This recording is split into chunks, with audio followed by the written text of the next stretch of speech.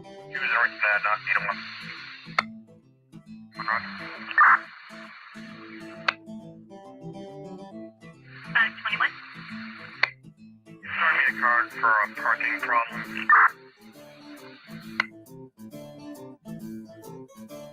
And 423. Yeah, that's where I'm gonna 28 for one truck when you're ready. Go ahead. The one truck, White Lincoln X-ray 985 should come back up next.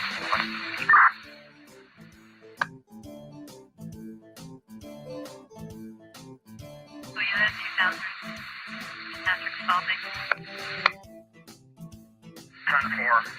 If you can just put them lower than something like that, I might not be leaving a note on a vehicle so they can go remove it.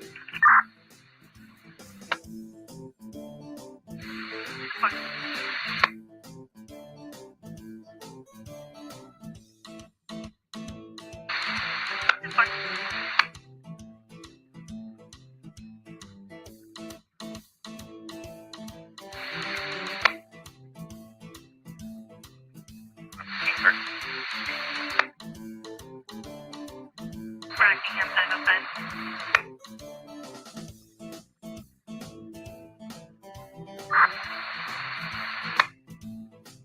505 unfit vandalism case for Athens.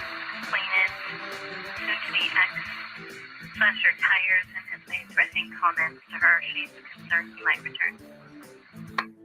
Yeah, forgive this at 32. 10-4.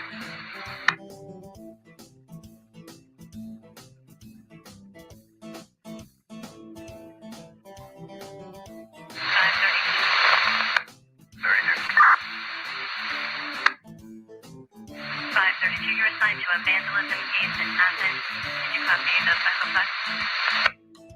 Yeah, 4.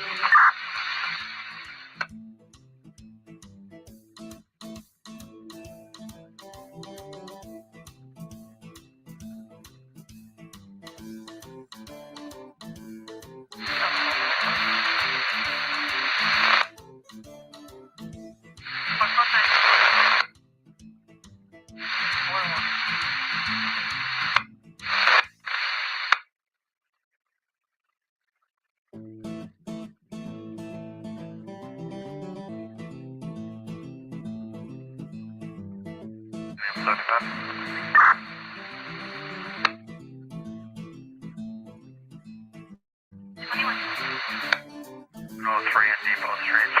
Truck's away at 35. 7435. 10-4. 10-4.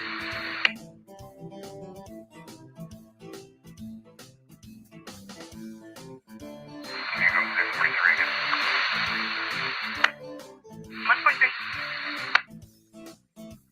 You go with that 43 you had. I didn't hear any, but it just looks like we do.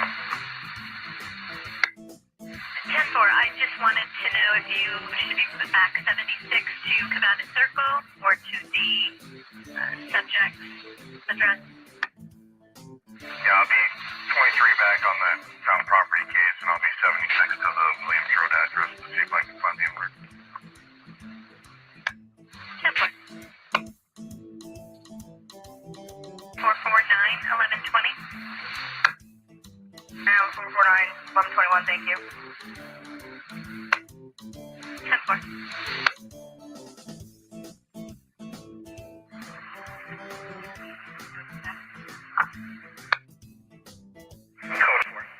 4.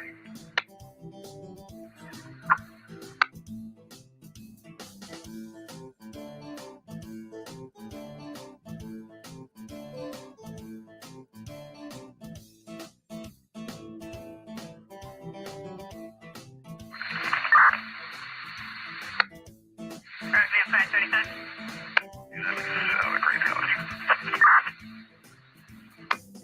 535. Should be. Got no number of women tucked into the house.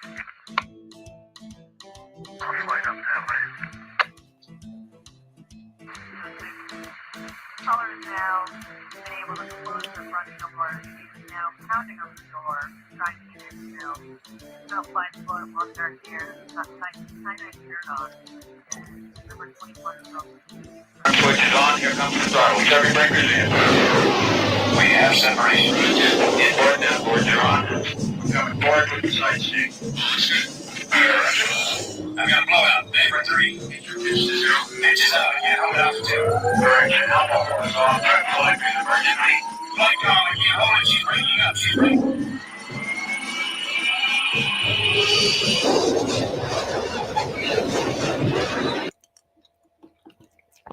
Hey guys, good morning. Listen, I want to point out to people that sometimes I accidentally make a mistake here with the ban button. Because what happens is you go to click on something and then it moves. And so and if you don't notice it, and then you accidentally ban the wrong person. I'm afraid that might have just happened, but I'm not sure. Because I went to bans, I tried to ban someone that was being obnoxious. And then I looked and that person was still there. So I'm afraid that I banned someone and I have no idea who. That's one of our good regulars. And that's like a nightmare scenario for me. So if you know you're a good regular that we value here, and we value everybody that's civil and having fun and just being respectful, please, if you ever find me accidentally banning you, and I try not to ban a lot of people, so please, but if it happens, email me, leitskev, LEITSKEV @gmail.com, and I will fix it as soon as I can. I do know how to fix that now. So please, if I've accidentally banned somebody this morning, and I have no idea, I think maybe if I go in, I can see the most recently banned, which I will do on the first break. And I think Jen, fortunately, is here. I'm not sure if she's trying to come in or not. I'll wait. I'm going to wait and wait till I see her on the screen. I see her just starting to come in, thankfully, because I tell you, even though I get up at 6:30, I wish this trial started an hour later, because it takes me a while to feel like ready to go on the screen and have something to talk about. It usually takes a couple of cups of coffee. And as I've been saying to people, I'm trying to train myself to look at the camera, and I do have a new monitor coming in today that will be smaller and underneath the camera. But for now, for me to look at chat, I have to do this. The monitor's all the way over there. So it's a little bit tough for me to monitor at the moment.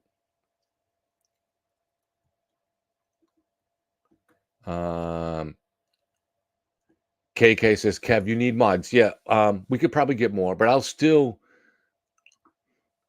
make that mistake, because I still, I think a good thing about a mod is they're going to be a little more reluctant to, or a little more hesitant to ban somebody.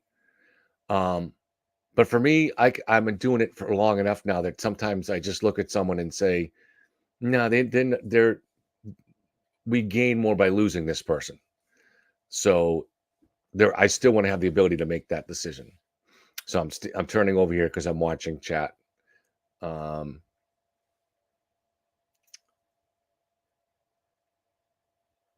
as long as you can hear me, right? Exactly. I appreciate. Oh, good. Tom is here now. Good, Tom. I think I accidentally might have banned somebody that I should not have, but I have no idea who, because I banned somebody and then looked up and they were still there. So that means I banned the wrong person. But it was someone that was being, I don't know what they were attacking. Jen McCabe, and I just, is that acceptable? No. I mean, there's no evidence that she's lied. If you want to politely ask questions about her testimony, fine. But if you're going to come in here insisting that she lied just because that's a narrative that you need to believe in, I'm not accepting that. So I'm sorry. And Hillbilly Nitro sent me a great email today. Thank you, Hillbilly. And he had a great idea. What it was a quote? It was, you can't wake up people that are only pretending to be asleep. And what he was talking about was the law tubers, the many grifting, ambulance chasing lawyers that are out there trying to appeal to the mob here. Now, I don't really watch their channels, so I can't, it's maybe not fair for me to comment on it. But yeah, to the extent that I have, within a couple of minutes, I can tell that I don't consider their analysis to be reasonable or objective or intelligent. I consider it to be grifting, to tell you the truth. You're trying to pander to a mob in order to get views, in order to drum up some business. It's not easy being a lawyer. Not a lot of lawyers don't have a lot of work. Adam Lally, that poor guy is working his ass off. And I only know this because when I was looking for his image to use in a video last year, accidentally his salary came up. He makes $106,000. I mean, there were probably paper boys that make that in Massachusetts. So it's completely unfair. Let me try to bring in Jen. I can't tell if she's here, maybe just her audio. Jen, are you here? Yes, I'm here in audio. How are you? Hi, good morning. How are you? Good morning. I'm Did you have a doing good great. weekend?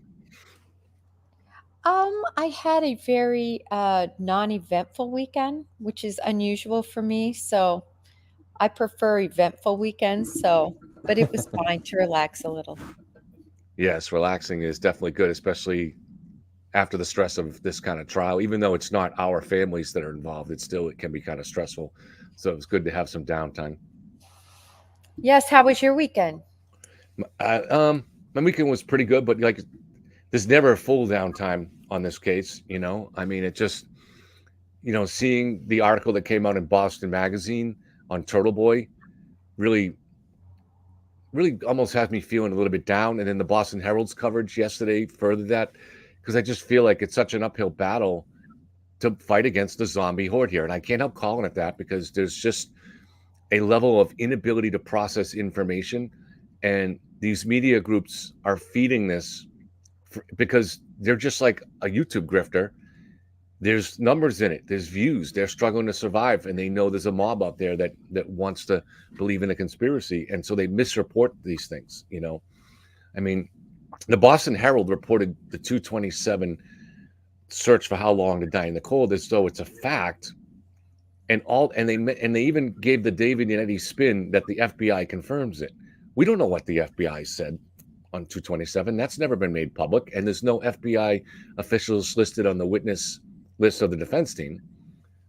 So, we do know that there are some very high level experts, independent, Ian Whiffen from Celebrite and Jessica Hyde from George Mason University, that dispute that and say that that search did not have a 227.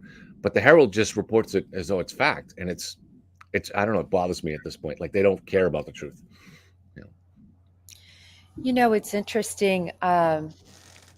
Tonight I'm going to be on a podcast called Gavin Fish, and how I first met him was because of the Ellen Greenberg. I don't know if you know her, but No. her situation, right? It's Pennsylvania grade school teacher who was found with 20 stab wounds, two different knives, and they initially ruled it a homicide and then ruled it a suicide. She was found by her fiance Mm. at the time.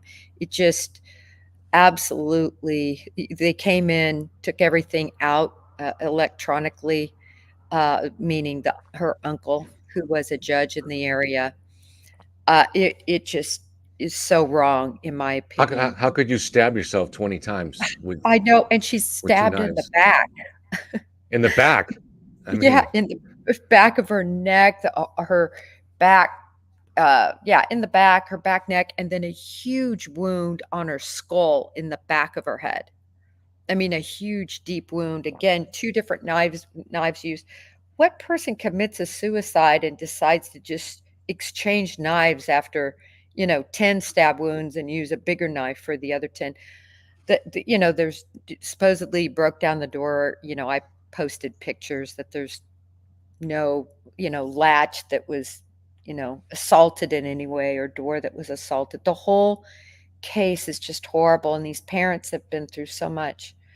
In any event, that's how I first met Gavin, because Gavin is on that case, mhm, like many people are on the John O'Keefe case, right? He's followed it mhm, from the beginning. He just does an amazing job, and he had me on long ago.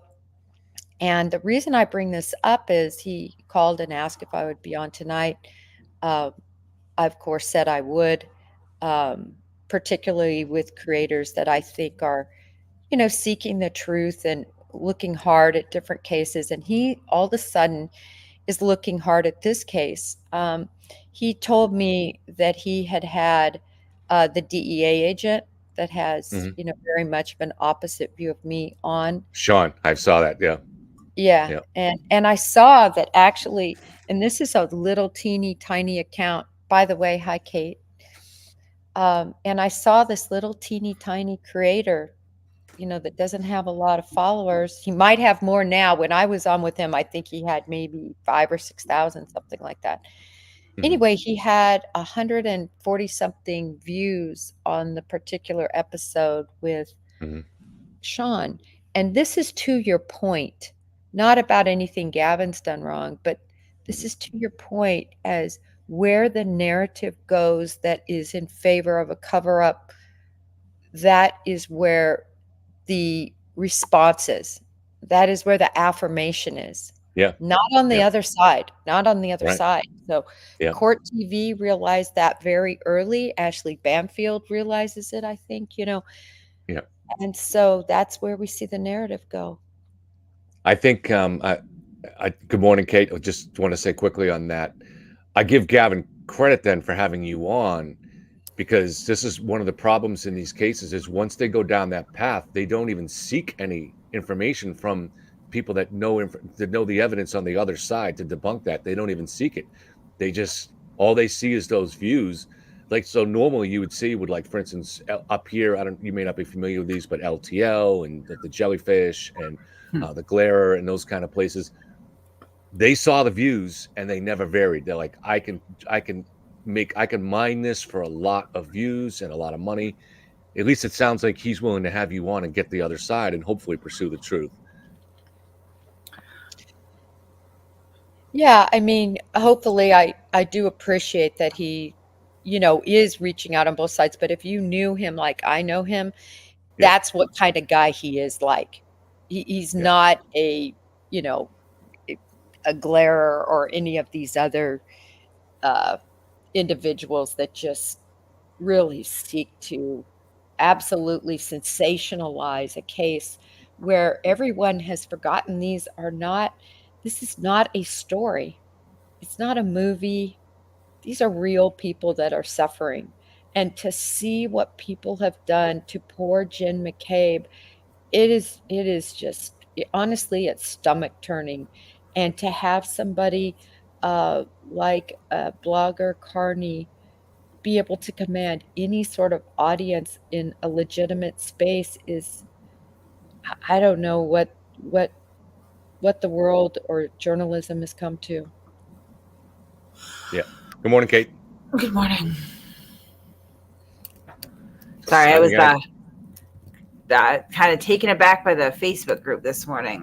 Really early, somebody is very triggered and yelling at all caps at me because I think it's interesting how the yardstick has changed a little bit, and I'm seeing less. Because we started out with the big claim this woman is factually innocent, right? Which is distinguished from legally innocent. Factually innocent means you didn't commit a crime at all. Legally innocent means they couldn't prove it. Yeah. So we start with this huge claim that she's factually innocent. And now I'm watching it roll back to, well, there's a ton of reasonable doubt. Reasonable doubt does not make one factually innocent, first of all. Right. Second of all, I think it's very interesting that we are halfway into the prosecution's case in chief, right? Haven't even touched the defenses yet, probably at least 5 weeks away from closing arguments here. And people are already pegging reasonable doubt where I just quite frankly don't see it. And I think there's a lot of confusion about what reasonable inferences the jury is permitted to draw here, because I'm still hearing, screams about, oh, he got killed in the house. He got killed in the house. That is not a reasonable inference to draw from the actual evidence. Nobody places this man in that house, not even Karen. His GPS data does not place him in the house. His GPS data shows that he never moved from the spot in which he was found. So, it's a little bit frustrating. It's like a real, masterclass in the Dunning-Kruger effect with these people. I feel like at this point, the less that they understand the process, the less that they understand sort of the expectations of the jury, the instructions, or the burden of proof, the more confidently that they scream that they do. And it's getting kind of crazy. But I will say that I think part of the reason that this has any legs right now is, and I'm going to harp on it one last time and then I won't say it again, the order of proof. start out with your big guns. Start Yeah. out with that forensic evidence, like you mentioned, Kate. Start out with the phone being found underneath him, the phone never going inside. Disprove the information regarding the Apple Watch. You know, that those details. I still want to see them clean up Allie regarding the Life 360. It's just I feel like if they wouldn't have spent so much time trying to discredit the third party culprit and just line out the facts that show that she hit him with her vehicle, we wouldn't be in this situation because the witnesses would be supporting that digital evidence. Well, we're getting there now. That's the second half of their case. And I think this was a strategic move on Lally's part. I was speaking to some, attorneys in the area that I know. And the general consensus is that, this is a strategic, tactical decision that he had to make, right? Because the defense has kind of put them in that position to where they need to be on the defensive as well as the offensive, not only proving their case, but poking holes in the third party culprit.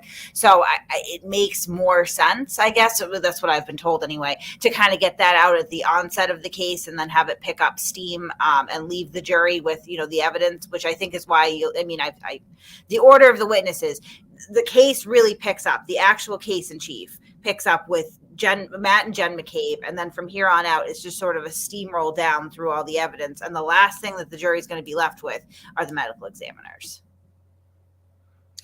Yeah, I respect their decision. Look, they have a ton more experience, obviously, trying a case.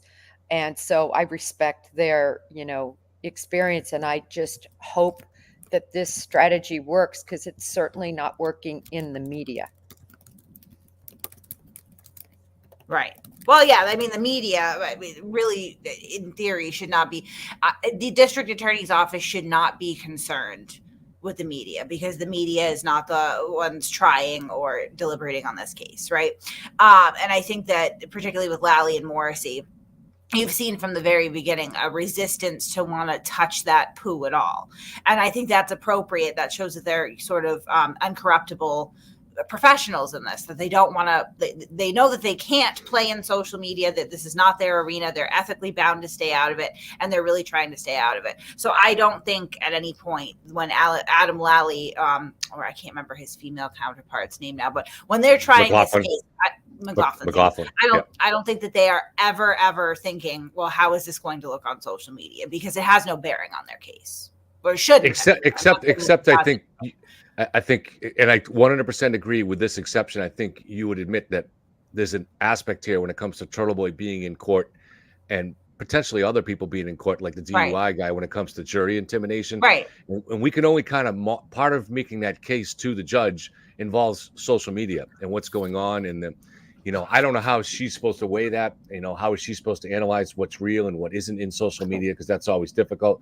But if there is an organized effort to try to dox jurors, to try to follow them home and out them and stuff like that. So I think it would be appropriate for someone, and Lally doesn't have the time to do this, but I think it would be appropriate for someone to make the case, give it to Lally or McLaughlin, and have them present it to the judge. But, there are legal issues there. Just so I don't, it's obviously complicated. Well, the person that it makes no sense that he should ever be in the courtroom for is Lofgren. Because if you look at Lucky Lofgren, if you look at the order in which things occurred, remember, he was called out by blogger Carney 3 times that I saw, and called a liar, and you're not coming forward, and blah, blah, blah, blah, blah. And then look at what happened after that. Yeah. Yeah, there's no question. And that's the thing about these cases. And this is, I don't know what the answer is in modern times, but this is something that exists way back, even when I studied the Lizzie Borden case. When you have a prominent case, there's a tremendous urge on, not everybody, but on a certain percentage of the public to want to insert themselves into the case in some way, to find a key piece of evidence or be a key witness or something. And that need to do that can cause them to come forward with eyewitness testimony that is false. And that's happened in every major case, including the OJ case, where there are witnesses come forward with things that are suspect. And so you have to be really careful about that. But now that's so much more amplified because of this phenomenon, this Aidenism kind of thing, where there are thousands and thousands of people that want to prove that they belong to the group, though, elevate their prominence within the group by doing something important here, even to the point where maybe potentially someone would try to lie and get on the jury in order to prove that they belong. I don't know. I don't know what the solutions are, but it's something that does require some analysis and some. Right. I'm not saying by the legislator, but something. Yeah, go ahead. I'm sorry, Kate.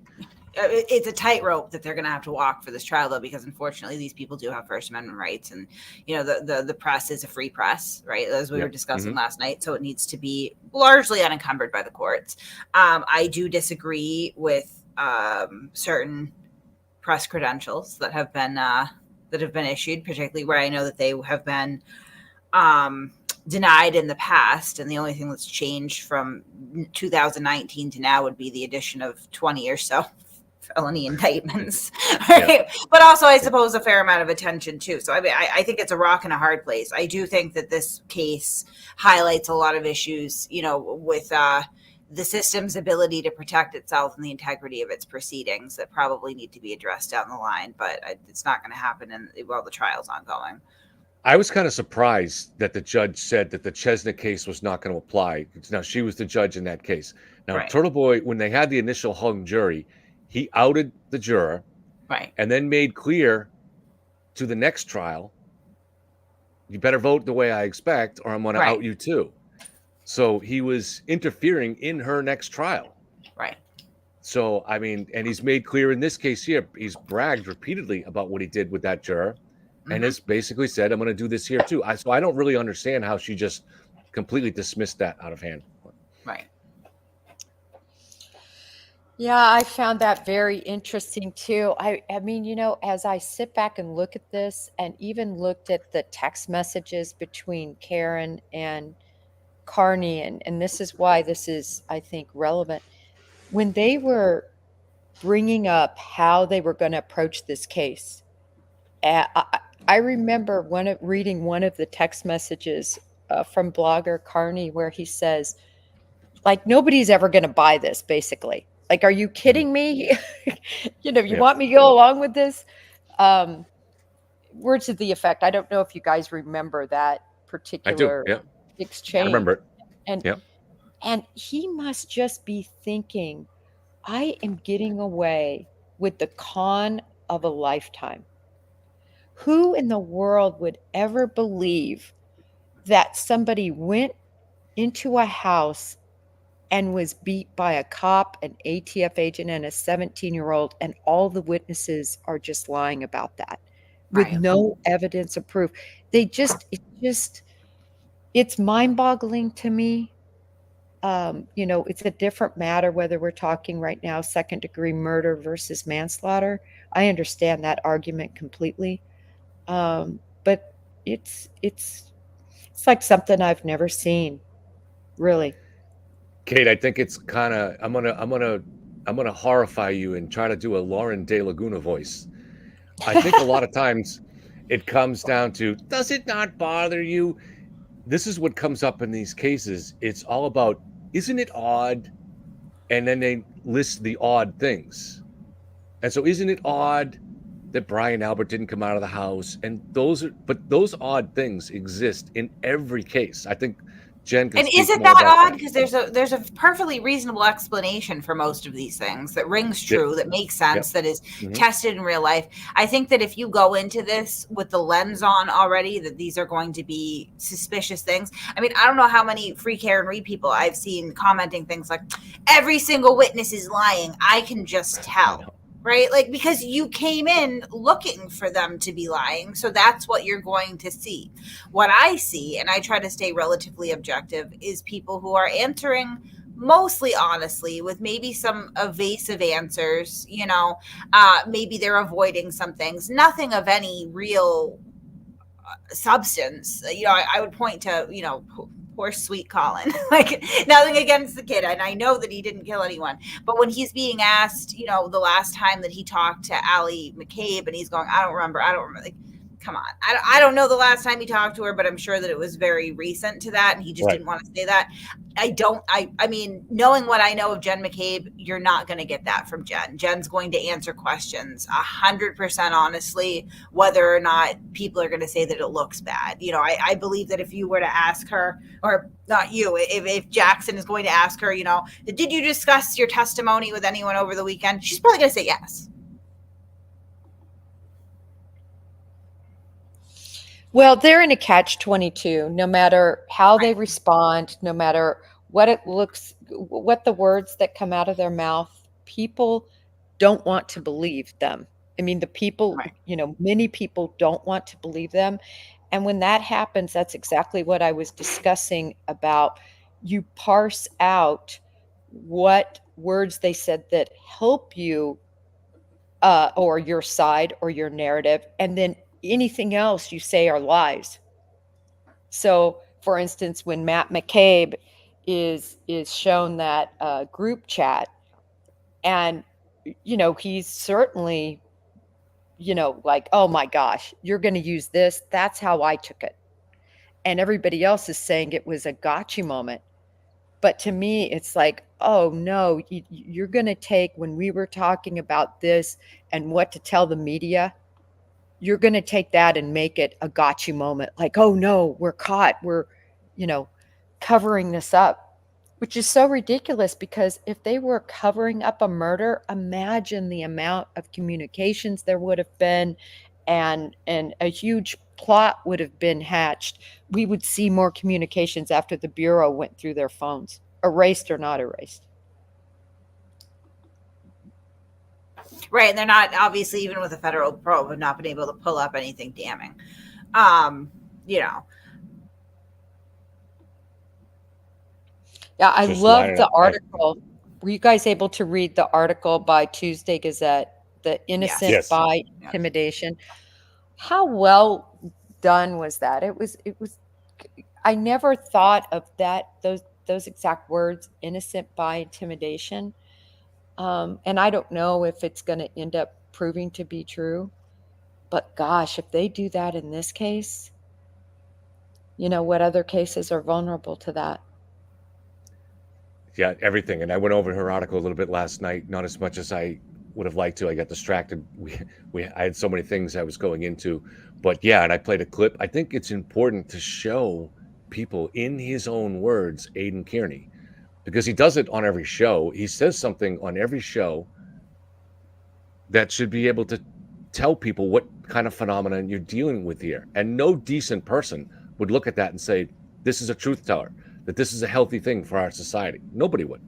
So, but if you just talk about it, they just say, oh, that's just someone that doesn't like Aidan. You have to show it to him in his own words. So that's why I like those clips. There's some confusion too, because I mean, like I said, I was just in the Facebook group with a lovely lady who, I mean, at like 8 o'clock in the morning is devolving to all caps, you know, walls of text, just freaking out.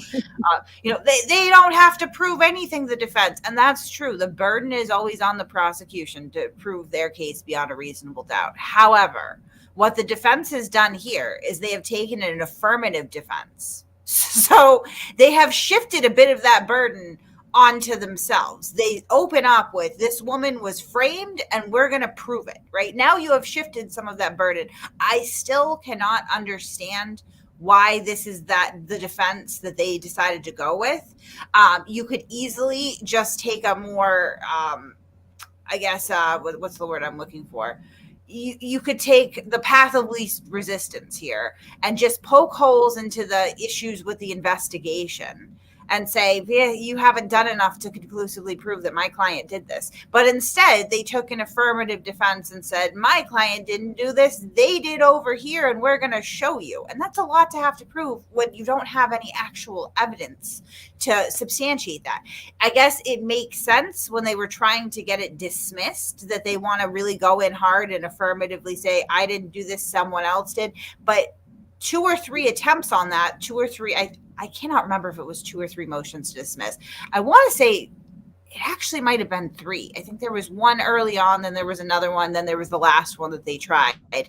And they all fell flat. It didn't meet the burden there, so there was probable cause to proceed. So now we're going into trial, understanding that there is probable cause. You have been charged properly. So I'm not sure why they have continued on down this path of this affirmative defense, other than I believe that the defense may be kind of caught up in social media, which could be their downfall, because now all the things they've been saying out here, they need to prove within the confines of the courtroom with their rules of evidence. And I don't think they can. I agree that I'm baffled by the approach that they're taking, because it risks ruining their credibility with the jury. But it does make you wonder if they're doing it out of desperation, because, much of the evidence we have not seen. Right. So it's not public yet. And you just wonder if it just comes out of desperation, that they have to show that there's this massive conspiracy involving all these people. And at the end of the day, prove a Mark Furman to go along with it, to try to this massive level of corruption, and just convince enough jurors to at least, get a hung jury. Maybe, I guess that seems to be the ultimate goal here.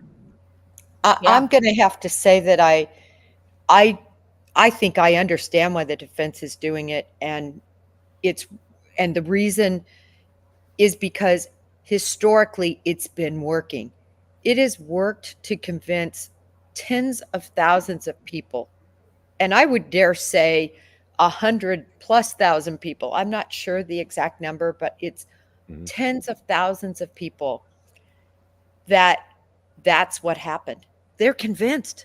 People, I told you when I went to Massachusetts, I met in the Cape with some very dear friends of mine that I've known for over a decade, and very normal, logical people, but they've been caught up in this case, and as is everyone on the Cape, I came to find out.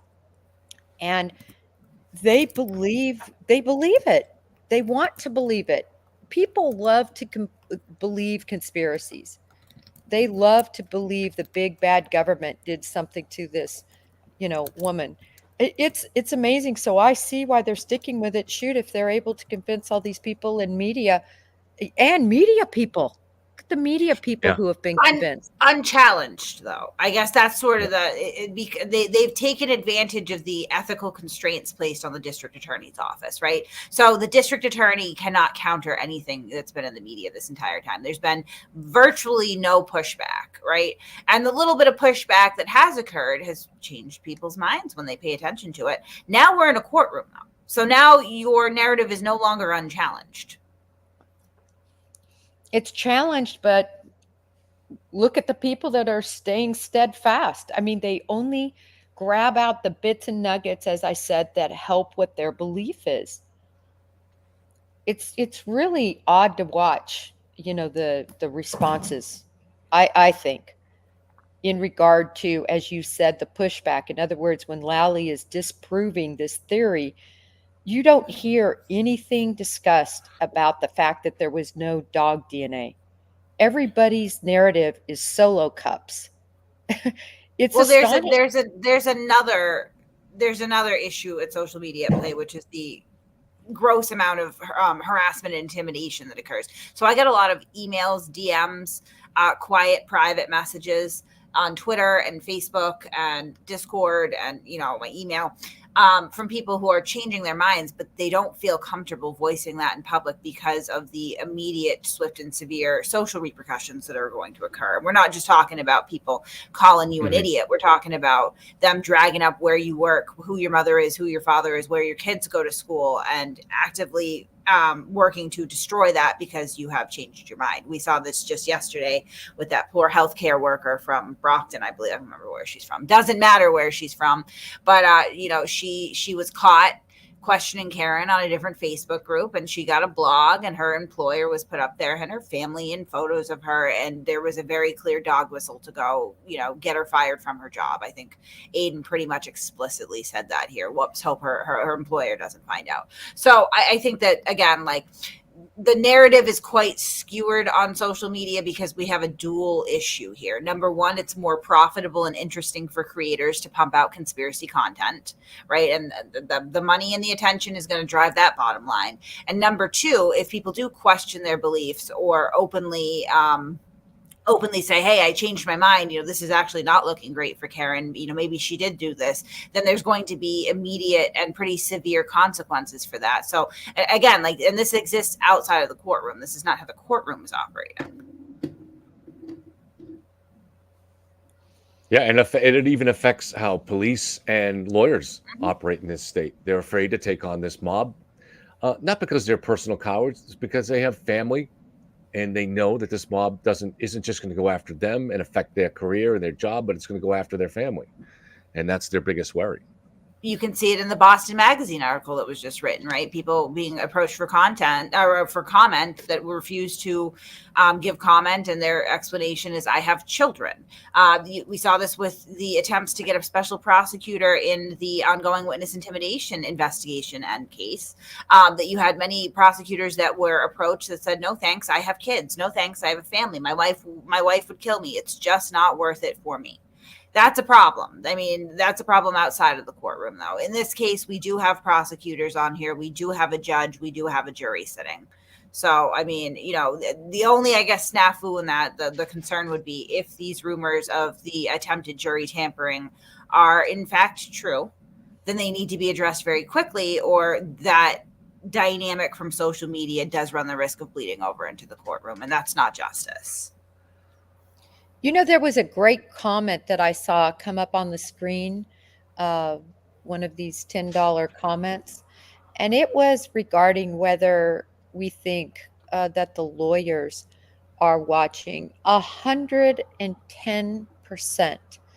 The lawyers on both sides, I think, are watching some of what's going on in Twitter, on Facebook groups, and so on. Sure, they're monitoring it because they're trying to gauge sort of, again, generally in the true crime world, generally they get it right. This case is so skewed that I don't even know what people are truly thinking. That's why I always like to go to the neutral people in my circle and see kind of what they're thinking, because they're not previously skewed. Bono is asking where the fan is. So I have multiple channels that cover this on at the stream from at the same time. So Court TV is showing the fan, but the Court TV broadcast stream has always been about a minute behind. So I have it open in case for some reason that one starts. But the Fox News, Fox 25 is the one that has always been accurate when it comes to the time. Even also NECN, that one has always been 30 seconds to a minute behind. The Law and Crime channel, for some reason, has a lower audio. So the Fox 25 has been the best one, but they don't like the fan as much as we do. Mm-hmm. Jason, I'm sorry. I'm a comment reader because usually on my panel I'm always interacting with the chat, and I'm not always nice, but I try to be here. Jason says, I mean, swabbing a shirt with no pics, videos, or point markings of location was a huge blunder. If they did it correctly, it would remove suspicions. Again, Jason, I think I said this before. The only person that has testified regarding the tests for canine DNA is the lab tech from UC Davis. So she cannot testify to the collection methods that the crime lab did because she was not there and did not perform that collection. So you don't know how it was swabbed, how it was documented, any of that. All you know is UC Davis's part in that, and they don't need to know where it was taken from or have videos or pictures, because that could, in theory, skew their results if they're coming in with the preconceived notion of, okay, we're looking at a shirt, on a motor vehicle homicide victim, allegedly testing for dog DNA. That could actually change things for them. It shouldn't, but it could, right? So they can only testify to what they've done. UC Davis did not collect the swabs. They instructed them how to collect the swabs. That's what she testified to. She testified that when she got the swabs, that they were packaged properly, that she did not see any issues with it. And then she testified to her analysis of the swabs, right? Her testing. She cannot testify to the collection. That'll be someone from the crime lab. And again, we're dealing with 78 state witnesses here from multiple different agencies and offices. So if we're roping in the crime, UC Davis and the crime lab into this conspiracy now, it gets more preposterous by the day. Well, Kate, to your point on this too, and back to that order of proof, and I understand why they took her out of order. We've talked about it before, that it was a scheduling issue, but you have to better predict and put in the proper order. Don't fly her here too early. In any event, there should have been the cleanup, like we just talked about. Put the state lab on there, because that's not what people are remembering from her testimony. All the things you stated. Well, the jury is taking notes, though. I hope so. I mean, I see them, but I just don't know what they're taking in.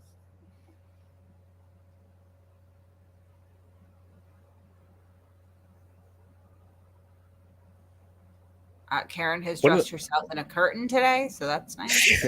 I knew you were going to say something. Oh. One of the things that I've tried to explain on this channel is that the way logic works, not that I'm a mathematician, but if the Patriots have a 1 in 10 chance of winning a championship and the Bruins have a 1 in 10 chance, the odds of them both winning in the same year becomes 1 in 100. And there are a lot of things in this case that, is it possible that, for instance, the person swabbing the clothing was corrupt or somehow screwed up the testing? Yes, but it's at least a 1 in 10, if not a 1 in 100 or 1 in 1,000. And there's just so many aspects of this case that in every single one, the odds, what are the odds of 11 people in the house all staying quiet? It's got to be, it starts out at 1 in 100 or more. But then once you have a federal investigation going, the odds of them staying quiet and not somebody coming forward to save their own life becomes astronomical. And then all these odds, all these extremely unlikely things with long odds multiply together. And you end up with nearly impossible odds here for there being a conspiracy.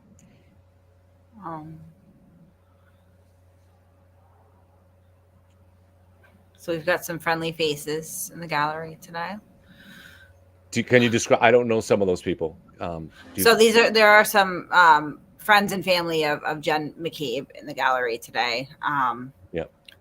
I mean, because of the way that the McCabe and O'Keefe families are kind of enmeshed right now. I mean, technically everybody's a friend or family of Jen sitting there, but there are some specific to her. I'm not going to tell you who they are. I can tell you after this, but I don't want to put a target on their back. But there are definitely, then we can juxtapose this with Karen's side, where we have a handful of people that Karen knows, her mother, her father, her brother, her friend Kat there, and then a collection of internet random people that she does not know personally. We've got 1, 2, 3, 4, so that I can see so far. 4 out of maybe 10 people already right off the bat that are complete strangers to Karen Reed that just are interested in social media. We've got the Roccos there. I wonder if Reed is in there today. Very, I think that says a lot too, that, Karen is coming for people that have family and community connections, and she doesn't have any anywhere, clearly.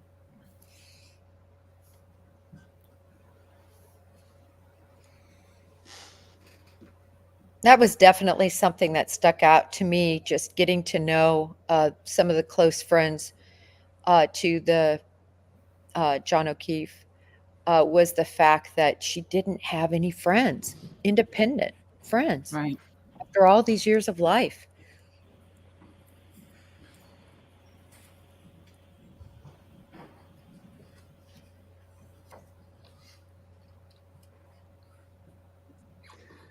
I saw Turtle Boy posted he's attacking Nick again for his popcorn sales. He's promoting his own way of money. So Fredo is very upset that Nick Rocco has passed him over. Was it in jest? No, it's an attack. No, a total attack on Nick. So he's upset about the popcorn sales. At least the popcorn sales are legal. The raffles and giveaways are not. Yeah. He's saying the percentage made on the raffle that Nick is keeping more than he's keeping on his fundraising efforts. Wait, so now he's admitting that they're all keeping money from these fundraising efforts. Yeah. Oh, yeah. It's seemed to be. That is He might call illegal. them expenses. He might call them expenses. I don't know. That is that is fraud, is what that is. That is Yeah. literally theft by deception. They are representing to the public that all this money is going to Karen. I don't think any of it should go to anybody, but regardless, if you're keeping a percentage of that, that is a crime. That is theft by deception. They are telling the public one thing and they are doing another. Unbelievable that he would admit that out loud. So of course, like again, and that probably is going to help with the conspiracy, because now we understand how these people are monetizing Karen Reed, and there's no way that you're fundraising for her and keeping money without her being complicit in that, or she just found out that she's being defrauded. Either way, it's a crime.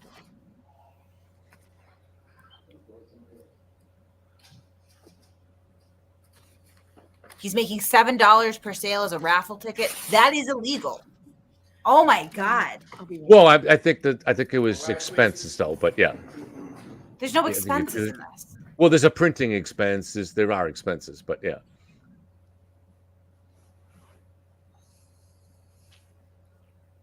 Well, I will be calling the authorities at some point. If someone could point me to that clip, that would be amazing. I know that I have it archived. I'm sure I can go with the archive guy, but that is a shocking admission. What an idiot! It was a tweet. It was a tweet. It was a tweet that I saw. Yeah.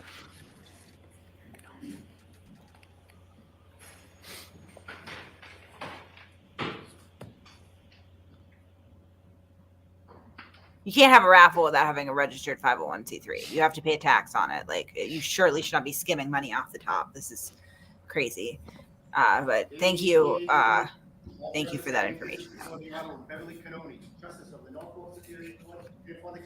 I hope the judge is tightening things up to get rid of some of these sidebars and make this move faster. Right. My understanding is that the jurors have been actually complaining to the court officers about this. Good morning, jurors. I want to ask you those same 3 questions. Were you all able to follow the instructions and refrain from discussing this case with anyone since we left here on Friday? Yes. Everyone said yes or nodded affirmatively. Were you also able to follow the instructions and refrain from doing any independent research or investigation into this case? Yes. Everyone said yes or nodded affirmatively. Did anyone happen to see, hear, or read anything about this case since we left here on Friday? No. Everyone said no. Thank you very much. May we have Ms. McCabe, please?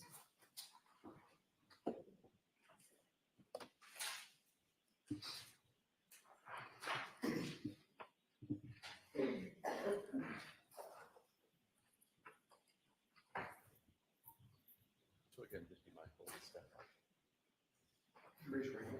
You solemnly swear the evidence going to be in court and jury in the case now and should be the truth, the whole truth, and nothing but the truth, so help you God. I do.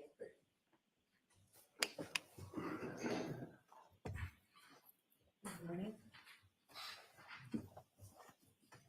All right, Mr. Jackson, whenever you're ready. Thank you, Your Honor.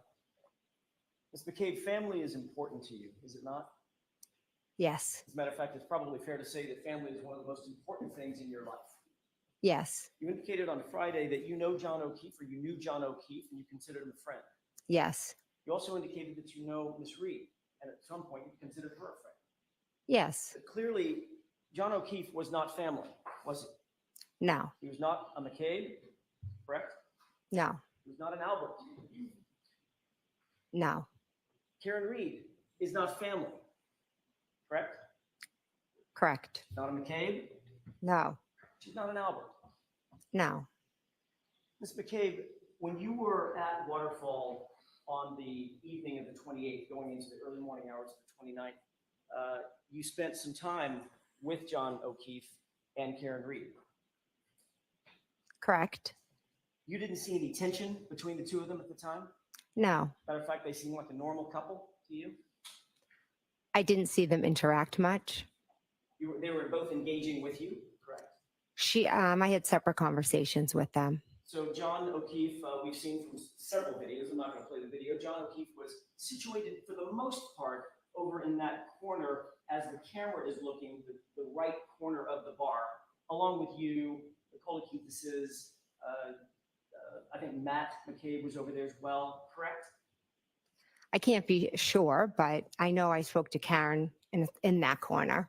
And certainly you saw nothing to suggest that there was any tension or discord between and among those individuals, certainly between Ms. Reed and Mr. O'Keefe, correct? Correct. When you left Fairview, were you among the first to leave or among the last to leave?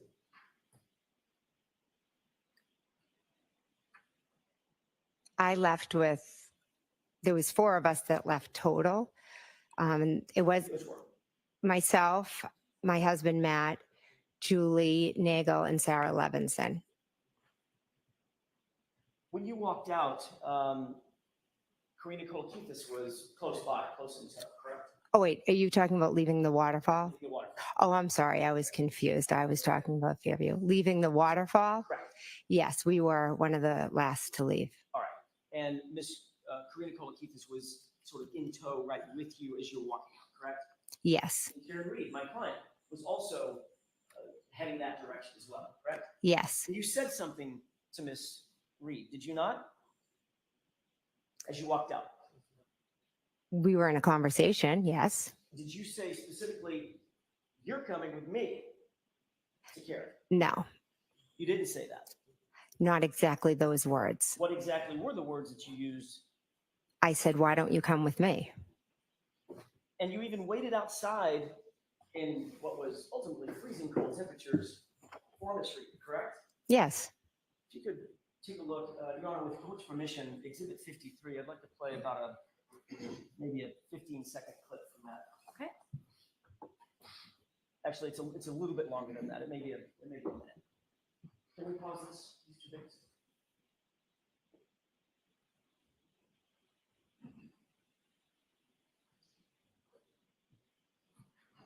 For the record, Your Honor, this is about runtime 12:10 and 17 seconds or so. If you could move that up, Mr. Biggs, to 12:10 and about 45 seconds.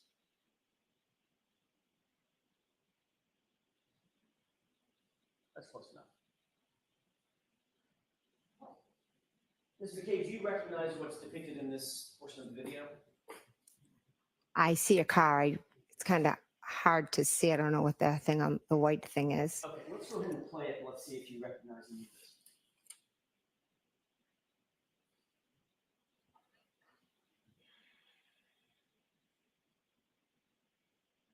Pause, please. Oh, that's a terrible place to pause. A little further.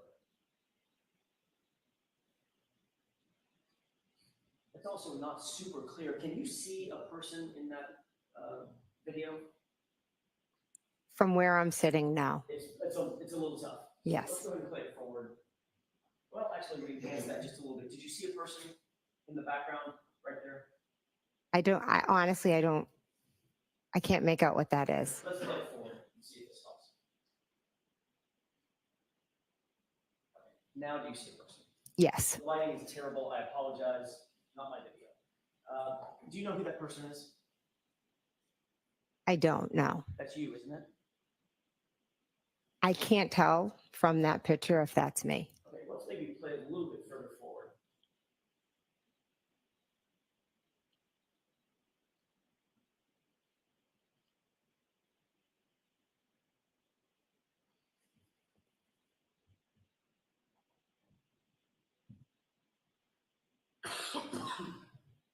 Awesome.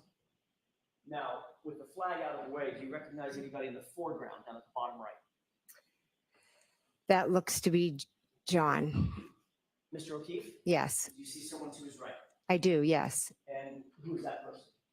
I cannot make it out in the photo. Okay, let's go ahead and play it forward. And pause. You see the person with the sort of white shoes just above the car. Yes. Does that appear to be you? I can't make that out that it's me, but I know I was there and I know I spoke with them. Okay, so you do recall walking outside and sort of waiting and hovering in about that area, correct? I was talking with them. Okay. Does it appear that you're talking with them in No. this frame? That looks like they've walked away. Right. As a matter of fact, it looked like they walked away without talking to you outside, correct? Well, do you have video of moments before that when I was standing talking to them? Well, see, this is the point where I get to ask the questions and you get to answer. So I'm Okay. asking you, do Mhm. you see yourself standing in the parking lot after John and the person to his right had walked away? Yes. Okay. Let's play it for just a few more seconds.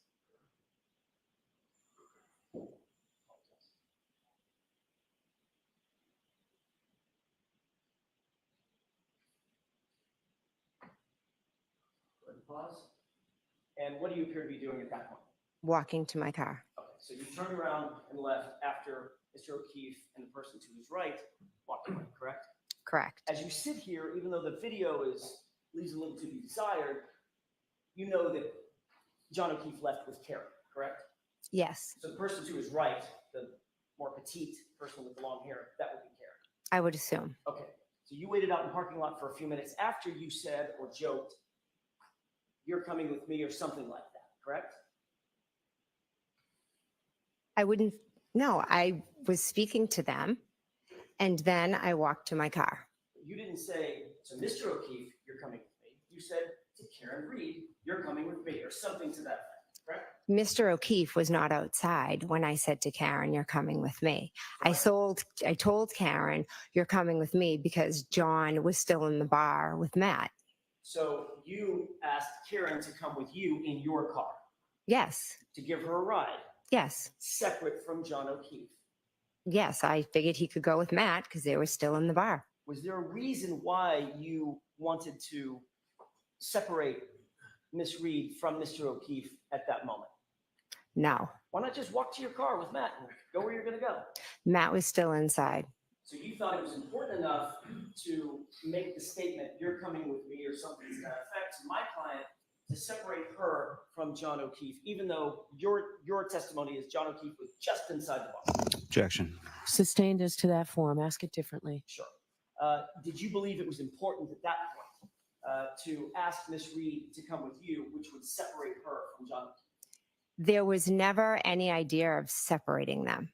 Except for the fact the idea was, "You're coming with me," not "You two are coming with me," correct? Incorrect. By definition, if she came with you, you'd be separating her from John, wouldn't you? We were standing outside My question talking. would be answered yes or no. By definition, your statement to her, "You come with me," would separate her from John, wouldn't it? Would not, because we were all going back to Fairview Road. But not at the same time, ma'am, correct? Your idea is to bring Karen with you, separate and apart from John. We were waiting for John to come out, and I said, "Why don't you just come with me?" It was innocent. I'm not asking for your explanation. You'll get to that with Mr. Lowell. I'm asking for a yes or no question or yes or no answer. By definition, your invitation would separate Karen from John, would it not? Objection. Right over. Sustained. Move on. Would it or would it not separate John and Karen for the ride over? Objection. Sustained. Now, when you arrived at Fairview,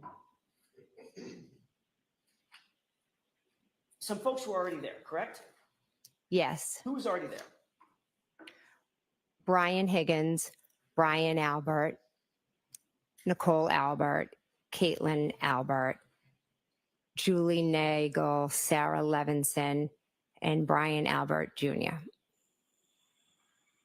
And then you arrived, as we saw, you walked through the parking lot, got in your car, you arrived, I presume, with your husband, Matt McCabe. Yes, correct. I want to ask a question about Mr. Higgins. Mhm. You testified on Friday that you saw his vehicle when you got to the scene, correct? Yes, And you said that it was pulled up a little bit in front of the mailbox, correct? yes. Can we have exhibit 66 with the court's permission, please? Okay. This is a digital model of the location. Do you recognize this? Yes, Does it appear to be a relative scale model of 34 Fairview? yes,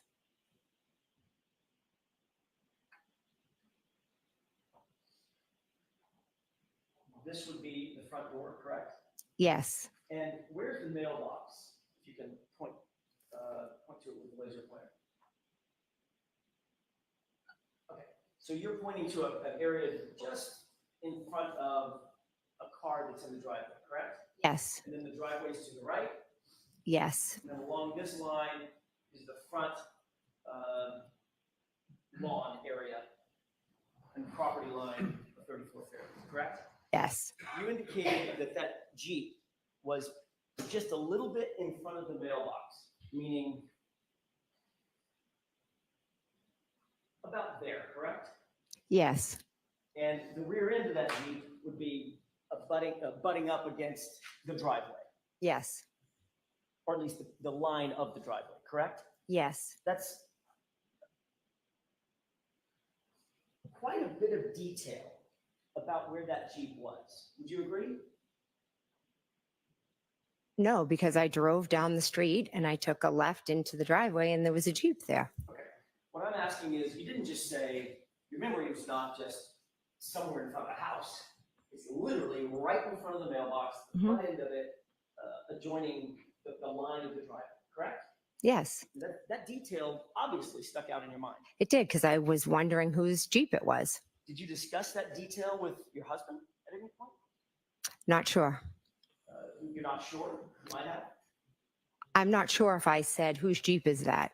No, I don't mean then. I mean between then and now, have you and Mr. McCabe ever discussed where that Jeep was, your memories of where that Jeep was? Possibly. You're aware that he put the Jeep in the exact same place that you did. Objection. Are you aware of that? I am. Oh, wait, no. Excuse me. Repeat the question. You're aware that he puts the Jeep in the exact same spot you just put the Jeep, right in front of that mailbox, right? I know he knows where the Jeep was. I'm not aware what he said in here. Does he know where the Jeep was because you told him what to say about the Jeep? Absolutely not. It's because we drove together in the car and I asked. I possibly could have asked. One at a time, please, ma'am. I'm sorry. I didn't mean to step on your words. I thought you. That's okay. You can continue. Thank you. Appreciate that. I don't think we got your answer, though. Okay. Yeah, I think Madam Court Reporter was asking for your answer. Can you repeat your answer? To the question of did he know where the Jeep was? Whether or not you told him where the Jeep was. I did not need to tell Matt where the Jeep was. He knew because we were in the car together. But you two discussed it. When are you asking? At any time between January 29th and today. I'm sure we have, yes. You were also interviewed by Trooper Proctor on January 29th, 2022, correct? Yes. And you were asked a series of open-ended questions. What did you see? Where did you see it? Correct? Yes. Have we put any words in your mouth? No. They told you what to say at that time. No. And you told Trooper Proctor that when you arrived at the scene, after you got there, you, quote, first observed the vehicle, meaning Miss Reed's SUV, parked on the street by the driveway facing the direction of Chapman. Correct? Do you have something I can look at to refresh my memory? Sure. Do you not have a memory of exactly what you told Trooper Proctor? Well, I know what Just yes or no. You need your memory refreshed? I would like to see what the report says, please. Permission? Yes.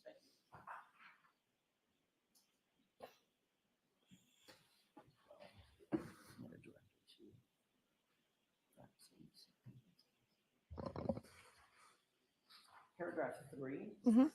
This is the face page. You'll review that, especially the highlighted portion. Let me know after you've reviewed it. Just read it to yourself.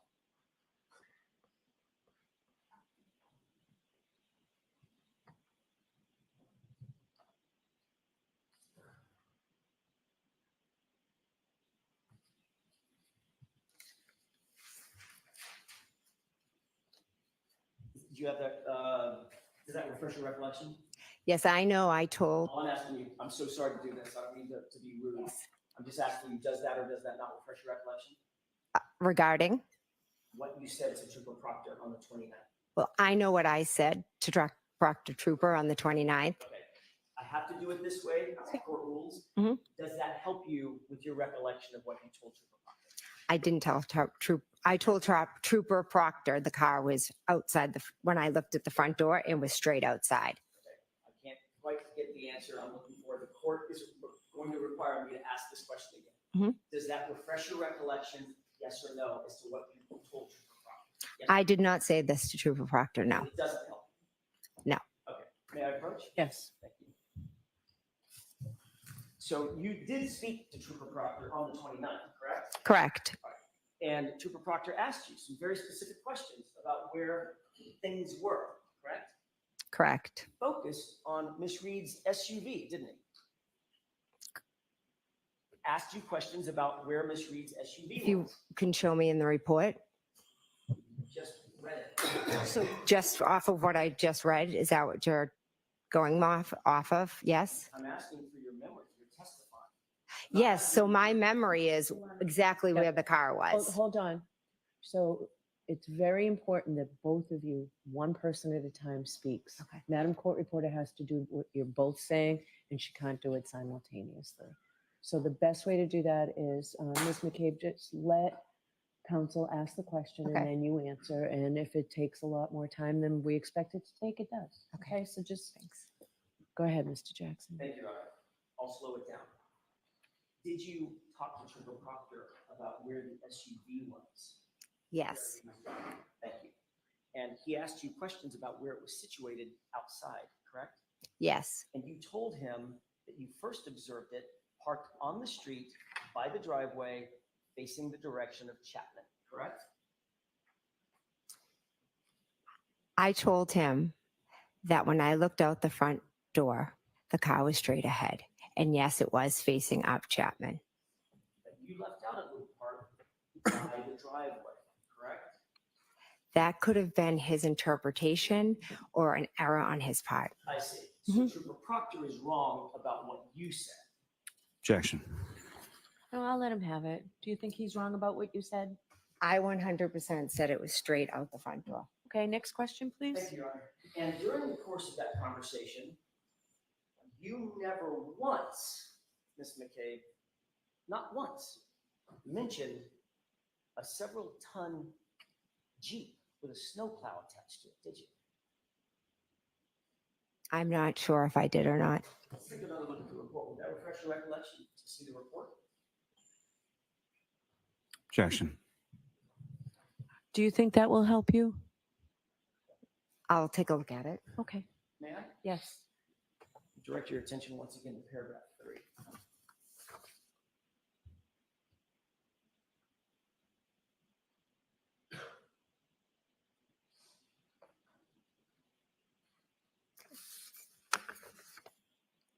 You've had an opportunity to review I it? have, yeah. May I approach on? Yes. That looks like a report from Trooper Proctor of your interview, correct? Correct. That interview was taken on January 29th, correct? Correct. That interview was taken just a few hours, not days or weeks, hours after the events in question, correct? Correct. And you were asked what you saw, what you observed in front of 34th Fairview on that morning, correct? I'm sorry, the night before, correct? He asked specific questions about Miss Reed's vehicle. Okay. And when you said where you remember Miss Reed's vehicle being, you placed it in the exact spot where you're now saying there was a Jeep with a snowplow on it, correct? Incorrect. I never placed Miss Reed's car in the spot where Mr. Higgins' vehicle was. So as Trooper Proctor was taking notes about what you were saying, he just got it wrong. You'd have to ask Trooper Proctor. I will. And you never mentioned, according to that report, not one word about a Jeep, right? I may never have been asked about a Jeep. So if you weren't asked about a Jeep, you also weren't asked about a Nissan Altima. Mention that? No. Right. Because what he asked you was, what did you observe in front of the house? Ma'am, that's what he asked you, wasn't it? No. And you said, I observed her car by the mailbox. No. And you never mentioned the Jeep, did you? You are not portraying what the conversation was. Did you or did you not mention a Jeep sitting on that, right by that driveway, Trooper Proctor? Yes or no? It's not in the report. I don't recall if he asked me about a Jeep. Now, following the events of January 28th, 29th, you spoke extensively to Chris and Julie Albert, correct? What do you mean by extensively? Did you speak at all? Yes, we did. Between then and now, to Chris and Julie Albert. Do I speak to Chris and Julie Albert Have you spoken to them about these events between then and now? about this case? Is that what you're asking? Yes, Ms. McCabe, I'm asking about this case. Of course, I speak to them all the time about the vicious harassment we are all receiving. That wasn't my question. My question was, did you talk to them about this case, Ms. McCabe? Yes. I realize you want to give additional answers in the editorialize. I'm asking you very specific questions. Objection. Okay, so objection as to the form. We've talked about this at sidebar, Mr. Jackson. You've talked to them about the details of that night, correct? The 28th going into the morning of the 29th. Yes. You've talked to them about what happened at the bar, correct? We've spoke about how we were all at the bar and Karen and John came in. Is that yes or no? Yes. Okay. You've spoken to them about your memory of what happened at the house at 34 Fairview that night, correct? Yes. You've spoken to them about who was at the bar, not just what happened, but who was there, correct? Correct. You talked to them about the timing of the night, correct? I don't think specifically, no. When people came to the bar, when they left, when people got to Fairview, when they left Fairview, things of that nature. Well, they were at the bar, so they know who was there and when they left. I didn't ask if you know what they know. I'm asking if you've ever spoken to them about these issues. Yes or no? I can't be sure if we've spoken about the timeline. And you've talked to them about when they got there and when they left. I have no idea when they arrived at the waterfall. Once again, Ms. McCabe, that's not what my question was. Do you understand my question? Have you spoken to them about their memory of that night and when they came and left?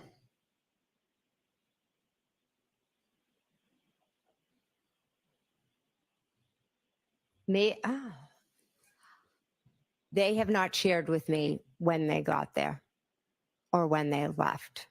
In the 2 years or 2.5 years since this event, you've had extensive conversations with your friends and family about this circumstance, correct? That's Correct. Yes. You've told them your observations, your story, correct? Correct. Your observations of the night. Correct. And they've told you their observations of the night, correct? Correct. So y'all have compared and contrasted your perspectives of what happened that night, correct? We've tried to figure out what happened to John, our friend. And you've talked to them extensively about your observations and what your story or your version is. Is that right?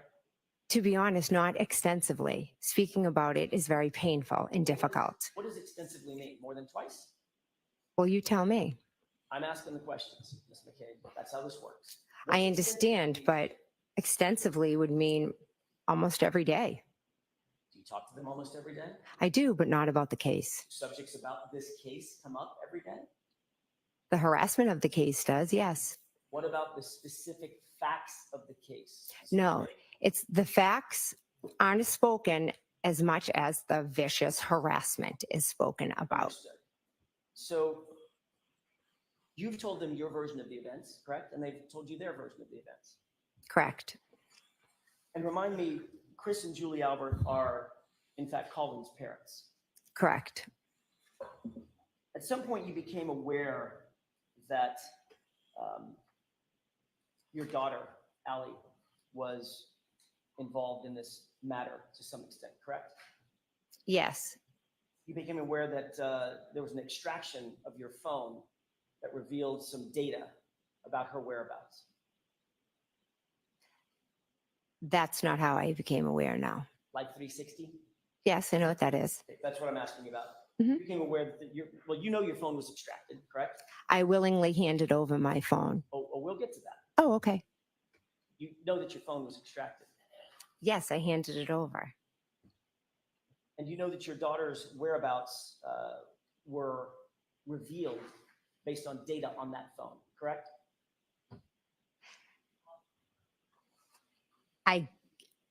That is not how I became aware of my daughter's whereabouts. You testified at the state grand jury, Mhm. questioning by Mr. Lally, correct? Yes. You were asked about the Life 360. Yes. You answered those questions very fluidly. Yes. Yes, I know what Life 360 is. I use it all the time. It's an app, etc. Absolutely. Okay, let's go over that for a 2nd. Mhm. You admitted that it works as a quote GPS as far as where people go and everywhere that you go, correct? Correct. You indicated that it works as a reliable quote unquote tracking device, is your testimony. Correct. You indicated that you rely on it, quote, so you know where your kids are at all times. Is that right? Correct. And you even said that it's a quote unquote good parenting tool. Is that right? Correct. And the reason you said that is because it's accurate in your experience and it's reliable. Is that right? It's a good tool, but it is not always accurate. But you said when you testified in front of the great grand jury that it's accurate and it works as a GPS as far as where you go and everywhere you go, correct? Objection. Did you say that? Can I see it? Sure.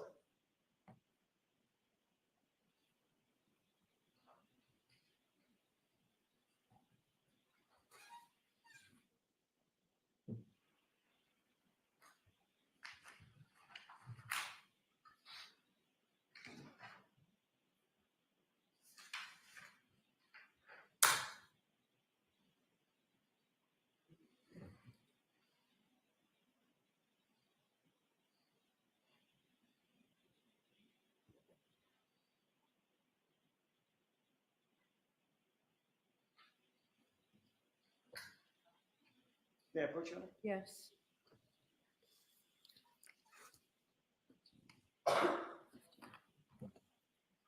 Lines 13 through 15.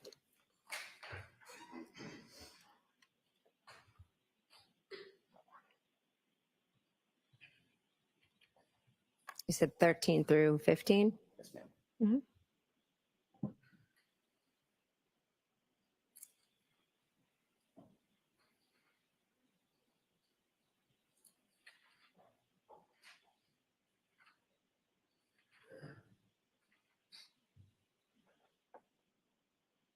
Okay.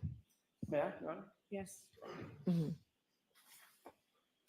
Does that refresh your recollection? It does, yes. Question and answer?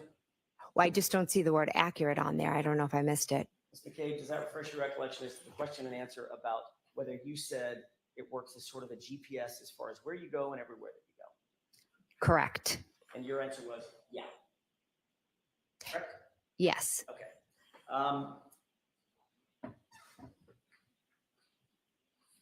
So where did Allie go after she supposedly dropped off Colin Albert?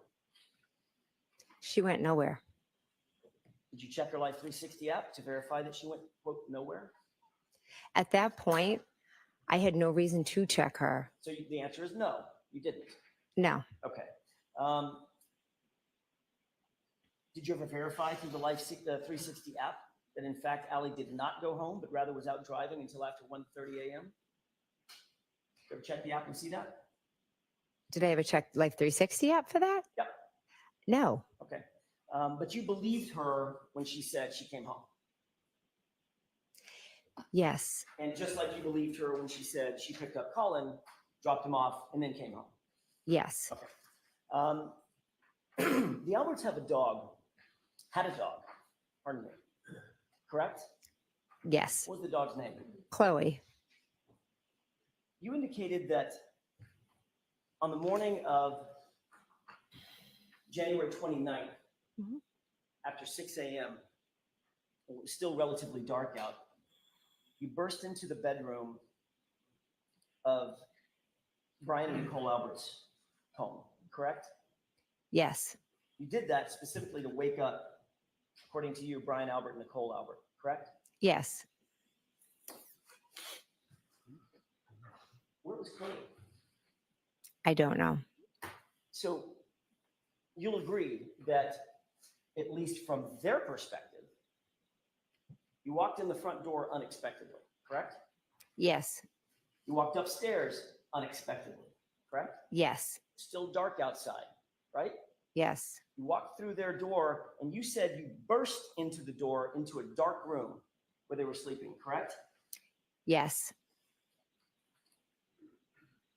Mr. Albert said that you were somewhat hysterical. Would you agree with that? Yes. You were loud, right? I was trying to wake them up. You were somewhat chaotic. Yes. And you don't remember a 70-pound German Shepherd having any reaction. No. Matter of fact, you don't remember the dog being there at all, correct? Correct. You never saw that dog, correct? I have no memory of seeing that dog. Okay, so as you sit here today, Mhm. you cannot say that the dog was here because you don't have a memory of ever seeing it. I Right? did not see it, no. And remind me once again, when you were leaving that night, that early morning before, Mhm. who was the last person to leave? Was it Caitlin? I believe she left after us.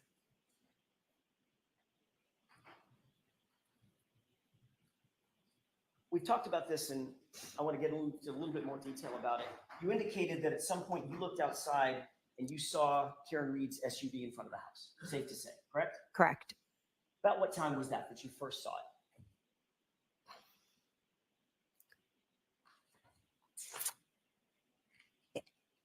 I can just give you maybe approximates. I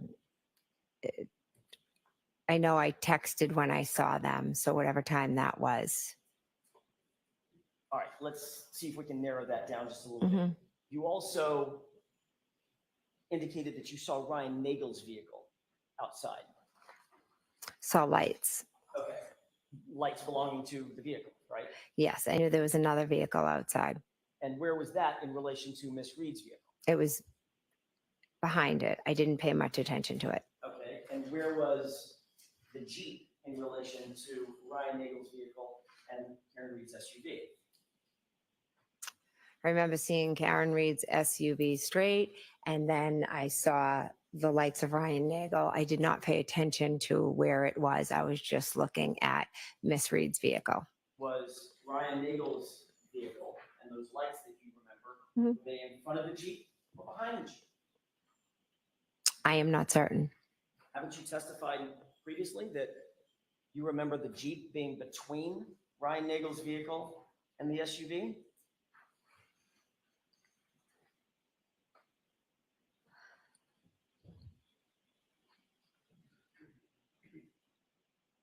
I am not certain where Ryan Nagel's vehicle was. So as you sit here now, you don't know if it was in front of the Jeep as you placed it by the mailbox. It would Let be me finish my mhm. question. Mhm. Behind the Jeep or somewhere in between. It definitely was not in front of the Jeep. Definitely was not in front of the Jeep. No. So it was definitely behind the Jeep. Behind or to the side, I'm not sure. Well, if it's parked on the street in front of the house, it's not going to be beside the Jeep, right? That's going to be in the middle of the It road. would have been in the middle of the road, correct? Right. So if it's pulled over, it's behind the Jeep. Okay, so now we've narrowed that down. It's Karen Reed's SUV. As we're looking at the property, Karen Reed's SUV. To the right of that, as we're looking at from the street, at the property. To the right of that Jeep, behind that Ryan Nagel's vehicle, correct? Correct. You sure about that? If my memory serves right, yes. If your memory serves you. Okay. So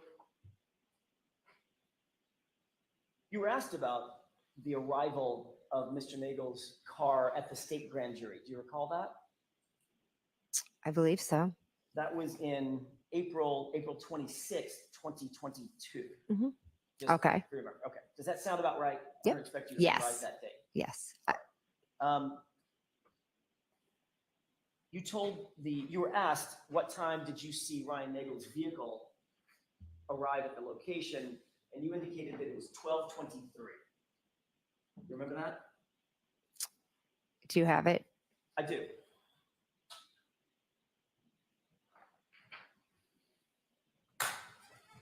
Yeah. Yes.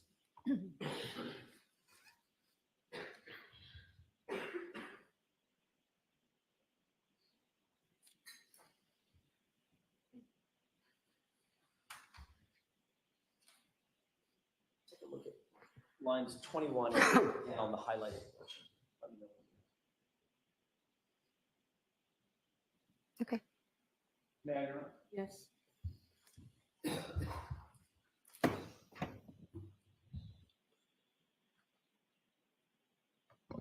You were asked, do we know what time the brother came? Meaning Ryan Nagel, Okay. correct? Correct. And the question from Mr. Lally was, that was from a grand juror, the question from Mr. Lally was, if you know, correct? Correct. And your answer was, I believe he was out front at 12:23. Is that right? Correct. And the reason you could be so precise with that time, Ms. McCabe, is because you had asked Julie Nagel to give you her text messages with Ryan for that night, and you'd refresh your recollection about the time, correct? Correct. All right. And you've also testified that as soon as you saw Miss Reed's SUV, you texted John. Is that right? Correct. Here, exclamation point, question mark. That was the first text, right? Correct. But your text to John was at 12:27. You recall that? Yes. That's 4 minutes after you know Ryan Nagel arrived at the scene, correct? Correct. Since Karen Reed arrived before Ryan Nagel, she and John had to have been there 4 to 5 minutes before you ever saw her SUV, correct? Objection. Is that right? Ryan Nagel texted his sister at 12:23 here. And then he texted again that he was going to leave. Then Julie Nagel went outside and Okay, that's not my question. I'm explaining what happened in the 4 minutes. You can explain at another question. My question is very specific. Given the fact that Karen Reed, by definition, arrived at the location before Ryan Nagel, and Ryan Nagel arrived at 12:23, that means, and you didn't notice the SUV until 12:27, that means her car was there for at least 4 minutes before you ever noticed it, correct? Objection. Is that correct? Can you answer that question? Correct.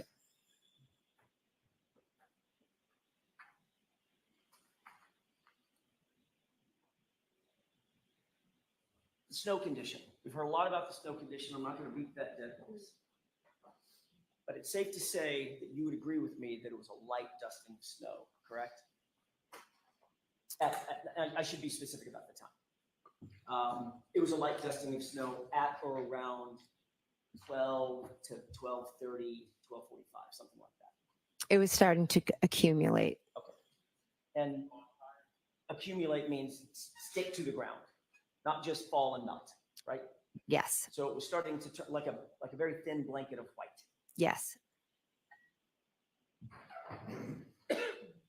You indicate that, or you indicated on Friday that you saw some sort of tire tracks. Is that right? On Friday? I don't believe. I thought in your testimony to Mr. Lally on Friday, you indicated that you saw some tire tracks. I could be wrong. Yes, I don't remember that. Okay, well, let me ask you, did you see any tire tracks? At one point, yes. Okay, when was that point? I'm not sure. Was it before Ms. Reed's vehicle got there? Was it after? Let's use that as a barometer first. I believe it was after Miss Reed's vehicle was there because that's why I was drawn to look outside. And what did those tire tracks look like? How would you describe them? Almost like as a wave went like this. So Like a half J? to my recollection, it was almost like started if Miss Reed's vehicle's here, let's pretend, it was kind of like that. Just Like a bit of a wave. So if you started on coming towards her, it'd be more of a wave, okay. like this in the road.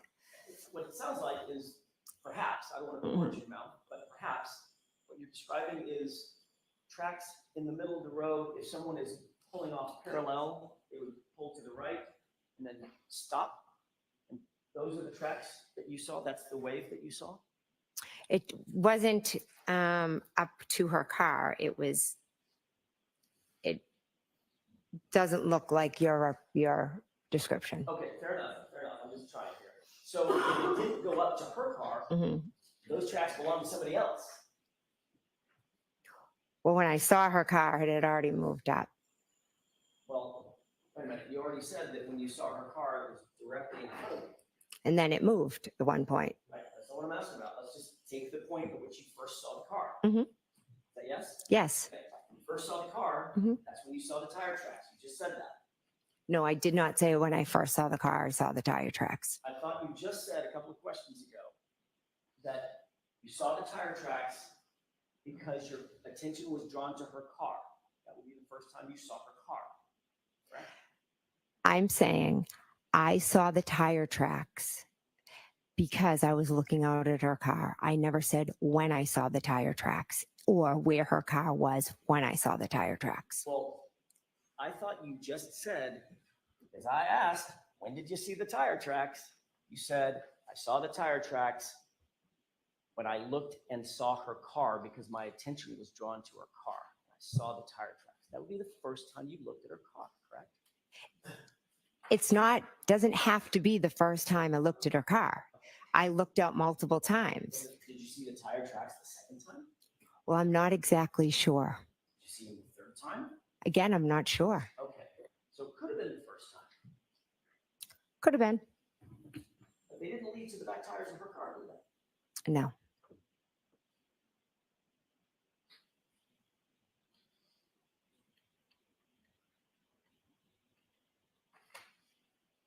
Let me have just a moment, Your Honor. Yes.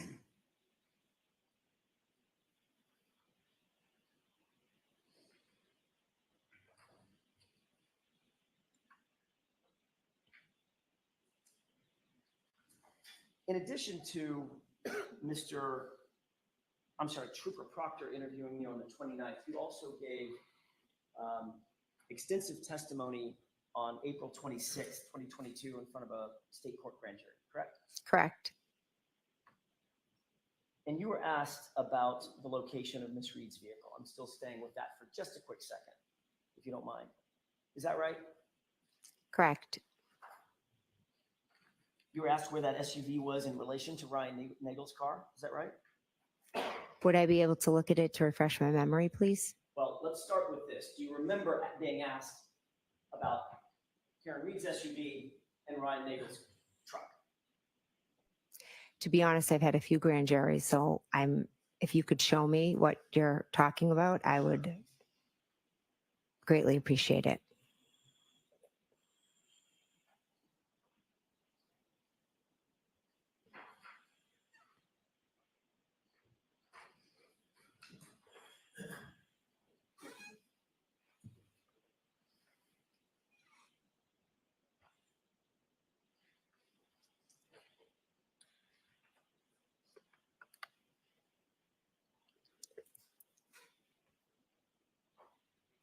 Let me have just a moment, Your Honor. Yes.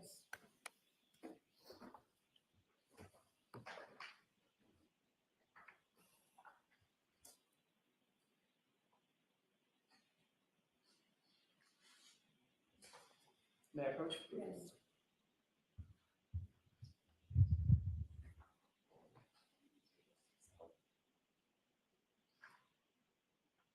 Let's speed things up, Your Honor. Let me have just a moment.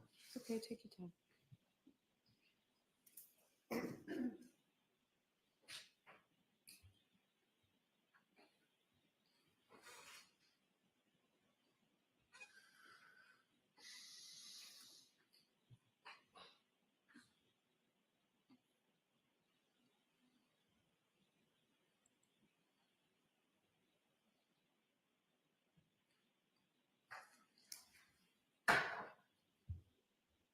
The entire grand jury, direct your attention to 182 to 187. May I approach? Yes. Thank you. Thank you. That's the entirety of your state court grand jury. Okay. I'm going to direct your attention to pages 182 to 187. You can probably scan those pretty quickly and just let me know after you scan those. Okay. Those pages, I should say.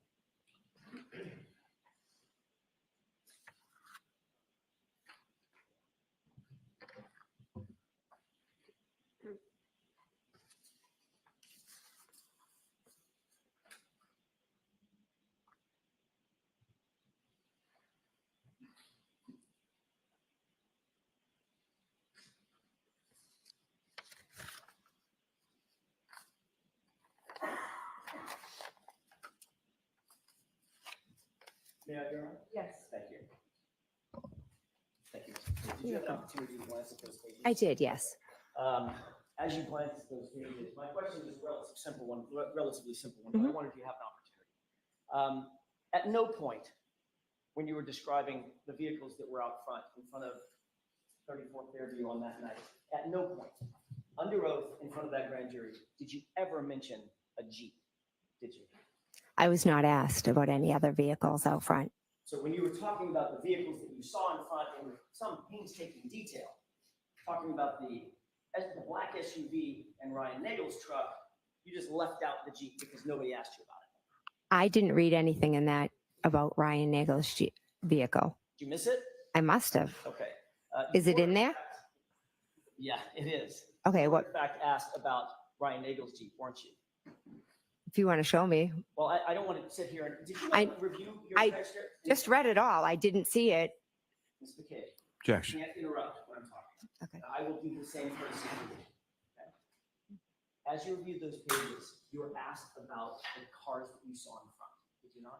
I was asked about Miss Reed's vehicle. Okay. And at no point did you mention a Jeep being behind Miss Reed's vehicle, as you testified today, correct? The questions were all about Miss Reed's vehicle. At no point, my question is this, it's yes or no. You did or you didn't. Did you mention ever in that grand jury that there was a Jeep behind Miss Reed's vehicle? Yes or no? I'm not sure. I'd have to read it all. As you sit here, do you recall mentioning the Jeep? I was asked about Miss Reed's vehicle, and those are the questions I answered. I can't, you need to keep your Okay. voice up, please. Sorry. Let's try this again. As you sit here, do you recall mentioning the Jeep? I would have to reread the transcript. You don't have to reread the transcript to answer that question. Do you recall mentioning the Jeep? If you don't, you don't. I may not have been asked about the Jeep, so I did not mention the Jeep. Fair enough. Did you and Mr. Higgins, between then and now, between the date of the incident and now, have you ever had a conversation with Mr. Higgins about where his Jeep was parked? No. Have you ever had a conversation with Mr. Higgins about anything having to do with this case? I do not believe so.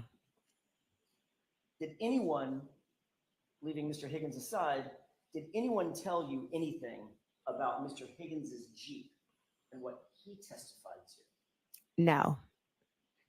Were you ever asked by anybody to mention a Jeep being behind Ms. Reed's SUV in this trial? Can you repeat the question, please? Were you ever asked by anybody to make sure you mention a Jeep being parked behind Ms. Reed's SUV in this trial? Not that I recall, no. After you arrived and you noticed this SUV outside, you started paying somewhat close attention to it, did you not? I went to the front door and looked out the window at the vehicle, yes. As a matter of fact, you texted as soon as you saw the vehicle, that 12:27 here, correct? Correct. And then a few minutes later, at 12:31, you texted, "Pull behind me," to John. Is that right? Correct. And then at 12:40, you texted, "Hello," correct? Correct. And at 12:42, you texted, "Where are you?" Correct. And at 12:45, you texted, "Hello," correct? Correct. So that's 5 text messages.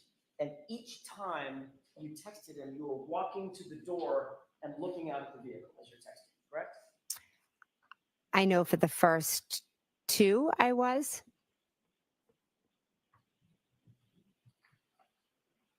You testified at another hearing, another proceeding on June 8th, 2023, correct? Correct. In that other proceeding, did you testify that you got up and sat down and got up and sat down every time you were texting? Possibly. Okay. So if you got up and walked over to the door and you see the SUV and you text, and then you walk away from the door and sit down for a second, that would be one text and one view of the SUV, correct? Yes. So if you did that at 12:27, 12:31, 12:40, 12:42, and 12:45, you'd agree that's 5 times that you were up and down looking at the SUV, correct? I'm not sure if I did it 5 times. How many times do you think you did do it? I know I definitely did it the first when I said here. I know I definitely did it when I said pull behind me, because that's when the vehicle had moved up a little bit. And then did you see the vehicle move up again? A second time? Yes, that's when I told him to pull behind me. Okay, so that's the first time. So just so we're clear, when you first saw the SUV, it was stationary, correct? When I first saw the vehicle, it was straight ahead out the front door, stationary. And you texted here. Correct. Then you walked back over to the window, or I'm sorry, to the door, to the storm door, and you said, pull behind me, correct? At 12:31. Correct. All right. At that point, you saw that it had moved up a little bit. Is that right? Yes. Okay. So if you saw it move up a second time, which you just said you did, then that would be a third time that you had to have seen it and texted, correct? Why would that be third time? Because it only moved once so far. You saw it move twice. So the first time I saw it, it was here. And I said here. And then the next time I texted, I said, pull behind me. So that was 1 time, 2 times. Keep going. You said you saw it pull up again a second time. So you saw it move twice. From one place to the flagpole to further up. Right. So that's 3 times that you're up to the door. Okay. Is that yes? I'm telling you, my memory is twice to the door. Mr. McCabe, it's not a trick question. You just testified that you saw the car move twice. By definition, that has to be you looked at it 3 times. Stationary, move once, move twice. Maybe I used the wrong wording. Maybe.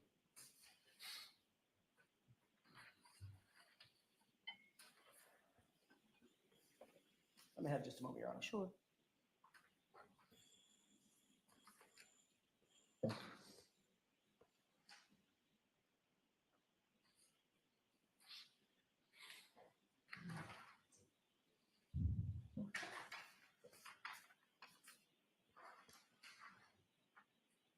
So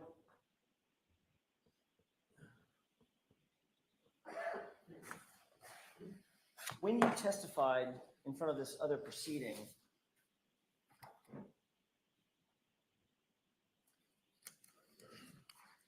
didn't you testify that you walked up and sat back down 5 different times, watching that car and texting every single time? Would you be able to show me that? It's going to take a minute. I have one here.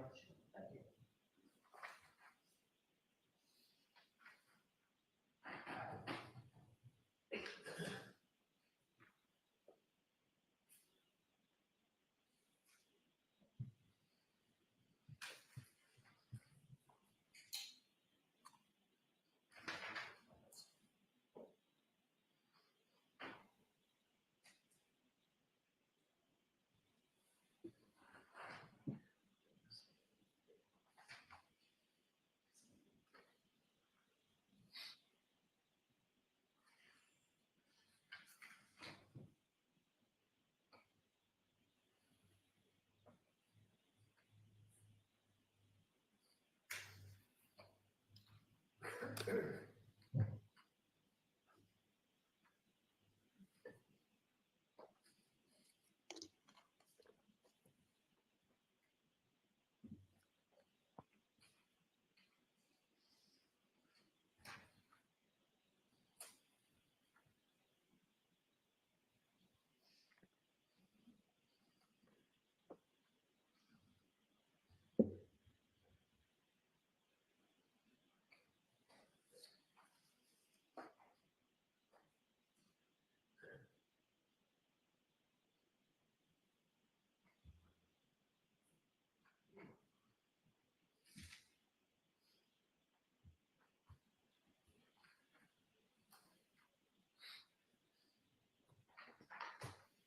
May I, Your Honor? Yes.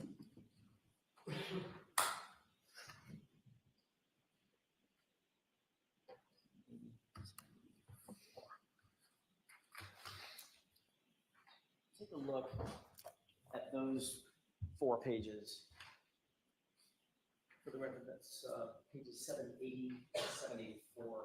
Okay. Bait stamps. After you've had a chance to review that, just look up and let me know.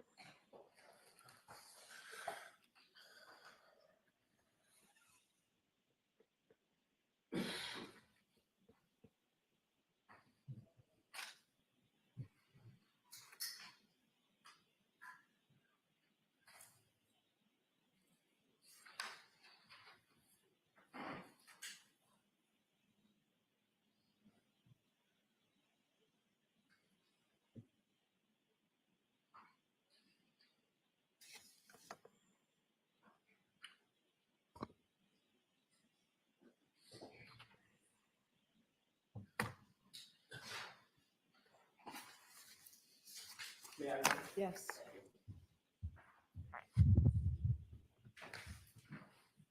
You had an opportunity, Ms. McCabe, to review those few pages from your testimony in June of 2023. Yes. Did you talk about, you were asked about getting up and sitting down and looking at the SUV several different times and texting? Yes. In fact, you indicated that you got up and looked outside through that storm door several times, correct? Yes. And as a matter of fact, you looked every single time that you texted, you indicated that you looked out at the SUV and saw something that prompted you to text something, correct?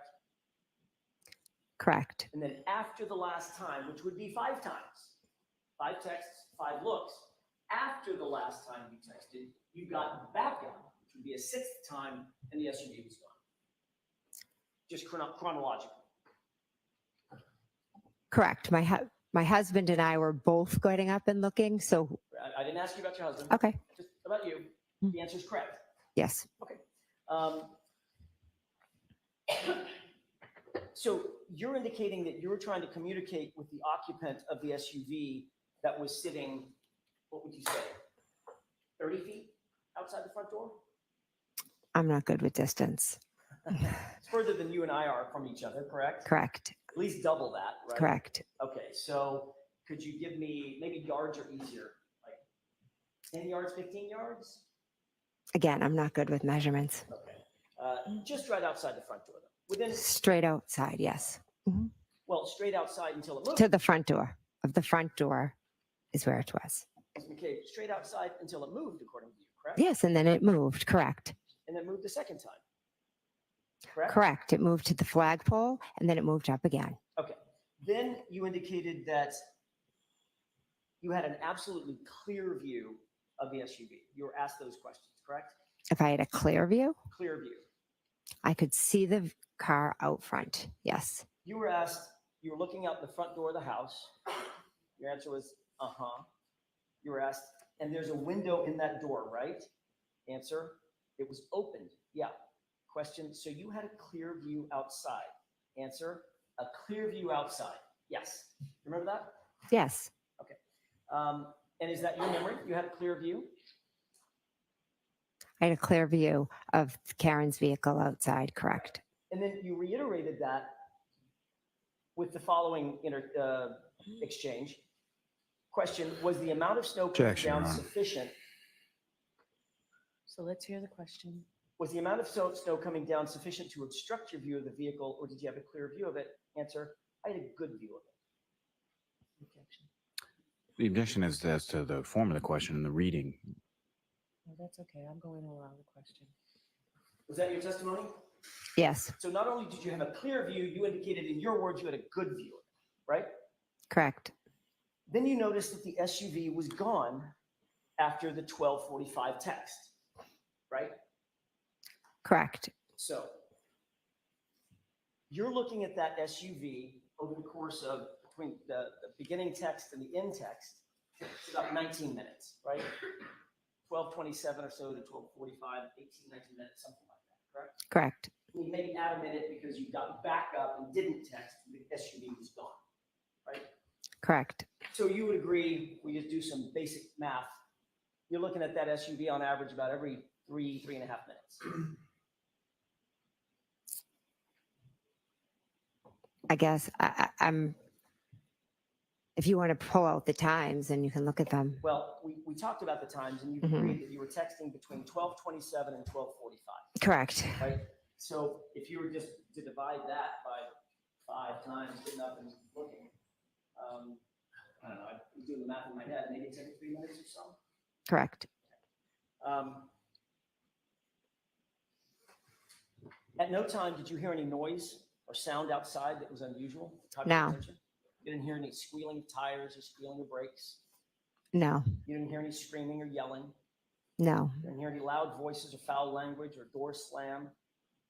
no, You didn't hear any verbal argument or the revving of an engine, anything like that? no, Matter of fact, you didn't hear any collision or crash, did you? no, Matter of fact, the entire time that you looked out at that vehicle with that clear and that good view, you didn't see anything out of the ordinary, did you? no, And you would agree with me, as you looked at the SUV, you're looking over the lawn to the SUV out at the street, correct? correct. There was no obstruction between you and the SUV. You've already testified to that. Is that right? Correct. And you could see everything in your field of view. Correct.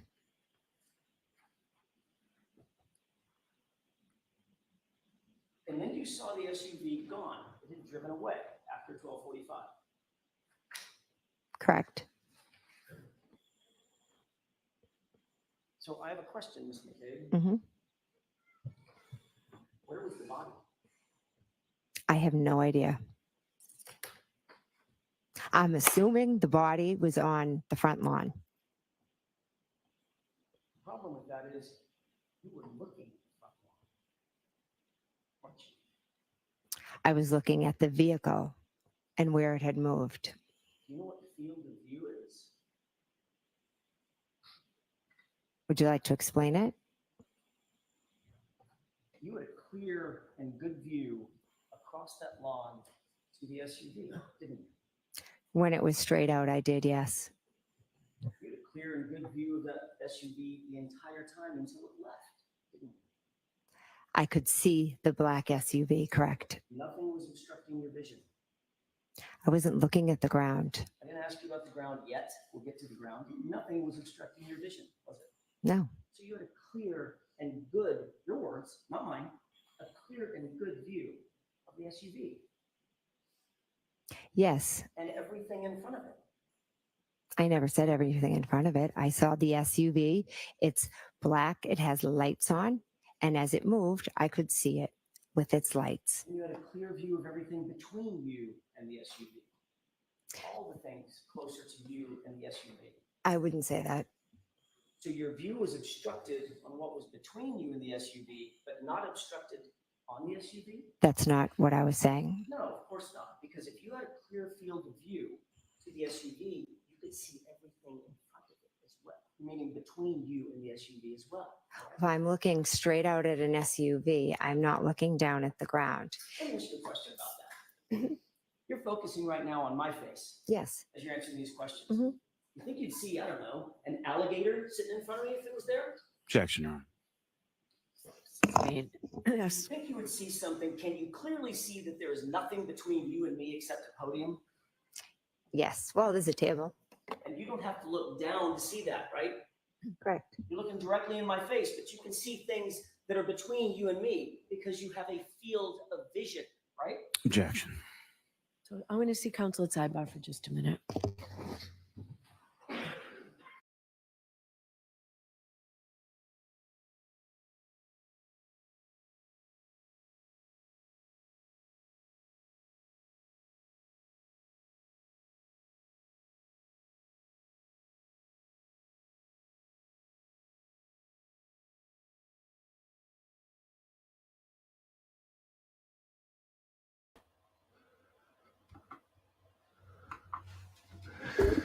If this is it, the defense is in serious trouble. She's not going to be tricked by Jackson. She's pointed out several misrepresentations that he's made at this point. I mean, and it's I think it's so, and there could be, if they wanted to focus on the areas where there could be doubt, for instance, perhaps whether or not where the Jeep was and stuff like that, maybe you can mine some gold there. But when you start out trying to create doubt about her trying to get Karen to separate all that nonsense about trying to separate Karen from John, you're going to lose the jury. The jury has already tuned him out. As soon as he started down that path, the jury said, this guy is he's just trying lawyer's tricks and he's a sophist, and they're just going to turn him out. Toot about. You know what it reminds me of? I'm going to use this analogy. When I was very young, about 18 or 19, I bought my first used vehicle and I went by myself. I was so young and so naive. And I remember just being harassed by the salesman. That is how this feels. May I proceed? Yes.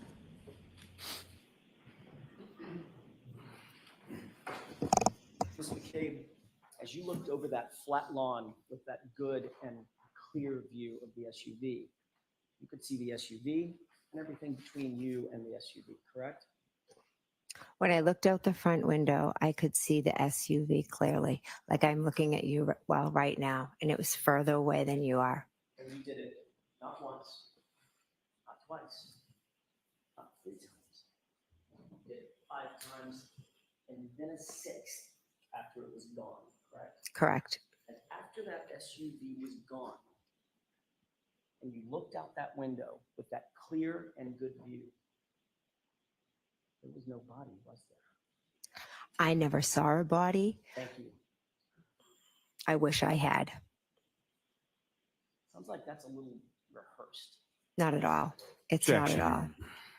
I'll let the answer stand.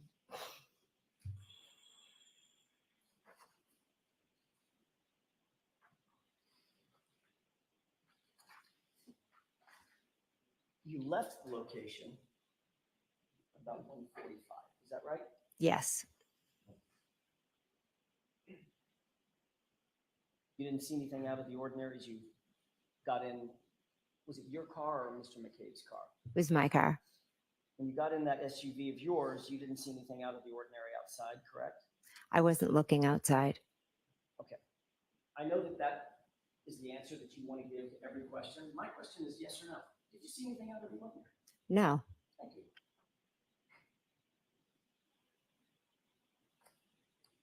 You didn't see anything out of the ordinary when you got in the vehicle?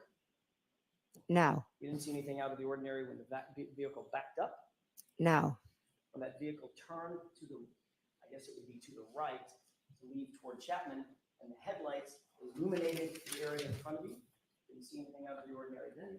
I wasn't looking out the front window. Again, there's that question. There's that answer. My question is, did you see anything out of the ordinary? Well, you were asking about the headlights out the front. That's why I said I didn't see anything out there front. Oh, you didn't see the headlights turned on? To the back. Right. Did you see that the headlights came on in the car? Yes, in the driveway, the headlights came on. Right. And you're seated in the front passenger seat, correct? Correct. So according to you, you got in the car and immediately twisted yourself, looking directly to the rear and never turned back around and never looked outside the windows. Correct. Got it. Is that normal for you? Yeah, I'm a very chatty person, so I turned to talk to the girls. So you made sure that you didn't look out the window. Nope, that's not it at all. You also didn't hear anybody, you did hear some girls in the back, since they were so chatty, talking about bread and sandwiches or something, right? Correct. But you never heard anybody say anything about noticing anything out of the ordinary, correct? Correct. You didn't hear Julie Nagel say that she saw a black object in the yard. Never heard that. But you were turned around looking right out, according to you, correct? Correct. Indeed, engaging them in conversation, according to you, Correct. so that you could make sure that you weren't looking out the front or right windows. Objection. Can you answer that? Is that why you did it? No, that's not why I did it. I was talking to the two girls. When you got home, what did you do? I went up to bed. What time do you think you got home? Somewhere after approximately between 2 and 2:15. I'm It took you a few minutes to drop the girls off. correct.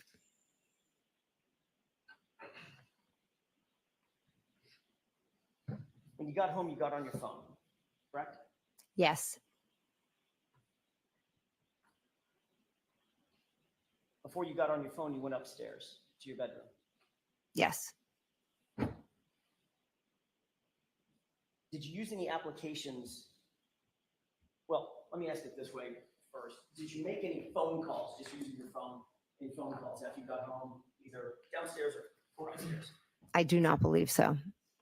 Did you use any applications to communicate with anybody through Wi-Fi? Do you know what I mean by that? Like FaceTime audio or WhatsApp phone calls, things like that? Text message? No, actually, and you may not use these, but I'm asking, did you use any kind of third-party app that uses Wi-Fi, VoIP calls other than just a phone call? No. Okay. Sounds like you don't even know what that is. I don't even know what you're talking about. Fair enough. So it's safe to say that you didn't use or you don't use any multimedia to communicate. You don't use FaceTime or Snapchat or Signal or anything like that. I've used FaceTime with my children, yes. Not for phone calls. No. Like FaceTime audio is a way that you can make a call. No? I've FaceTimed with my kids at school, but That's videos. Right? oh, okay. So yeah, I guess not. You didn't do that night either. Not that I recall. Did you, now I'm going to get back to your question. Did you text anybody? I did, yes. Who did you text? I texted my sisters and I texted my husband and a friend in a group chat. You texted your husband and a friend in a group chat? Hmm? Yes? Yes. Your husband was home? Yes.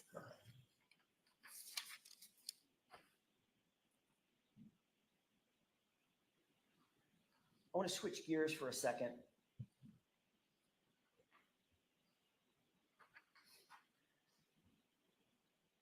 And ask you real quick about later that morning when you went to John O'Keefe's house. You mentioned on Friday that you went into his house and began to look around for him when you first got there with Carrie Roberts and my client, Karen Reed, correct? Yes. You indicated that you looked in his bedroom and saw that the bed was made, correct? Yes. You indicated that you looked around other parts of the house looking for him, searching for him. Is that right? Yes. You obviously saw the blankets and pillows on the couch downstairs in the living room, correct? I peeked over at the couch. And you're aware that Karen Reed stayed on the couch that night to wait for John to come home. I'm not aware of that, no.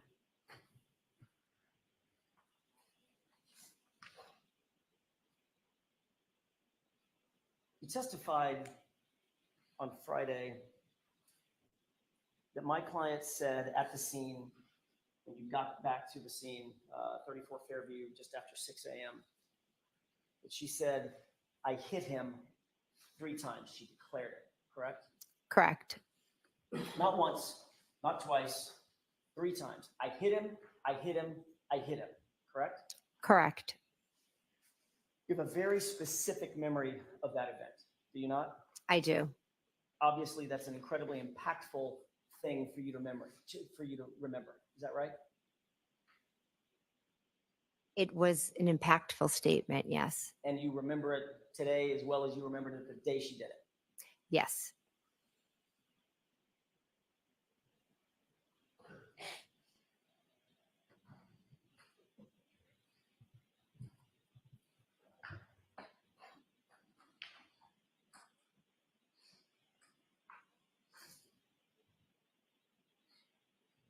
I'm going to have just a moment. Thank you.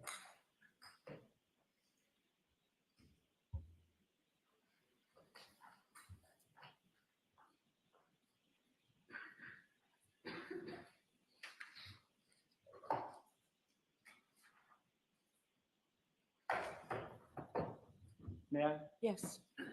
It's just the entirety. I'm going to hand you a document. Did you, before I ask you about that specific document, did you review anything before you testified in preparation for your testimony today or Friday?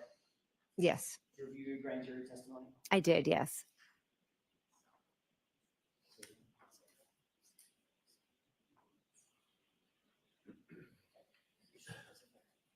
Understood. You did review your grand jury testimony, correct? Yes. So the document in front of you, do you recognize it? Yes. That is, in fact, a true and correct copy of your grand jury testimony on that you gave on April 26th, 2022. Is that right? Correct.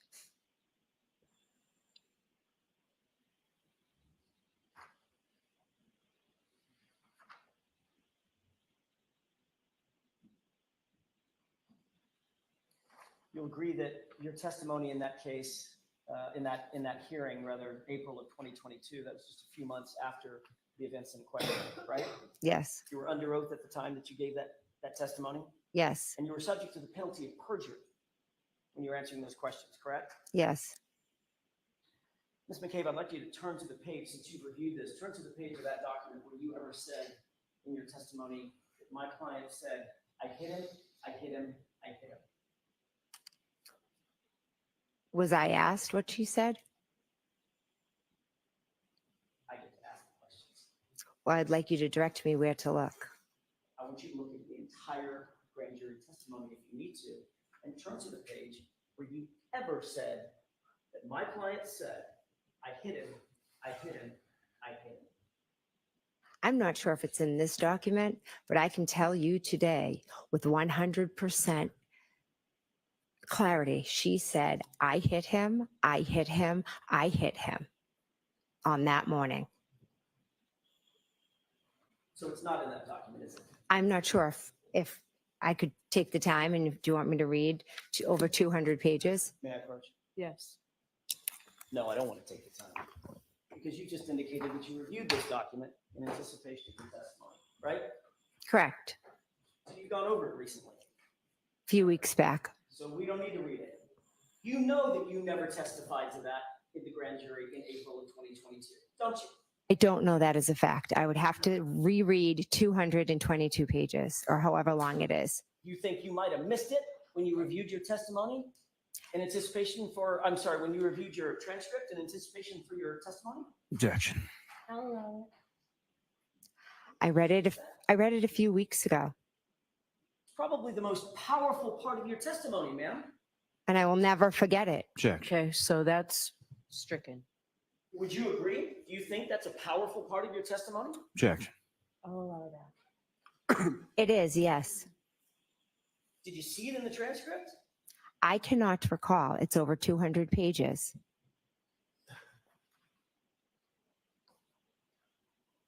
May I approach them? Yes. These are select pages.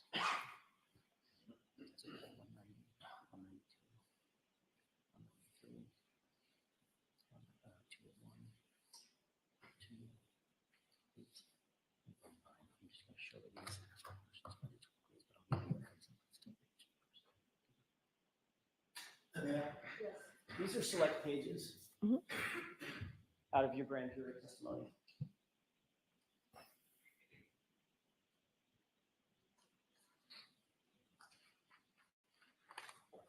Isn't it true, Ms. McCabe, that you were asked and you testified no fewer than 12 times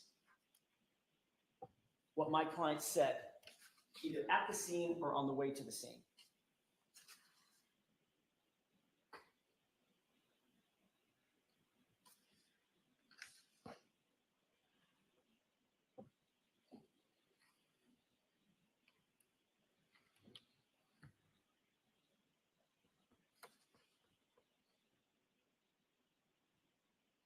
At the scene, I was asked twice, according to this. My question is, isn't it true that in April of 2022, you testified no fewer than 12 times, 12 separate statements you gave about what my client's statements were, either at the scene or in the car ride on the leading up to go into the scene? You remember that? I do. Okay, so on page 190 of what you're looking at, Mhm. these should all be highlighted. It is. You testified that my client said to you over the phone at 4:53 a.m., she asked the question, did I hit him? You see that? I do. Number two, on page 192, talking about when y'all were in the car on the way to the scene, Karen asked the question, could I have hit him? You see that? Yes. Page 193, lines 1 through 2. You testified that in the car, once again, she asked the question, could she have hit him? You were relaying that, meaning could I have hit him, correct? Correct. Page 193, line 23. In John's driveway, she asked the question, quote, and she's asking if she could have hit him. Yes. Page 201, driving to Fairview. She asked the question, what if I hit him? And could I have hit him? Correct? Correct. Page 202, lines 1 through 2. While driving to Fairview, she asked the question, could I have hit him? Correct. Page 208, lines 24 through 25, outside at Fairview, she asked the question, did I hit him? And went on to ask, could I have hit him? Correct? Correct. And your testimony was also on page 208 that Karen was yelling nonstop in front of the female EMT, did I hit him? Could I have hit him? Is he dead? Correct? Correct. May I approach? Yes.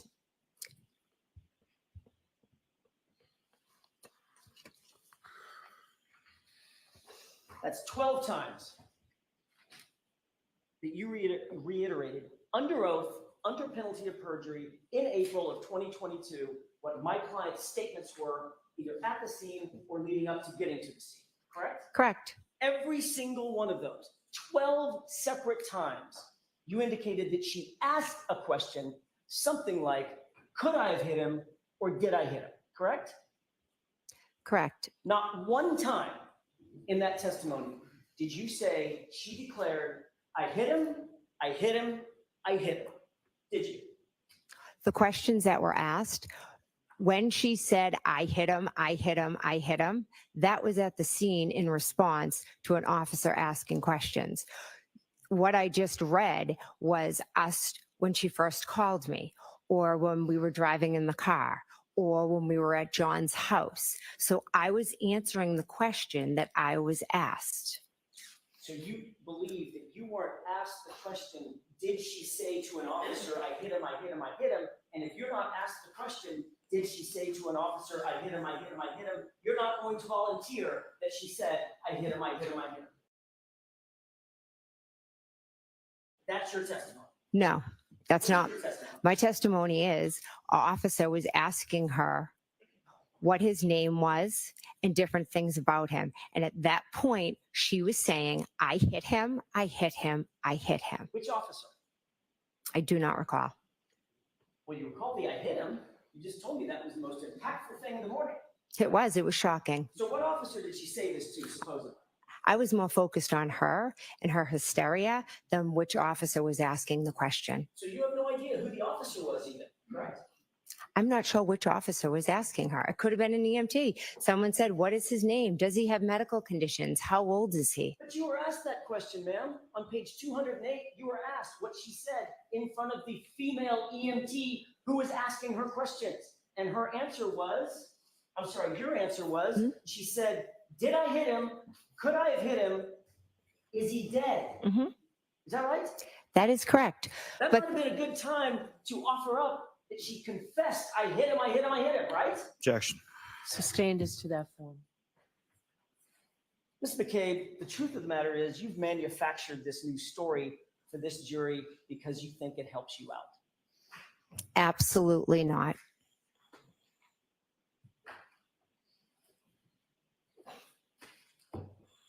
You called 911 at 6:04 a.m. Is that right? Yes. Your Honor, with the court's permission, Exhibit 36 has already been marked and entered. I would ask to play a portion of that 911 tape, not the entirety of it. Okay.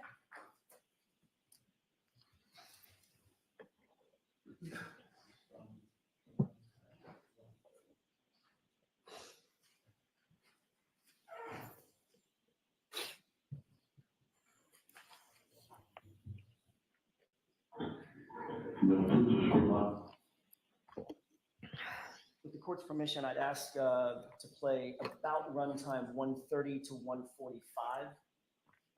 2 seconds. Yes.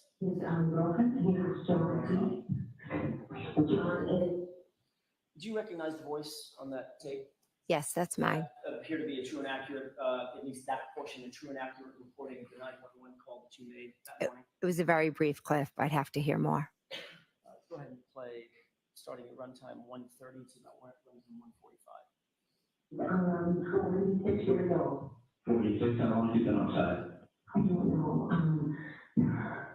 I don't know. He got out of the car and. Stop. Was that you? Yes, that was. Is that the 911 call? Yes, it was. And what did you just say? I said, I don't know. He got out of the car. He got out of the car, Mhm. is what you said, correct? Yes. And this was at 6:03 in the morning, correct? Correct. This is before you ever talked to Brian Albert? Correct. Before you ever talked to your sister Nicole Albert? Correct. Before you ever talked to Chris Albert? Correct. Before you ever talked to Julie Albert? Correct. You haven't talked to anybody at this point other than Kerry Roberts, correct? And Karen Reed. And my client. Correct. And in that 911 call, you said he got out of the car, didn't you? I did, because Karen Reed had told me that she had left him there. Your words were, he got out of the car, correct? Correct. Did you make any other calls other than to 911? I called my sister. What time was that? I believe it was after the 911, but I'm not sure. You claim that your sister didn't answer, is that right? She did not answer. But you do know that your phone extraction shows that that was an answered call at 6:07. If that's what it shows, but I can tell you she did not answer the phone. And you are as sure about that as you are, my client said, I hit him 3 times, right? I certainly am, yes. Perfect. You also called her at 6:08. I might have called her twice, yes. Your Honor, I have an exhibit. This may be as good a time as any to take a break. If you wish, I just have to cue it up. It's up to you. I don't mind. Folks, we'll take a morning.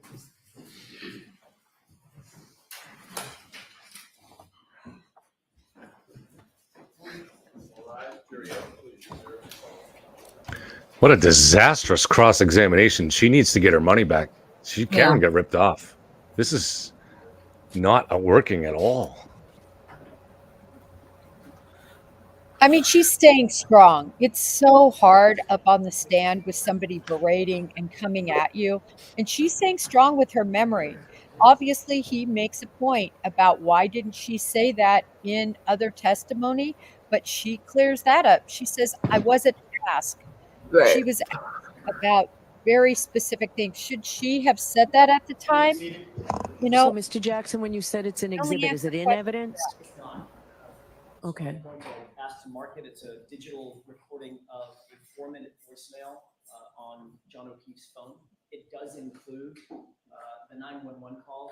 I don't want to play the entirety of the 911 call, but I do want to play the entirety of this particular 4-minute voicemail. Okay. Do you know what it is, Mr. Lally? I do. Okay. So is there an agreement that it's coming in? There's no objection to it. Okay. All right. Thank you. I just needed to know if it would make sense for me to review it if there was an objection. All rise for the court, please. So we've all heard this audio. This is when Karen was going, when they were searching and they were arriving at 34 Fairview. She was in the process of making a call to John, and then she spotted John and jumped out of the car, throwing her phone down, but not turning off the call. So when the call connects to John, it ultimately leaves in his voicemail the 911 call by Jen and some other screaming and that kind of stuff going on around it, right? Yes, I would assume that's what it is. Yeah, and I don't really know. Again, I mean, they're so hyper focused on whether or not Jen, how many times she reported this statement that she's reporting that Karen made to, to whom, but it doesn't really overcome the fact that Jen is not the only person that's testified to hearing that at this point. Yeah, and the best they can do is try to turn this from I hit him to a question, did I hit him? Right. And but Karen was saying those kind of statements so many times from the beginning that I think Jen made it pretty clear that it was only when Karen was actually taking questions and she couldn't, and I think she was very honest about she couldn't remember if it was from a cop or maybe from Katie McLaughlin, but that was at the point where and it makes sense that earlier she's asking the question, but then later, so when they arrive at the scene and now you find John lying there, now that question becomes, I hit him. I don't think it's that unusual. Right. I think also surrounding Karen Reed's statement about the broken taillight. That's why it all makes sense early on. I have a broken taillight. Could I have hit him? Did I hit him? And again, I also think these are spontaneous utterances in the moment, but for her, this happened hours earlier. So she has time to really think a little bit about her thoughts, what she's going to say. I think some of this was definitely manufactured, if you will, in terms of some of the words she spoke, other than, when she's screaming and hysterical. Right, because you're trying to create at this point, if you know that you've hit somebody and your vehicle's damaged, there's not even a thought that you're going to be able to convince someone that evidence might be planted. You're thinking my vehicle is definitely going to be connected to this accident. So now your plan has to be to show that you didn't know that you did it. That's the important thing. So I think that's what you're saying by manufactured this part. Right. That's exactly what I mean. In other words, an explanation narrative, if you will, to appear to be surprised, knowing, though, that it's going to be obvious. I mean, why in the world would you pick somebody up and say, my tail light is cracked? Kate, is he going to come back to 227? I think he is, but what do you think? No, I think he is. I think he's going to work out. But I mean, he's going to have a really hard time with that. He's going to have a really hard time with that, particularly because. I'm sorry. I mean, she's not going to admit to Googling how long to die in the cold at 2:27 a.m. because she did not Google how long to die at 2:27 a.m. So that's, he can try to plant that seed and push that. You're never going to get the admission. She does have a search at that time. I'm sure she knows what it is. And again, he's asking about, well, did you text anyone? I happen to know, or I anticipate the testimony will be, that the text that she sent connects to the search that she actually made, which makes sense in the wider context of why she made it. It had nothing to do with dying in the cold. So, I mean, they can try to open that up, but it's not. And I mean, on redirect, I think a lot of this is going to get cleaned up. And obviously, they right off the bat, the door has been opened yet again.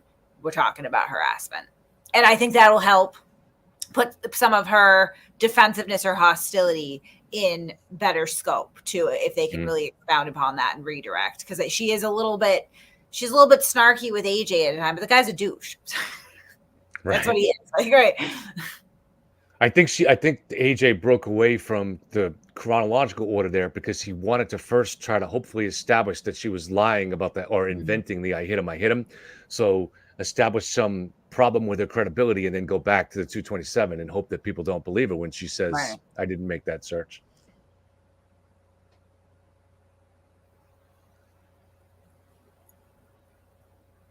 Does anybody feel like the cross has sort of been all over the place instead of following a linear, line of questioning? It's very sporadic. It goes here, then it goes there. I thought we were going to talk about the phone call or the 227 search, and now we're all the way back to, words that were spoken. It's all over the place to me. I thought it was, linearly. So, we see that this is where the Life 360 data came from. It was from Jen's phone. Right. And, Jen describing it to a grand jury as that it's a GPS, that's just her way of saying it's a location app. Right. She's not in any way making a comment that it's as accurate as GPS. That's not at all what was in her mind. So that was a lot of lawyerly spinning there, I think. And she didn't fall for it either, because she's like, I never said that it was accurate, and how could she? She doesn't really know anything about that. So she had no reason to doubt her daughter's story, that she just dropped calling off and then come home, and she doesn't doubt it now. Yeah, there was an abrupt end on that. Basically, he gets her into these short, boxed-in answers of yes, and hopefully Lally will draw it out of her why she thought she was home. I mean, I'm going to be curious as to whether she says, oh, I heard her come in and I didn't hear her leave, or something like that, if that's accurate. Is there any potential advantage for the defense and her and arousing Jen to be kind of feisty like this? Is that somehow play into their trying to portray her as this scheming arch villain type? This, Jackson, in my opinion, and Yannetti, they have the same approach to all of these witnesses. It's very confrontational. It's very condescending. Even at the very beginning where he says words to the effect, this is my turn to answer the question. He's very snarky. He falls out of that unprofessional, normal lawyer questioning, in my opinion. So is it a strategy? I think it's worked for him in the past. I think people who see it from a more professional point of view, we find it berating and obnoxious and difficult to listen to. But people who already believe that Jen McCabe isn't telling the truth, they're sitting there going, yeah, way to go, way to get her. So yeah, I think the people that come into the case with an open mind, like the jurors presumably do, and especially as they've presented so well, it's just regular, ordinary, average, intelligent people. It does kind of present itself as sophistry, as lawyers' tricks, trying to badger, like you said, condescending and arrogant. I don't think it's going to have a very good effect on most of the jurors. I look at this and I say, unless some crazy bombshell emerges, there is no chance at acquittal. And we haven't even seen the bulk of the evidence yet. Now, whether there could be somebody that slips through that is enough to create a hung jury, I don't know. But I don't see any even remote possibility for acquittal here. What do you think? I think it's not lost on me, and hopefully not on the jury, that the only line. So, I mean, I've heard people say, well, the defense hasn't started yet. And to which I would answer, what is cross-examination then? But in their cross, the only thing that the defense has really endeavored to do is attack the minutia to try to sow seeds of doubt that way. So they're not actually, nobody's come out and said, like, they're, one way or the other, Karen Reed said some sort of iteration of I hit him. She either introduced the possibility as a question or she made the statement outright. The defense can't blow that away. It's indisputable at this point. So now they're going to go to the minutia of, well, how did she word it? But that huge elephant is still hanging out in the room, right? She's the one who introduced this possibility. And if anything, on their cross, they're reinforcing she introduced this possibility before she even found him. Like, you know, that's not great. That's things that make you go, Again, like, I hate to go back to this analogy all the time, but I have passed by roadkill constantly and it never crosses my mind that I'm the one that hit that possum. You know what I mean? Because, like, two things can be very much mutually exclusive.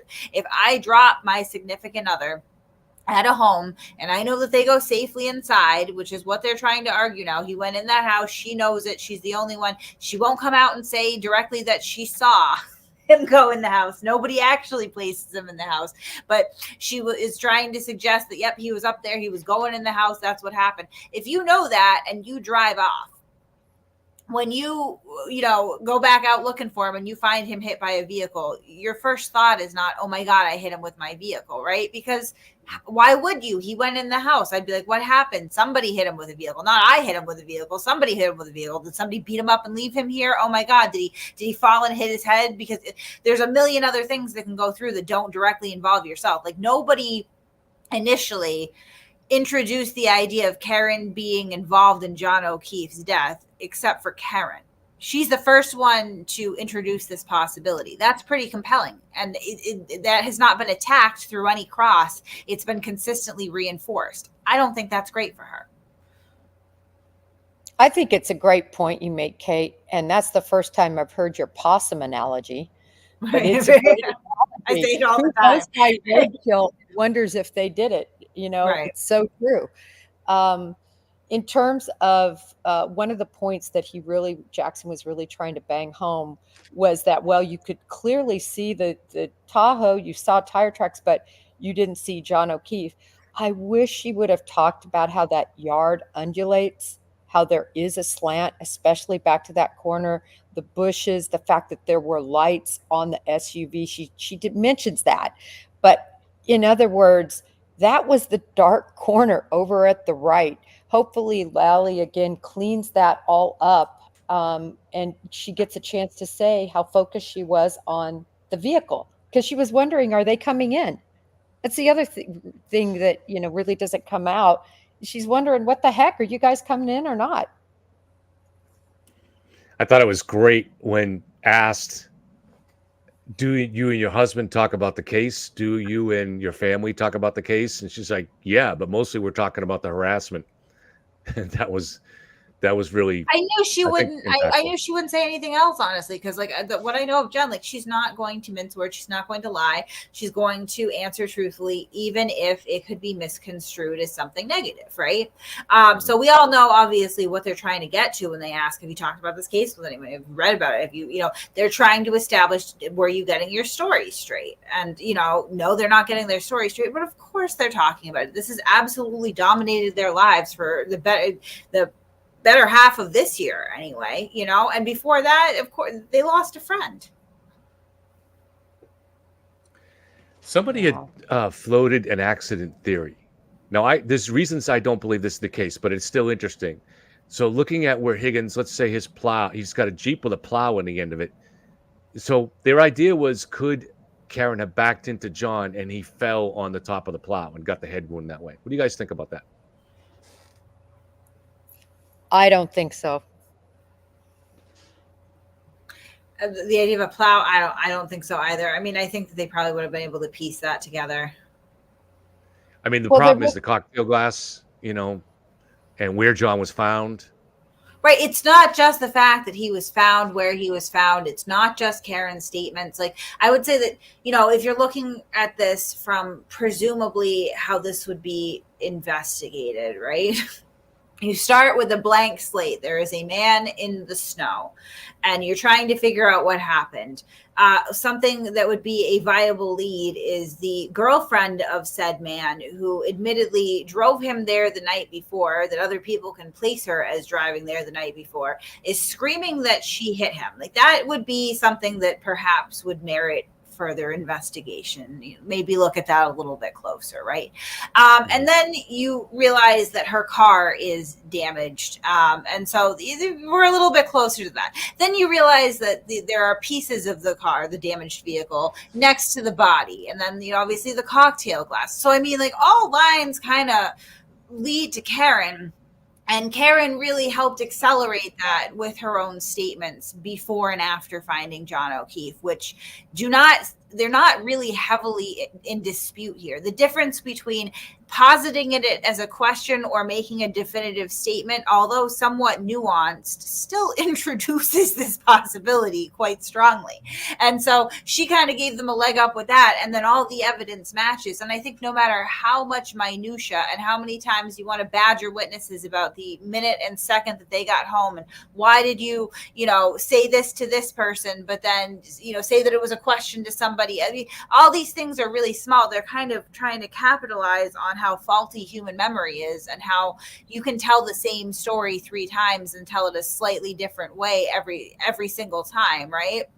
Different details that you spontaneously will add to the story that you remember one time but maybe not the second time. Like, these things happen all the time. It doesn't mean that someone's lying. I think when you look at like things in terms of journalism, for instance, so kind of centered around like defamation and stuff, the standard is usually, is the sting true? So if you are telling something and the overarching story that you're telling, is it based in reality? Is it true? Then you're telling the truth and you're not liable for defamation, right? And I think that the same is true with witness testimony. Every single little detail isn't going to match up entirely, because the same 2 people are not going to remember the same 2 minute details from an interaction the same way, if at all. And your mind might not always recall the same things. But is the overarching story consistent and true? And in this case, so far, it has been, even through cross-examination. And sometimes some of the questions that they're hammering, such as the did I hit him versus I hit him, reinforces how many times she said this and when she said it. And I don't think it looks great for her. I think another point that should be, hopefully the jury is looking at this, these are everyday average lacrosse moms. They're, businessmen. They're not professional witnesses. I always like to point out the difference between the scientist from the UC Davis lab and how she answered, and how she was totally unmanipulated, if you will. She told her the truth, and all of these witnesses are doing it, but they're not professionals. This is the first time in most cases they've ever been on the stand, berated for hour upon hour by a defense attorney. I think they're holding up amazingly well, because so often you just wear down. They haven't found one major inconsistency between the testimony. And I'm seeing here, I hear this a lot. I see Robert Kemp here saying, you're crazy if you don't see reasonable doubt at this point. I mean, we are approximately halfway through the Commonwealth case in chief. And I think we can all agree that the beginning part of this case was more addressing some of the anticipated alternate explanations that the defense is going to offer up. But at this point in the case, I mean, there's really, you should not be able to make a call as far as her guilt, because you haven't even seen all the evidence. And I think a good way to think about it, like the analogy is, you're kind of following the investigation, right, through this testimony.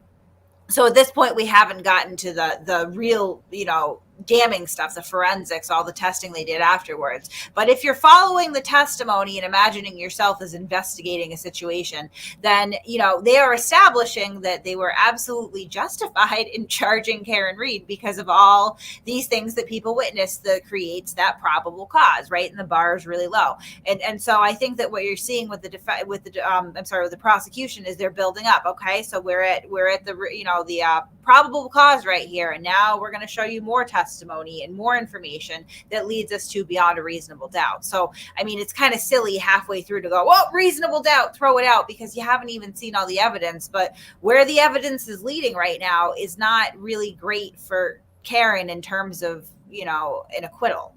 It's just not. There's definitely no reasonable doubt that's been raised on any of the witnesses, and every single one of these witnesses has to be lying or participating in this cover up to some degree. Not just all the people in the house, but all the cops and all the paramedics that testified. And it's just going to continue on this way. This is just one more aspect of this conspiracy. Look, conspiracies happen, and evidence planting happens. That's all part of the real world. But there's too much here that has to all happen at the same time in order for a conspiracy to happen. And by far the better explanation is being proved by the state. Yeah, I agree with you. It's not that anyone is saying that cover-ups don't happen or, malfeasance by law enforcement doesn't happen. But this is not the case to drive that home. This is quite the antithesis of the case when you look just at the evidence. And I think part of the problem is maybe understanding how the definition of reasonable doubt and how that really interplays with the prosecution's position. It doesn't have to do with solo cups, and it doesn't have to do with, as you said, differences of what people remember based on where they're at and trying to discredit them based on that. What it has to do with is what evidence is there that she hit him with her vehicle. There's And someone named that's Skeezer says, come out. someone named Skeezer says, Kevin, you look like you're starting to realize you've been wrong the whole time. Well, I was wrong a year ago. I mean, but even then I was asking questions. But if you think that something in this trial, are you not listening to my words? I'm just curious. Are you doing like a Grant psychic soul to soul thing on me or something that you're able to see? I mean, I can only go by, if you're going by my words, I just said moments ago that I don't see anything here that's a basis for reasonable doubt at this point. And we haven't even seen the main evidence yet. But my God, no, there is nothing here. All of these witnesses have held up as being entirely credible, and their stories are consistent. Now we'll see what Jackson tries to do and come out after this break here and try to, create this 227 stuff and any other. But at this point, it's utterly, utterly, utterly failed. And their whole conspiracy their whole attack approach here is centered on undoing Jen McCabe. And she's kicking the shit out of Alan Jackson. Kicking the shit out of him. He's not getting what he wants. That's the thing too, is like, I think we're kind of looking at, there's sort of a dual purpose to this cross-examination. And so, I mean, reasonable doubt, again, it's very hard to say that you've created reasonable doubt when you haven't even gotten to the breadth of the evidence yet, because if they can prove everything that was in that probable cause statement, right, that affidavit, the statement of the case there, if they can prove everything that they say that they have, right, that connects her, then, that's a conviction right there. It's compelling what they claim that they have. So right now, it's not so much even just creating reasonable doubt through cross-examination. They're trying to develop a third-party culprit defense. And I don't see that there. They have done nothing to establish any sort of meaningful or reasonable inference, let alone direct evidence of any sort of collusion or cover-up to frame Karen Read through their cross-examination. And this is the opportunity that they have to develop this, to be able to have that be admissible when they open their case. And I don't see it. I don't see it right now. And we're swiftly getting through all the people that they have implicated, and they've come up with very, very little. Yeah, and let's think about this too. And I love that she got this in. She said, I handed over my phone. I volunteered my phone. She said that twice. Just think about this. If you were involved in a murder conspiracy cover-up, who hands over the phone? You don't hand over the phone. You make Karen somebody. Read surely did not. Exactly. Karen Read held people up for 30 minutes and supposedly cleared her phone. In any event, this is not what you do. And this was right afterwards. So you see, that's just another example of if she were involved in this cover up, this is something she would not be doing.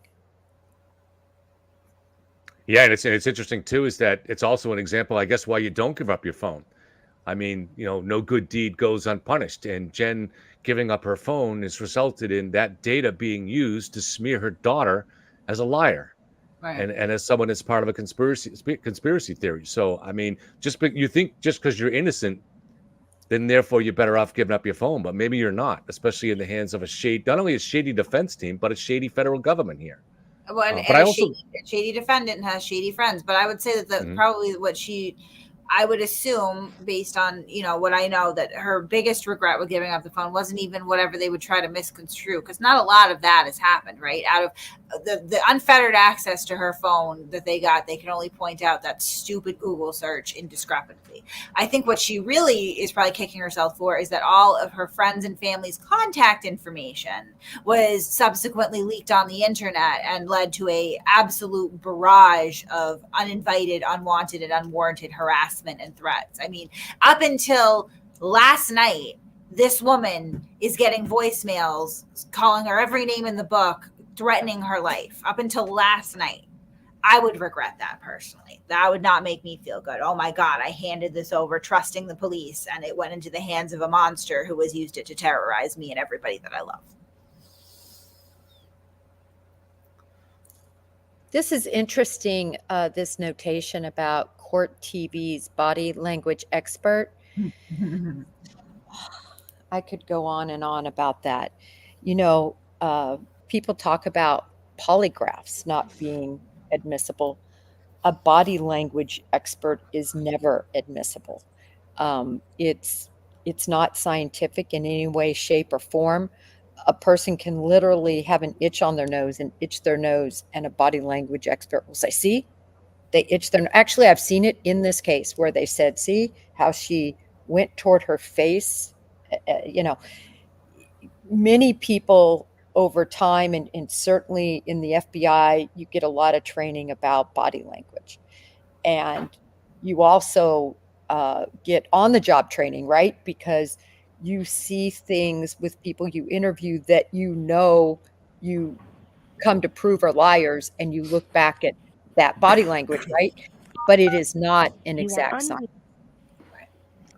Crazy Cat's here. I just want to mention before things start up that she also has a Facebook group. So, I can never Mr. remember the name of Jackson, it, but I is it think all it's. queued up, or do we need the I'll have to get witness? back to that. Were there any Not sure the name of it. questions first, or were you just going to the video? Okay. All right, let's bring Ms. McCabe in.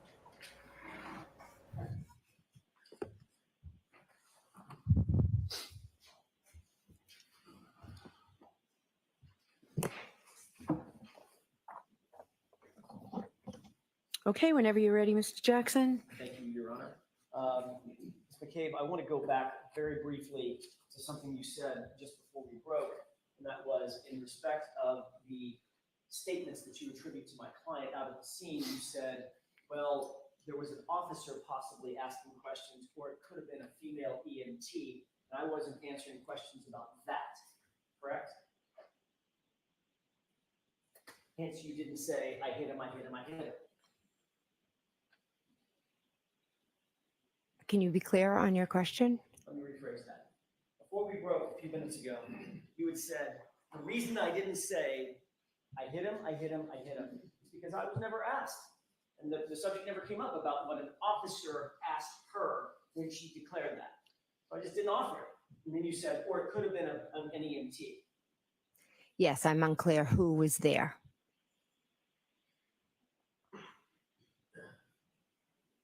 Isn't it true that at the grand jury, the question that was posed to you, and this is counsel page 208, grand jury.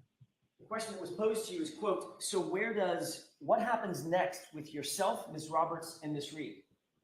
And your answer was, so there are different, police officers getting statements from us. At one point, I'm standing with Ms. Reed, and she's saying, did I hit him? Could I have hit him? And there was, I believe, an EMT, a female, standing right next to me and listening to her yelling, did I hit him? Could I have hit him? Is he dead? Is he dead? Is he dead? was pretty much nonstop. Remember that testimony? I do. So in point of fact, you were answering the direct question about what happened in front of the police officer and the EMT, correct? There were multiple police officers and multiple EMTs present. So now this is another police officer and a different EMT. I'm not saying that. Okay. But nowhere in this did you say that she declared the words, "I hate him." Correct? We agree on that. Correct. Your Honor, I have an item I would like to have marked as next in order. Okay. May I approach? Yes.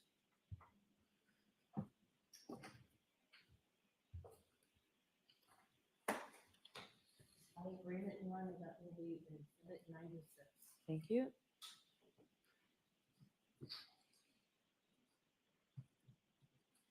With court permission, I would like to play a portion of this and then stop it. Okay. And ask the witness a couple of questions about it. It's audio only.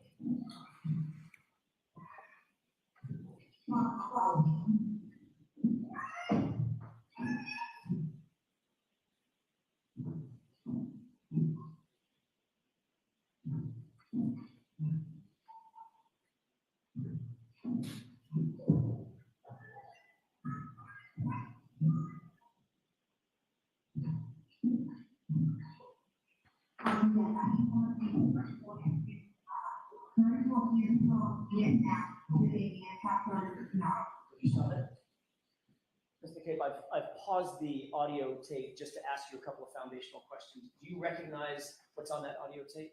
Yes, that is my voice. Okay. You recognize you starting a 911 call, correct? Correct. Similar to the call we just listened to a few minutes ago, which was the actual 911 call, correct? What's the difference between the two of them? I'm about to explain it. It's a confusing question, and I apologize. This appears to be a open voicemail overhearing your 911 call. Do you recognize that? Now that you explain it, okay. You hear a rhythmic boom, boom, boom, boom. The windshield wipers. Okay, so that was my next question. That would have been an open voicemail that was recorded inside the cab of the SUV that you were seated in, correct? Correct. Overhearing you call 911 and overhearing whatever else was going on, ambient noise at the scene, correct? Correct. Does that sound like a true and correct copy of at least the portion of the 911 call that you heard? I have to listen to it again, but Well, why don't we continue listening to it and see if you recognize it? okay. With your permission? Yes. By the way, it's about 4 minutes in total, Your Honor.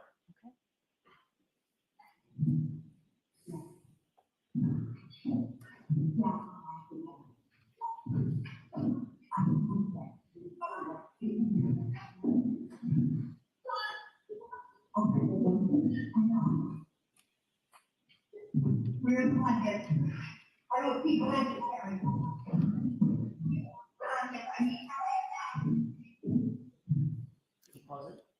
Do you hear a person in the background screaming? Yes, Who is that? Miss Reed. I'll go ahead and play this.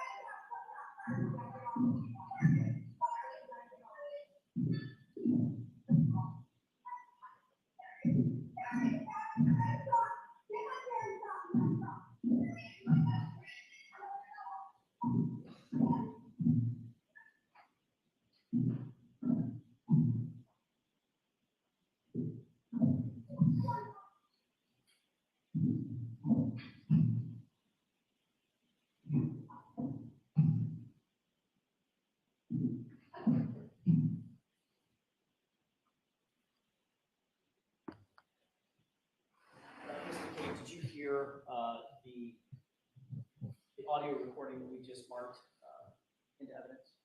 I did. It was very muffled and some parts were very hard to understand. Understood. Mhm. The person on the phone, who was that person? I called 911. And the person that was, for the most part, the person's voice that you could hear screaming, sounding sort of hysterical, who was that? Karen. Could you also hear Carrie Roberts' voice at various times in the background? Yes. And she was, for lack of a better word, trying to calm Karen down. Yes. And at some point telling her to just shut up, you're not helping.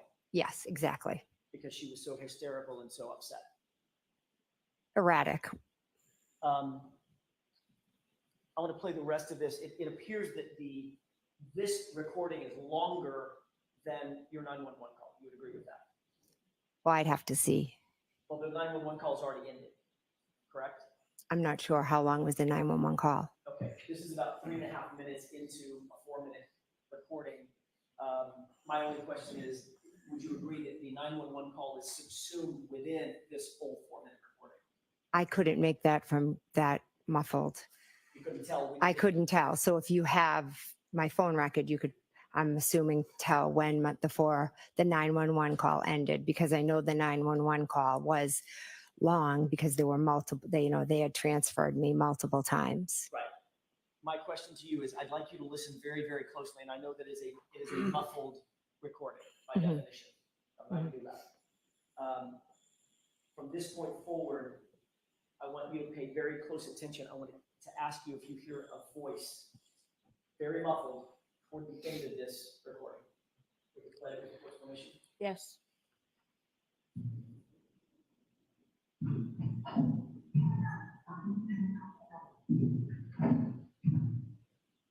Stop. Did you hear a muffled voice in the foreground after you heard Ms. Reed scream or yell? I heard two people talking. Okay. One of those was a very muffled voice on this recording, correct? Most of the recording was muffled. The one I'm talking about is I just played the voice that was muffled in the foreground of the audio recording, for want of a better phrase. Yes, You heard that? I heard that, yes. Was that you? I don't know if that was me. There was nobody else in the cab of the car with you, was there? I was standing at the trunk of the car, outside of the car. Carrie Roberts was over by Mr. O'Keefe, Agree. Yes, they were kind of running back and forth at times. and Karen was over by Mr. O'Keefe for most of that. Yes, But you were the one by the car. back and forth. Hmm.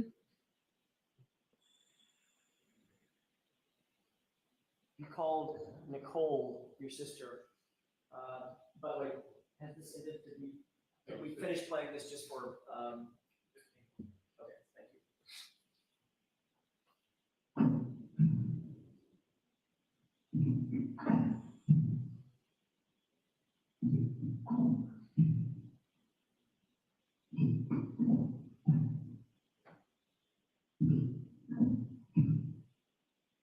Okay, that appears to be the end of the tape. Okay. Okay. You called your sister at 6:07 and 42 seconds, correct? I don't have my phone record in front of me. Does that sound about right? approximately. And you made a second phone call at 6:08 and 17 seconds. Does that sound about right? I did call her twice, yes. And both of those calls show in your extraction that they were answered phone calls, correct? I don't have my extraction in front of me. Well, you've been asked this question a bunch of times, right? You were asked this question at the other proceeding, is that right? Yes. And And you were shown phone records? if you have them, I could see them here. You were shown phone records then? Yes. Okay. And at that time, you were confronted with the fact that the phone records show a 7-second call for 6:07? Right? Objection.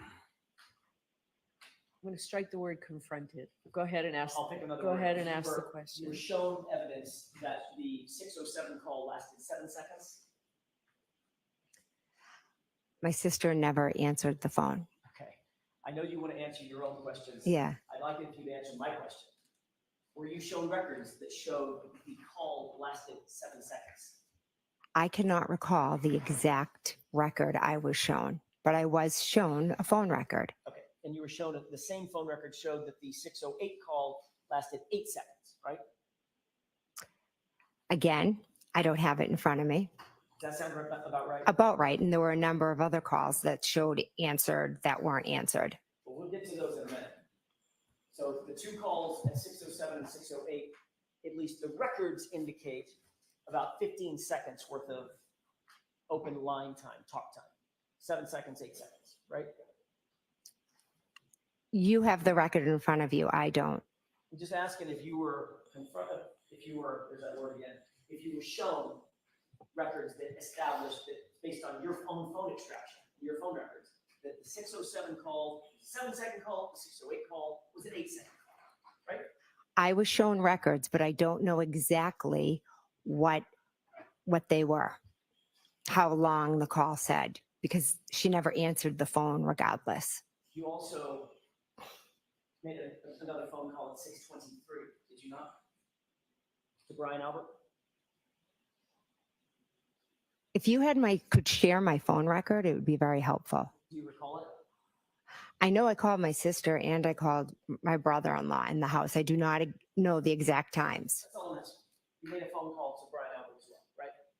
I believe so. That was around 6:23. It was a few minutes after you had called Nicole twice, right? Correct. And that call was not answered.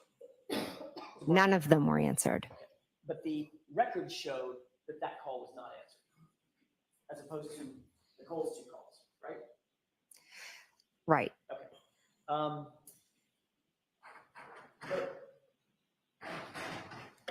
the calls to Nicole were deleted from your phone before you turned that phone into law enforcement, weren't they? Not by me.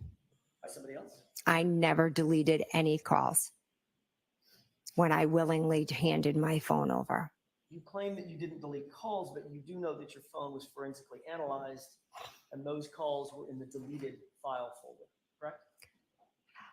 I have seen that, but there were 20 calls all in a group that were all deleted. So cherry picking a few makes it look a different way. Okay, so we'll get to those. I'm not cherry picking anything. Okay? Mhm. I'm asking you questions about the records. Which I would love a copy of if I could see. We'll get to that in a second. I'm just going by your memory. You've seen these records a bunch of times. You've been questioned about these records a bunch of times, right? Yes. Okay. So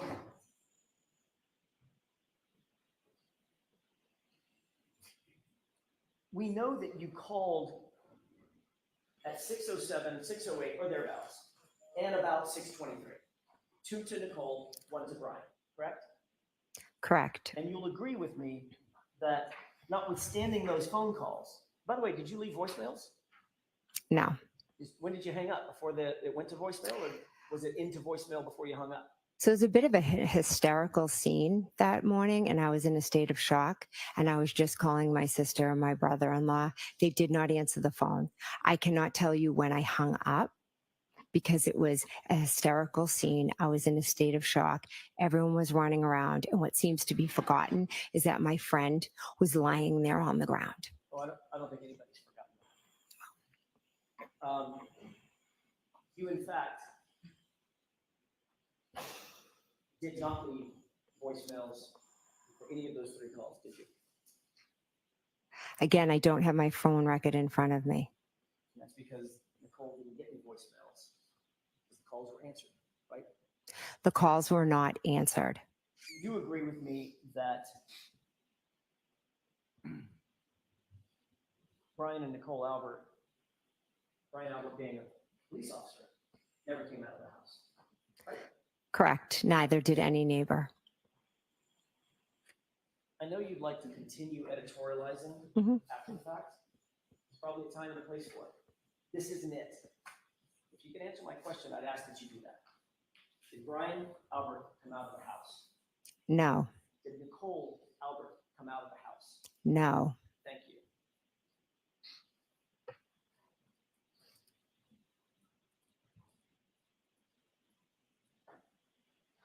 How many of the initial police officers from Canton Police Department who responded to the scene were you friends with?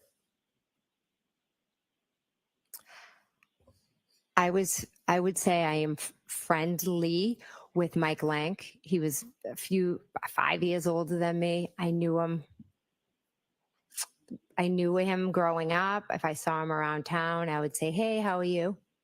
Pretty much that's the extent. Anybody else other than Mike Lank that you were friends with?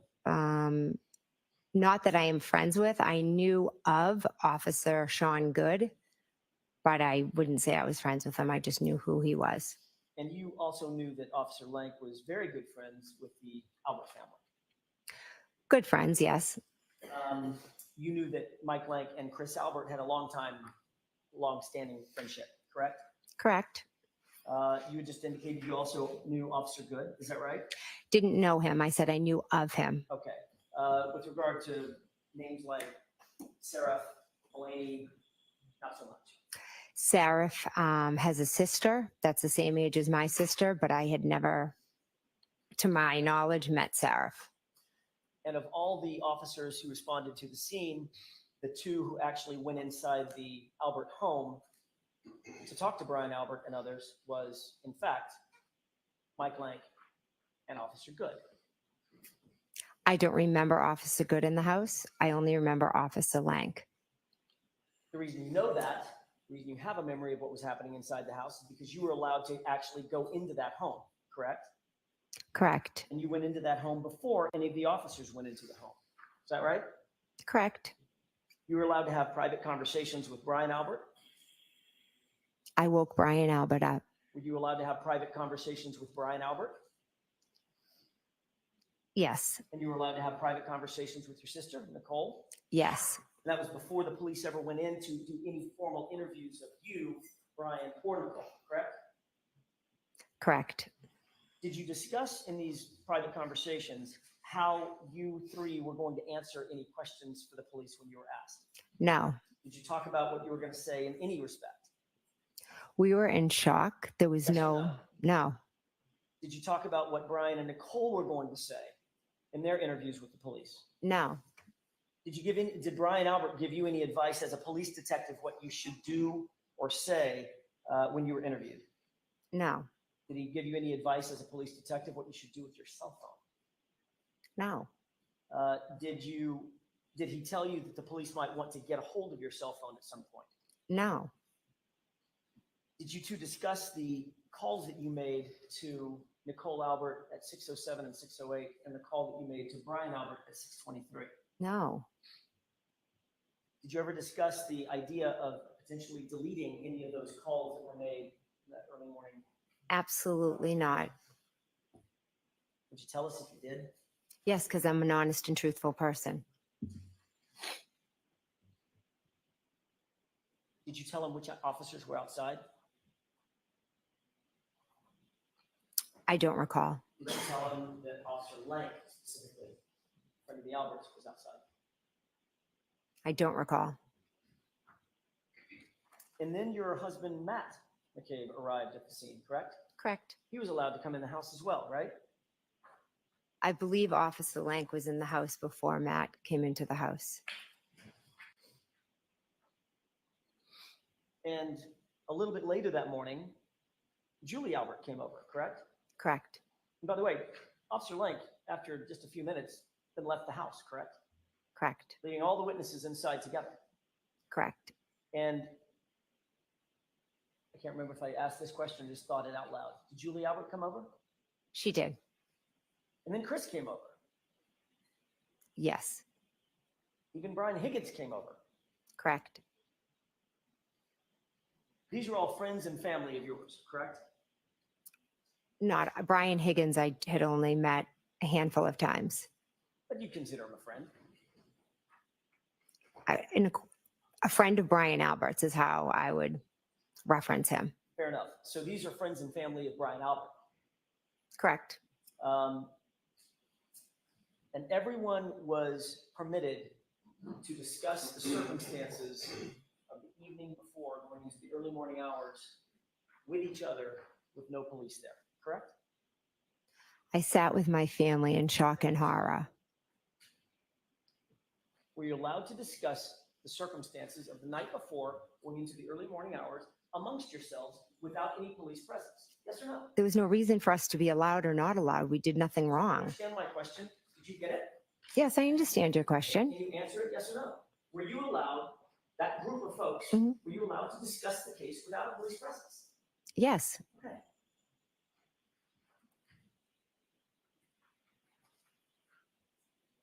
So you listened during that friends and family gathering, you listened to what Brian Albert had to say, correct? He didn't really say much. He was able to listen to what you had to say?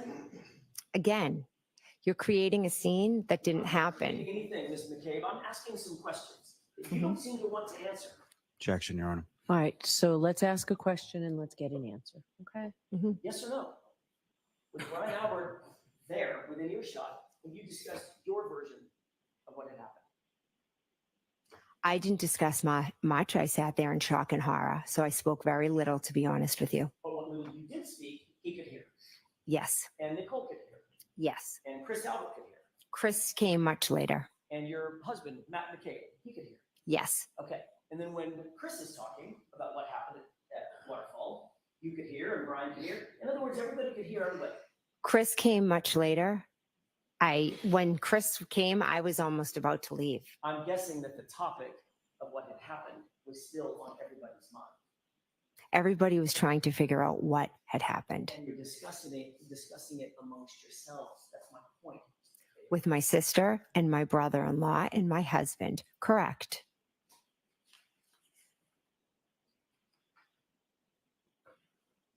Before you left, you said you were about to leave. Before you left, another Albert came over to the house, correct? I don't recall seeing him. Him. Kevin Albert. How'd you know I was talking about Kevin Albert? Because you said another Albert came over, and I was 6 brothers. I was told later it was Kevin. I see. So you believe that Kevin was not there when you were still there? I was in a state of shock. He may have walked in. I'm asking, do you remember? I don't remember it. Okay, No. He could have been. He could have been, absolutely. And you knew he was a Canton police officer. Yes. You had already gotten a call from Michael Proctor, hadn't you? Yes. He told you he wanted to speak with you. Correct. So you knew at that point that the Massachusetts State Police troopers had taken over the investigation of the case, correct? Correct. Did Michael Proctor tell you that the Canton Police Department had been recused from the case? Objection. Sustained. Let me ask it a different way. Did you have knowledge in any way, shape, form, or fashion, at that point, that Canton Police Department was not supposed to be involved in the case? Objection. Sustained. Speaking of Trooper Proctor, when you first interviewed with him, that was January 29th, 2022. We've already discussed that a little bit today, correct? Correct. And he was taking notes while you were interviewing with him. Is that right? I believe so. You mentioned on Friday your observations of the taillight that day. Is that right? Correct. You told Mr. Lally that you indicated that the taillight looked, when you saw it, just like the photograph that he showed you, correct? I told him it was hard to make out and with the snow on it, but it looked, and the picture that he showed. He showed you a second photo, a close-up, Mhm. basically, of the SUV and Sally Port. Mhm. Is that right? Yes. And you said, yeah, that's the condition of the taillight, correct? Yes. You also told Trooper Proctor about your observations of the taillight on that same day, the 29th, right? Correct. That's literally the same day that you saw the taillight, correct? Correct. Just a few hours later. Is that right? Correct. And what you told Trooper Proctor that day was that you, quote, saw a crack in it, end quote, correct? I told him that the taillight was cracked. Matter of fact, the words that you used were that you saw, and I'm not fighting you on those words. You saw that it was cracked. You actually said, I saw a crack in it, correct? That's what he said. I said, I'm telling you, I said the taillight was cracked. So this is another example of him screwing up your words, correct? You'd have to ask Trooper Proctor. So I'm asking you, did you say, I saw a crack in it? I said the taillight was cracked. So you didn't say, I saw a crack in it, right? I said the taillight was cracked. The photograph that you were shown, with the court's permission, it's Exhibit 92, I believe, from Friday. Okay. May I, Your Honor? Yes. You see that photograph? You were shown this photograph on Friday. Does that look like it has a crack in it? It's cracked. Yes. It's actually completely missing. Yeah. And I believe in one of the reports, one of the many reports, it will say that I said it was cracked and missing pieces. Right. Does that look like it's cracked and missing pieces, or does that look like the entirety of the taillight is basically gone?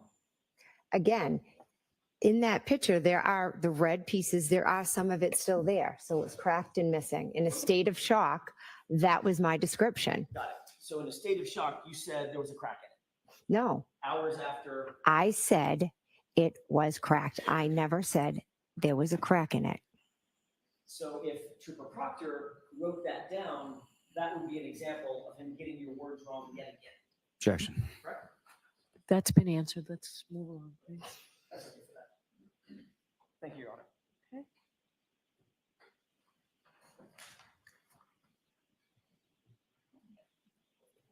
I want to get back to January 29th, that interview with Trooper Proctor.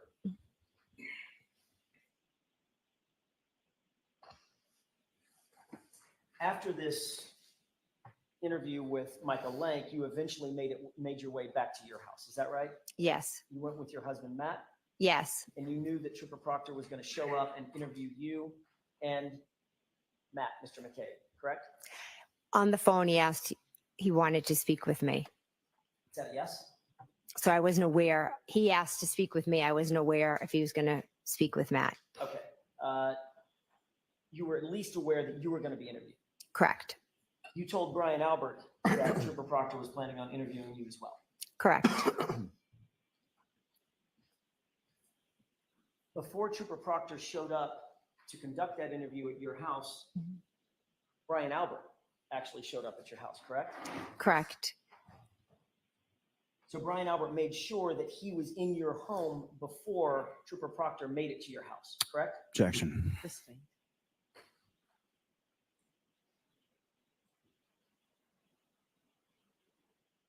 Brian Albert was in your home before Trooper Proctor was in your home. Is that right? I am not sure who arrived first. But he was there when you were interviewed, wasn't he? He was upstairs, yes. And you believe, of course, with that statement, he didn't hear anything about what was going to happen, right? He didn't hear 100. anything about the interview, No, I don't think he could hear it from where he was. but you knew he was just a few feet away. I knew he was up in my bedroom. We've talked a little bit about your call records, and I want to pivot for a second and ask you about those call records. This is Exhibit 90.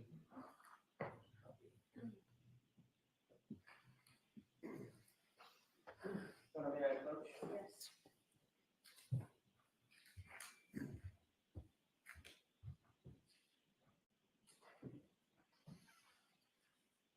Thank you.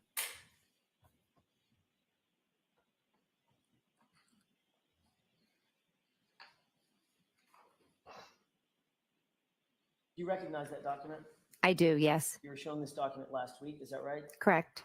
This is a forensic extraction report of John O'Keefe's cell phone that you were shown on Friday, right? Correct. You acknowledge that it's an accurate report of calls found on John's phone between you and him. Is that right? I believe so, yes. Okay, and this shows the calls that you made to John's phone or you received from John's phone on or between or at or between 12:14 a.m. and 12:50 a.m. I want to direct your attention to those time frames, correct? Correct. All right, I want to start at the bottom, and it may go in reverse chronological order. Okay. I think it does. At 12:14, it shows that you called John O'Keefe and that call was answered. Is that right? Yeah, correct.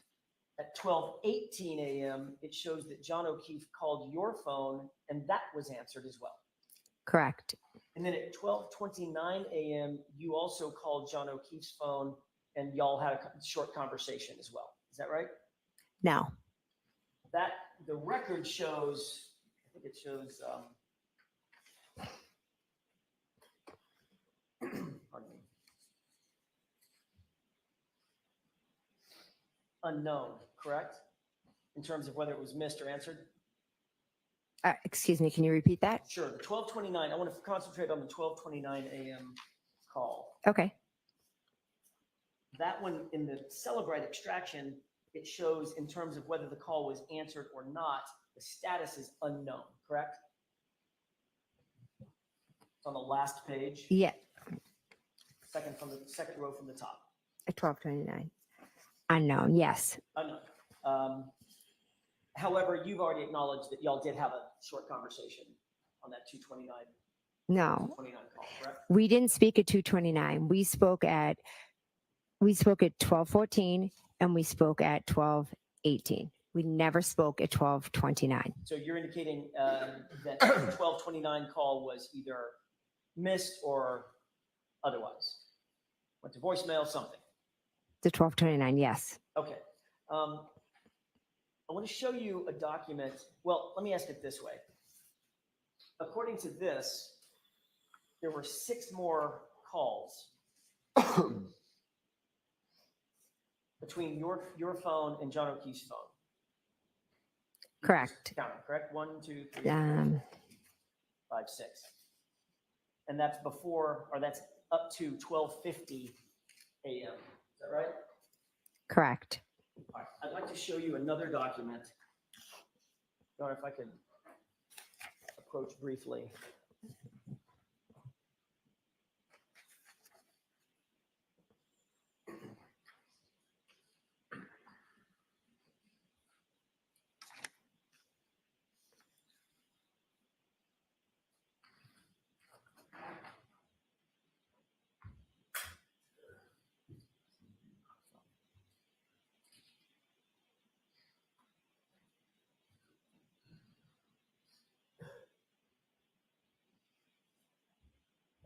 May I? Yes. Thank you. I'll take, so we don't get them mixed up, I'll take exhibit 90 back. Okay, thank you.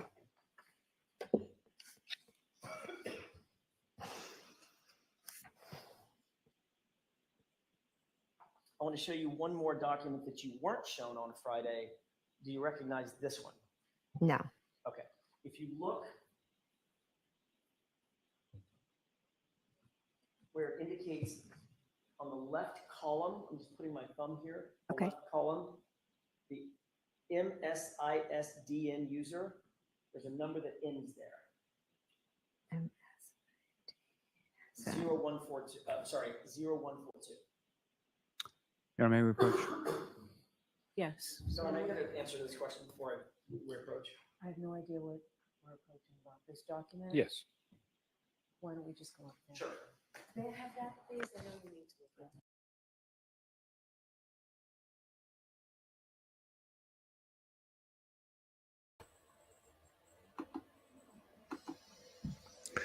This shows the challenge of trying to manufacture or twist truthful testimony into false testimony. Doesn't matter how good of a cross-examiner you are. It's not really easy to do when someone is just plain telling the truth. And she's utterly wiping the floor with him. Well, one of the main tricks he keeps trying to use, and she is so onto it, she's doing a great job, is when they ask you something related to a document from prior testimony or prior statement, and they get you to answer very specifically without seeing that document. Mhm. And she's doing a great job saying, can I please look at the document? Can I please look at the document? Because she wants to refresh her memory. Look at all these times she's had to testify and hundreds of pages of testimony. So she's doing a good job, but this is such a normal trick that defense will use. And then they get you locked in. Oh, you said you did this or that. So I appreciate how resilient she's being, not falling into the trick. Well, I think, she's astute enough to realize that Jackson lies. He misrepresents things. She's caught him today doing it and had to throw that back at him, which I'm sure the jury noticed because everybody else did. So, of course, she wants to see what he's referencing because he is drawing false equivalencies or just straight up misrepresenting things. He's trying to twist a cracked taillight into one that has a crack. But this is something that was a little bit frustrating to me, but just unfortunately, the way regular people describe a broken taillight is they call it a cracked taillight. And that's a wide range of conditions for that taillight. So what doesn't mean it's actually just showing a crack. People will look at a taillight missing the outer piece like that, and they just call it a cracked taillight. It's just a common way of describing it, right, Kate? I'm looking at the adjectives. I'm sorry, the synonyms for cracked. Sorry, it's an adjective. That's what I'm looking at. And I'm seeing split, broken, fissured, fractured, ruptured, splintered, cleft, slit, damaged, defective, flawed, imperfect. Like there's a lot of synonyms to the word cracked, and broken is one of them. So you could say broken taillight, cracked taillight. You're essentially saying the same thing. It's semantics. It's a really semantics game. That she's doing a great job with, and this is another ploy, is to get the police report to say something different. That police report only belongs to the officer who wrote it, not the person who they talked to. I approach and handle Yes. an unredacted version. Yes.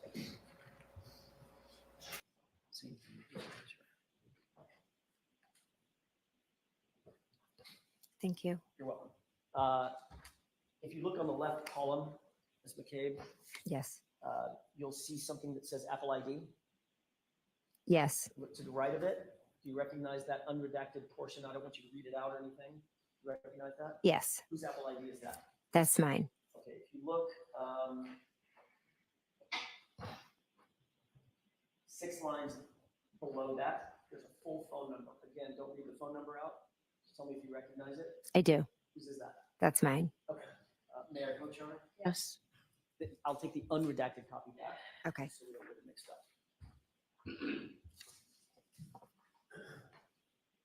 Does this appear to be cell-right extraction of your phone records, your Apple ID? Yes. Okay. And you recognize, without telling me what it is, you recognize that phone number as your phone number back at the time and the Apple ID back at the time? Yes. Associated with the phone that you then turned in to law enforcement, correct? Correct. Okay.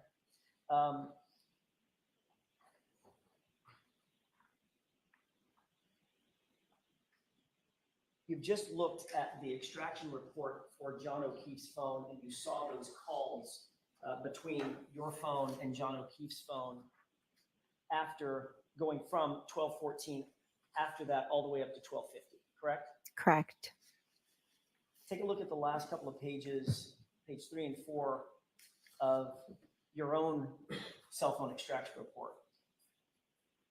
And tell me if you see a single call listed between you and John O'Keefe for January 29th between 12:14 and 12:50.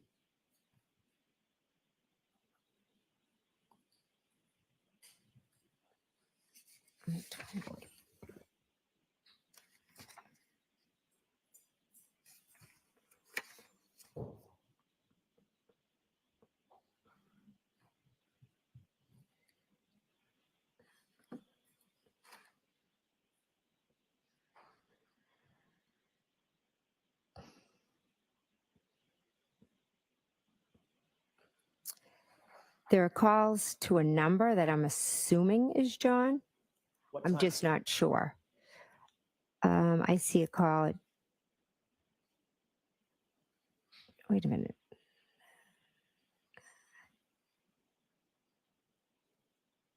This report has times everywhere. Right. It's chronological except for the calls that were deleted.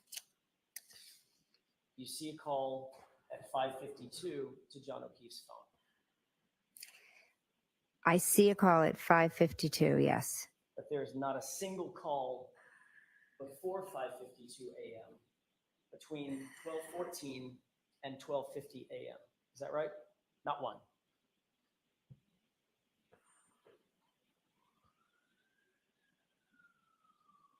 It's very hard to, this report trumps time-wise. So you can look at every single time on the report. There's not that many. Mhm. I'm just trying to say that it goes from 7:21 to 5:52 to 7:33 to 7:49. There's no order. They're out of order. I understand that, Mr. McCabe, but if you look at every one of the entries, there's not a single entry for 12:14, 12:18, or any of the subsequent 12:29, any of the subsequent phone calls that are all shown on John O'Keefe's phone extraction. Would you agree with that?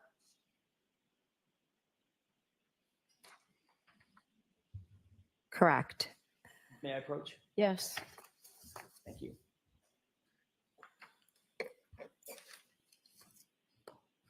Your Honor, I would move for the admission of NN as an exhibit. Okay, is there an objection? No, Your Honor.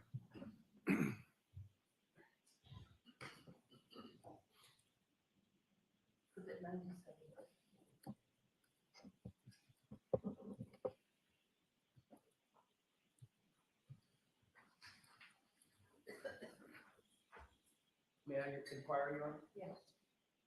Fact of the matter is, according to those Celebrite records and that extraction from your own phone, every one of the calls that you made to John O'Keefe's phone between 12:29 and, I'm sorry, between 12:14 and 12:50 a.m. was deleted and unrecovered, correct? I didn't understand that report, and I'm not an expert. When you compare the two, you saw a bunch of calls on John O'Keefe's phone, right? You know, he couldn't have deleted them. He passed away, right? Correct. You saw your cell phone extraction, which is the handshake for John O'Keefe's phone. And all your calls are missing, right? Objection. Can you answer that question? I'm confused. That paper, I don't understand it. It was vague. There were numbers. There were calls everywhere. There was a number of missing calls. There's a bunch of missing calls, right? You didn't see any of the calls that were reflected on John O'Keefe's phone. Is that right? Yes or no? They're not there. A lot of calls are missing. I'm not really even sure what's there because the numbers are all, it's all redacted. So you were not seeing any redacted calls. The page you just had in front of me was redacted. It's now an exhibit. It's now an exhibit. Your personal information was redacted. None of the calls were redacted now. The numbers, I don't know people's phone numbers. I just have them as contacts. Ms. McCabe, you just said a second ago, and we can do this all day long, or we can just make it simple. The fact of the matter is that report did not show any of the calls that John O'Keefe's phone report showed, correct? From 12:14 to 12:50. I believe there was one on there. 5:52. That's the next morning, ma'am. Right? Were there other calls in that time period on the Celebrate? You just said there weren't. You just looked at it. I've told you that that Celebrate report was extremely hard to read. Right. Mhm. Fact is, there are no calls on your own phone extraction between you and John O'Keefe between 12:14 and 12:50. Would you just agree with that, at least on that report? Objection, Your Honor. Sustained. The fact is that you deleted your call records before you turned your phone in, didn't you, Ms. McKay? That's what that report shows. Absolutely not. You sanitized your phone because you didn't want the police to know who you had been calling or the fact that you had been calling John O'Keefe's phone incessantly, correct? Incorrect. I willingly turned over my phone. After you deleted your phone call logs, correct? Absolutely not. What date did you turn your phone over?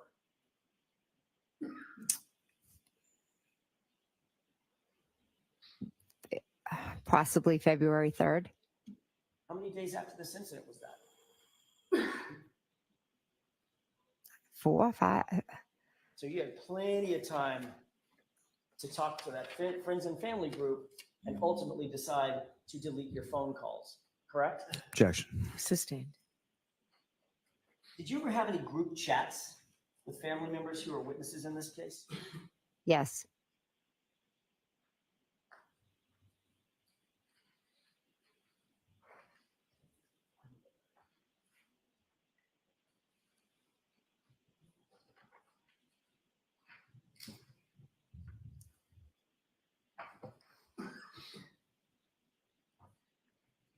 May I approach you? Yes.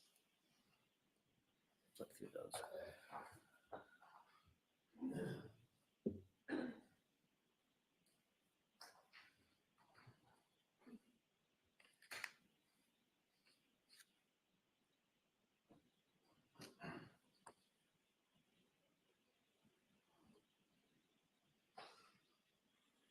While Mr. Lally is looking through that packet, can I just ask to make sure the record is clear? Did you delete any of your calls before you turned your phone into law enforcement? I spoke with the 2 officers that I handed my phone over to, and I asked if I could delete the personal conversations with my daughters. And they said absolutely yes, that I could. So other than calls with your daughters that you did you delete any other calls on your phone at all? There were Mr. Cade? text messages. It was actually text messages with my daughters that I deleted, and that was all I deleted. Did you delete any phone calls? I do not recall deleting any phone calls at all. I would have no reason to delete anything. So that's very different than I didn't delete any phone calls. I do not remember deleting phone calls. Means you might have.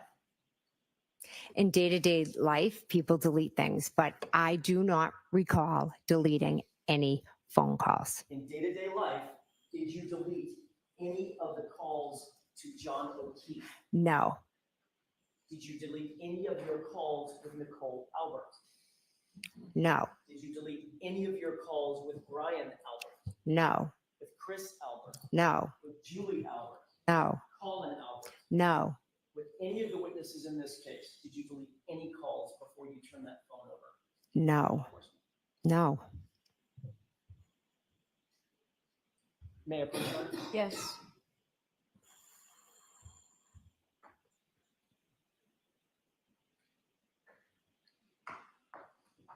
Ms. McCabe, I'm handing you a packet of documents.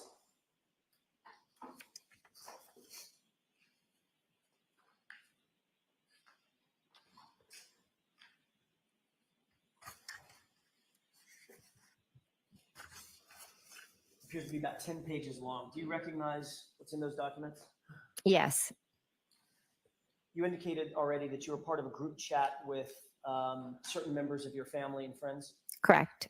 Did that group chat, I'm most interested in the group chat, Nicole Albert, Brian Albert, Matt McCabe, on or around, that group chat starting on or around February 1st, 2022.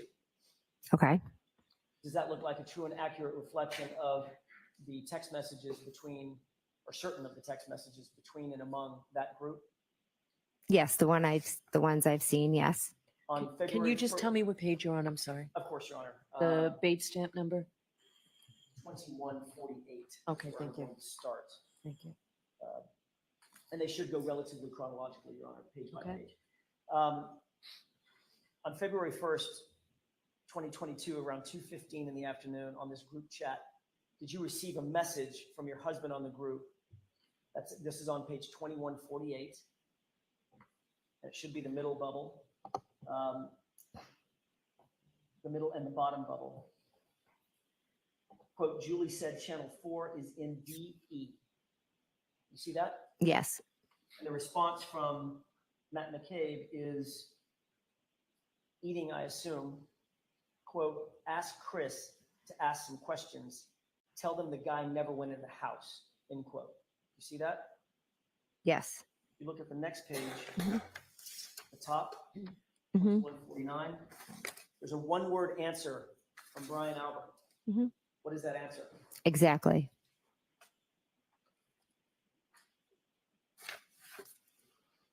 Does it appear to you from this chat that Matt McCabe was directing witnesses, specifically Chris Albert, what to say to the news media?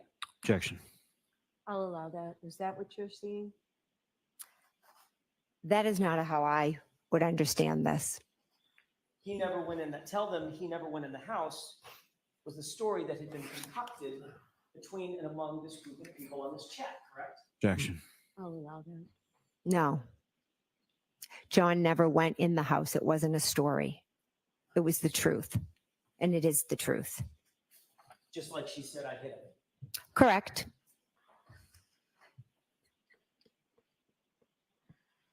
So according to this chat, at least, the very base level, this is one witness telling another witness to give certain information to the media that could be useful to the group, correct? Tell them the guy never went in the house, right? Objection. Sustained. Matt McCabe was directing Chris Albert. Chris Albert wasn't even at the house, was he? Chris Albert was not at the house, no. But this chat is Matt McCabe, your husband, telling Chris Albert, who was never at the house and would have no personal knowledge of what happened at the house, to specifically say, the guy never came in the house. The guy, by the way, being John O'Keefe. Right? That's what he wrote.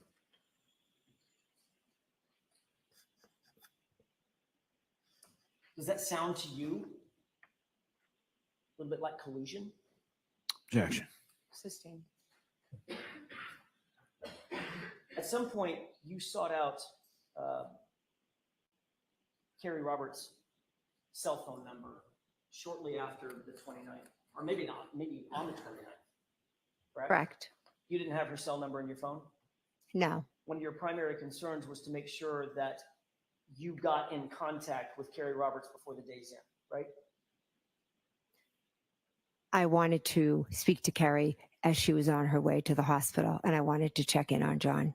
One of your primary concerns, Ms. McCabe, was that you wanted to make sure you got a hold of Carrie Roberts and had communication with her before the end of the day.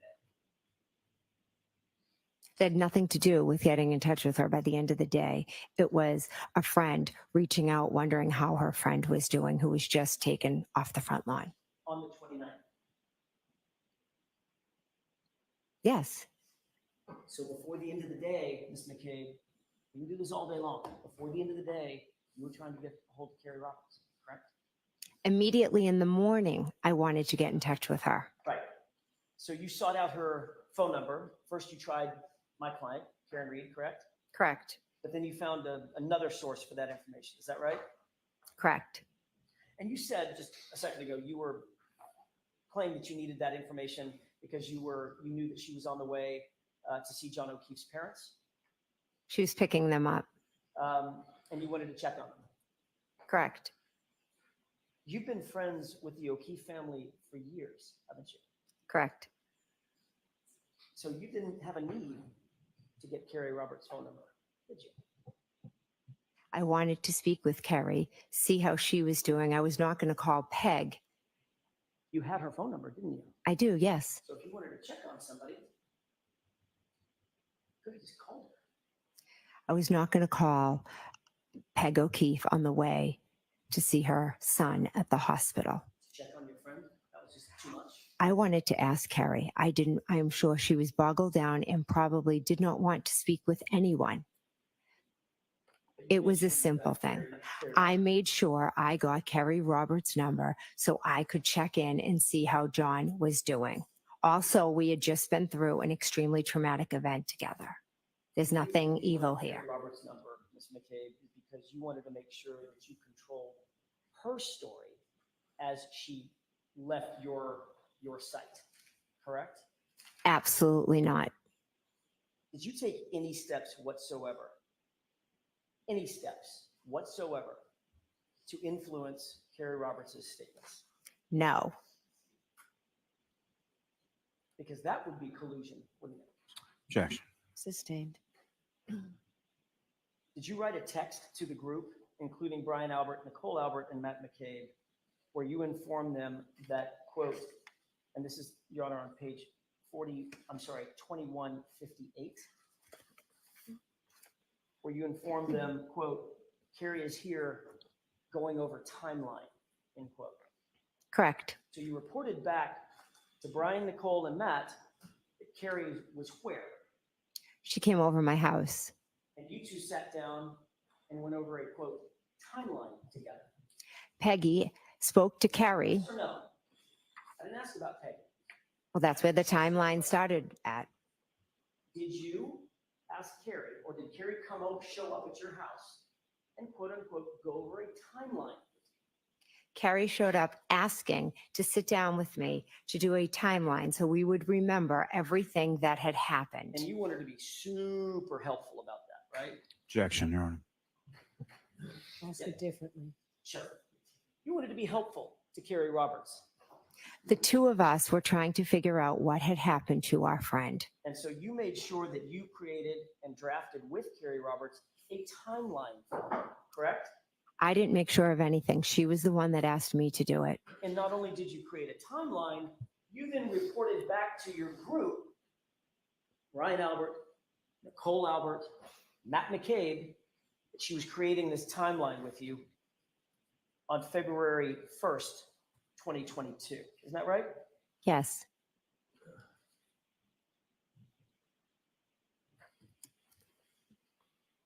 After you created or drafted this timeline with Carrie, she actually sat for an interview with the police, did she not? That's not in the chats. I'm just asking. She sat down for an interview with the police, didn't she? When? You tell me. That's my question. I'm not sure of when you're talking about. Okay, let's start over. Yes. After this timeline was created on February 1st, Mm-hmm.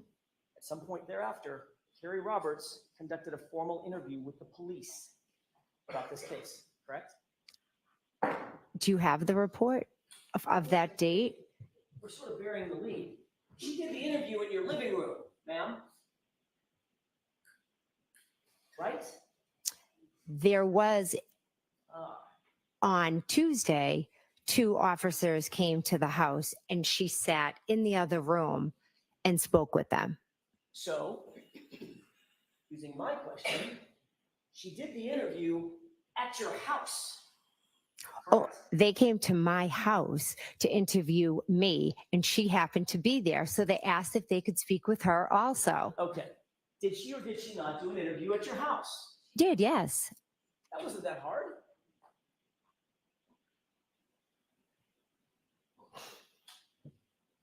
You were present for that interview, weren't you? I was eating dinner. You were present for the interview, Ms. McCabe, I was in the house, yes. and you listened to that interview, didn't you? No, I did not. You made sure you gave Carrie Roberts everything she needed for that interview, correct? Quote, everything she might need for that interview, didn't you? And where is this that you're quoting I was from? asking you. Oh, I'm sorry. When you quoted, I thought it was in here. I apologize. We'll get to it in a second. Did you tell her everything that you wanted her to say? No, I did not. Did you in any way attempt to influence her testimony before she gave that interview in your living room? Absolutely not. Carrie is her own person. But then you did report her progress to the Albert and McCabe group in that group chat, didn't you? Can you show me where, please? Sure. Isn't it true that in a group text with Brian Albert, Nicole Albert, Matt McCabe, you wrote, and this is on page 2159, quote, and we handed Carrie, sorry, and handed phone to Carrie. Remember that? I see that, yes. And the very next text is from you telling the group she's telling him everything in all caps, 2 exclamation points. Yes. And then you went on to say at 2:55 p.m. at basically the same moment, quote, all the stuff, end quote, correct? Correct. So when you said a couple of minutes ago that you weren't listening to what she was saying, that was a lie, wasn't it? We're talking about 2 different interviews. I'm talking about when the officers came to my house and spoke to her there. You're saying that I handed the phone over, so that would be a different interview. McCabe, this is on February 1st at 2:55. I wasn't there. You were there. She was in your house on February 1st giving an interview to the police, wasn't she? One day she was there giving an interview to the police. And while she was there, But I do not believe it was at 2:55. It was later in the evening. So I think you might have two events confused. so either way, whether she was on the phone with the police or sitting there in your living room with the police, you were listening to her and reporting back to the group. She's telling them everything. The one, no, it's not correct. The one that she did with the police, she did in the other room. And the one she did on the phone, I said, she's telling them everything. I know. Because I know. Carrie is an extremely blunt person, and she was giving personal feelings about the situation. And I was horrified by it. To the police. To the police. And you're listening. I heard a statement she said that horrified me. And then you're reporting it back to the group, weren't you? That one thing she stated, I reported back to the group, yes. So you're listening in on a police interview, correct? It was a phone call. One side of it, right? It was a phone call. You're listening in on a police interview, one side of it, Correct. You're eavesdropping on that interview, correct? I'm sitting with her and she's taking the call. And then you're reporting that interview back, or her success in that interview, in your mind, back to the group involving Brian Albert, Nicole Albert, and Matt McCabe. Isn't that what you're doing? Objection. I'll allow it. I absolutely not. That is not how it went. I was horrified because Carrie's a blunt person, not like me. And she had made a comment about Miss Reed and Mr. O'Keefe's relationship. And I was shocked and horrified that she said it the way that she did. You were so shocked and horrified that I said, oh my God, she's telling them everything. Yes. you decided it was so important that you needed to report that back to Brian Albert and his friends. I was horrified. So you reported that back. Yes, I said she told them everything. When you were first confronted with these messages at a separate proceeding in June of 2023, you claimed that you couldn't remember what that exchange was about, correct? Correct. And now you just all of a sudden have this newfound memory of exactly what that text message was referring to, correct? Objection. I'll allow it. Yes, because Carrie Roberts said a statement and it jogged. I said, oh my God, that's what I meant when I said she said everything. When did she say this statement? Probably in the fall. She has made this statement a few times in reference to Karen. You and Carrie Roberts are still coordinating your statements together. Oh, no, we're not. It's just an opinion she has of Miss Reed. And all of a sudden that became your, quote, everything, all this stuff. It didn't just become it. I forgot that I had written it. And one day Carrie made the statement, and I'm sure it happens to everyone. You forget something and then you're like, oh my God, that's what it was. I'm not sure that happens to everyone. Objection. Sustained. Let me ask you a different question. When you were asked under oath a year ago, when it was things were fresher in your mind, you were asked specifically what you were referring to, and your answer was, I have no idea, correct? Correct. Because you didn't want to tell them that you had coordinated your statement with Carrie Roberts. Isn't that right? No, that is not right. I did not remember what it was. Went on to be asked specifically, do you know who you were referring to? And you said, maybe Carrie, maybe. I'm talking to Carrie. And the question was, but you don't recall this text? And your answer was, I don't remember. That's what you testified to a year ago, correct? Correct. But now you're talking about some memory of a disparaging comment that Carrie Roberts has about my client. And that's the everything in your mind. Yes, the things that she was saying. Quite obviously, what you were referring to in that text in real time, Ms. McCabe, was that Carrie Roberts was telling the police, quote, everything that you had laid out for her in this timeline meeting you had with her, correct? Objection. So it's sustained as to that form. You can ask that question in a proper way. The everything you referred to in that text in real time was what you had worked out with Carrie in that timeline meeting, wasn't it? That was the everything you were referring to, correct? Incorrect. We never worked together to come up with a story. We have the facts, and the everything was a comment about your client. You went on in your group chat with Brian Albert, Nicole Albert, and Matt McCabe to give running updates about whether or not Carrie Roberts was actually following the script, correct? Incorrect. There was no script. 167.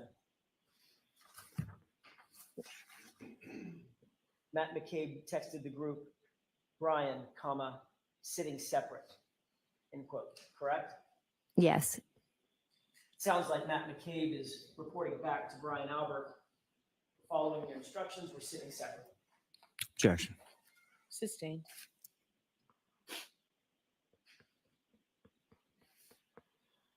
One minute later, Brian Albert had a one-word response to the Brian sitting separate, correct? Yes. What was that one-word response? Okay. So it sounded like he was giving his approval for where people were situated in that meeting, correct? Objection. Sustained.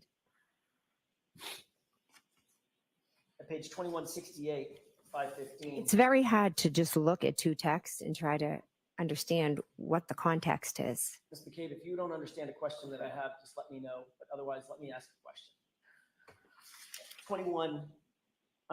On page 2168, at 515, you wrote the group, quote, you listening, correct? Yes. And at the same time, 515, you then wrote, cops here again, end quote, correct? Correct. That was in reference to the police coming over to your house to further interview Carrie Roberts, wasn't it?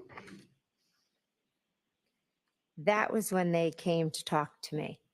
And Carrie Roberts was there. Was correct? at my house, correct? And a few minutes later at 5:23, Nicole Albert texts, call us after, correct? Correct. And a few minutes after that, Matt McCabe texts, quote, this girl could write a book, ... nonstop, correct? Correct. So obviously Matt McCabe, along with you, was listening to Carrie Roberts give her interview.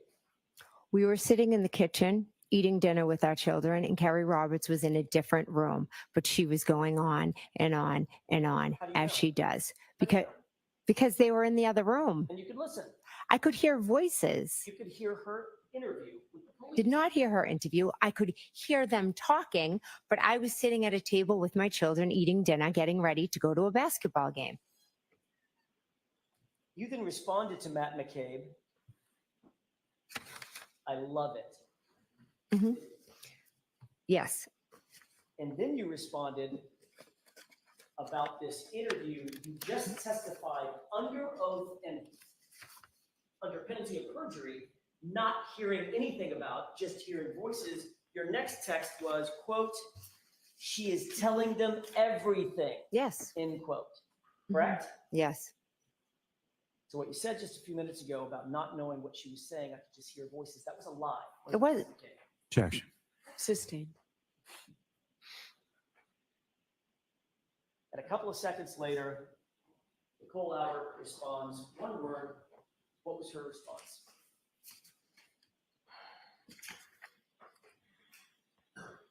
Good.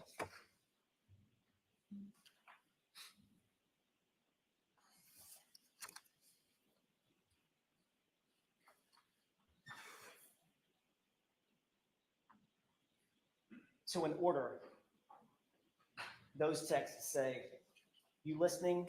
You say, you listening? Objection, Your Honor. The objection sustained.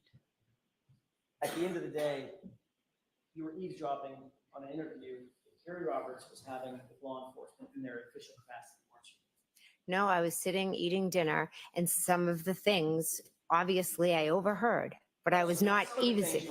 I'm saying there's a possibility if I'm sitting in this room eating dinner and someone's in another room talking, you can hear bits and pieces. Was I eavesdropping? No. Is there some big cover-up story? No.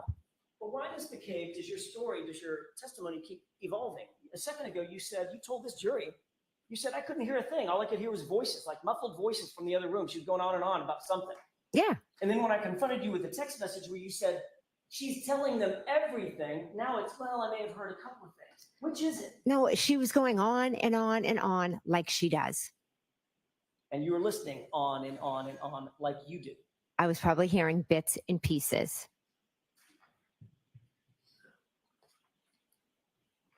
Why was it so important to report back to the group that you were happy that Carrie Roberts was saying, quote, everything?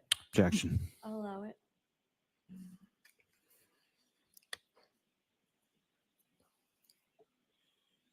We had both lost our friend. Carrie Roberts was in shock, as was I in shock. The two of us had all this information that just kept coming back to us and back to us. And it's terrifying when you go through an experience and you're in shock. And Carrie was remembering things. I was remembering things.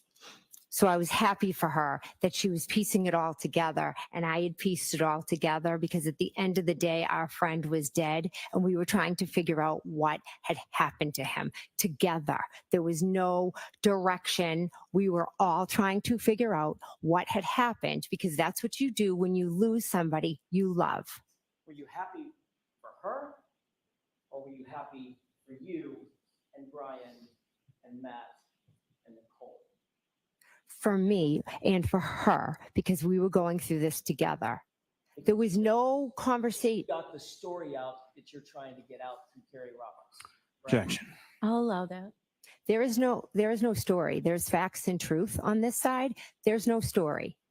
The story that you've created is not the truth. Did I create, I hit him, or did you? That's fact.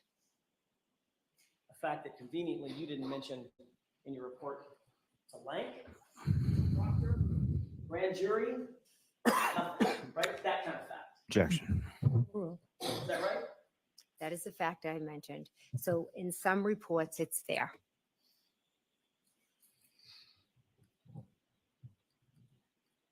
The fact is you wanted to keep very close tabs on Carrie Roberts, didn't you?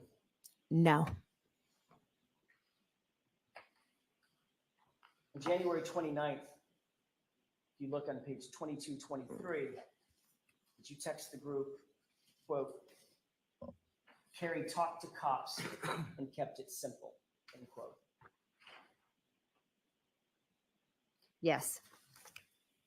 Okay, it's becoming a habit for you to keep tabs on Carrie Roberts, isn't it? In these Objection. Sustained. You'll agree that over and over and over and over again, you're reporting to this tight group, Nicole, Brian Albert, your husband, how Carrie's doing in her stories to the police, aren't you? Over and over and over. I am telling them what is going on. I wouldn't say it. Well, let's count them. Was there 4 of them? You're saying over and over and over and over. It's a bit extreme. I see. So you take issue with the way that I phrased over and over and over. Well, it's misleading, I believe. I see. Okay. Well, let me see if I can try this in a non-misleading way, Ms. McCabe. Okay. So at least one of us, I'll withdraw.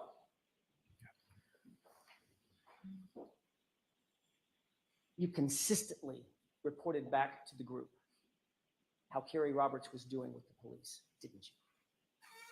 I would update them after Carrie saw and spoke to the police. Again, we were all trying to figure out what had happened to John.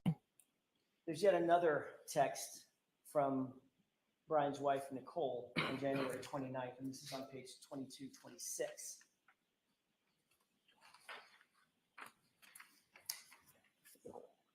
And she says, quote, we'll get more info tomorrow. Don't want to text about it, end quote. and then you texted right, correct? Correct. What's that about? Objection. I'll allow it. We decided that we would talk on the phone. My children look on my phone. Her children look on her phone. We were working with the police. I was sharing information and everything that had happened. We didn't want it to leave our little circle because we were trying to figure out what happened, and we're not going to go running around letting people see, oh my gosh, they think this might have happened or that might have happened. It was nothing more than let's not text about it. So you wanted to keep it, in your words, in your little circle, correct? Correct. I didn't want it all out there what we had thought had happened. I was going to let the police do their job. So by definition, the info that Nicole Albert was talking about, that needed to be kept very tight, very secret, correct? We needed the police to do their job. So we weren't going. Texts, and Nicole wanted her texts, and the group wanted their texts to be kept secret and private. Isn't that right? Not secret and private. We just weren't going to communicate certain things over text. Did you give, or did anybody give you any private information the next day on January 30th? Didn't even give me private information. So let me put it in context. That text from Nicole Albert, we'll get more info tomorrow. I don't want to text about it. That was on the 29th, right? Okay. So did you get additional info on the 30th, the next day? I have no idea. Did anything significant happen on January 30th in connection with this case? Any meetings, any get-togethers, anything that you can think of? I went to the O'Keefe's house. Other than that, anything else? On the way home, Kerry Roberts' daughter is good friends with Michael Lank.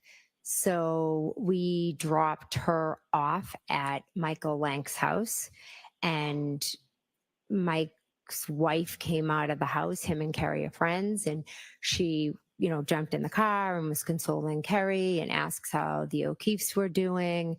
And, we talked to her. So you pulled up to Michael Lank's house on the 30th.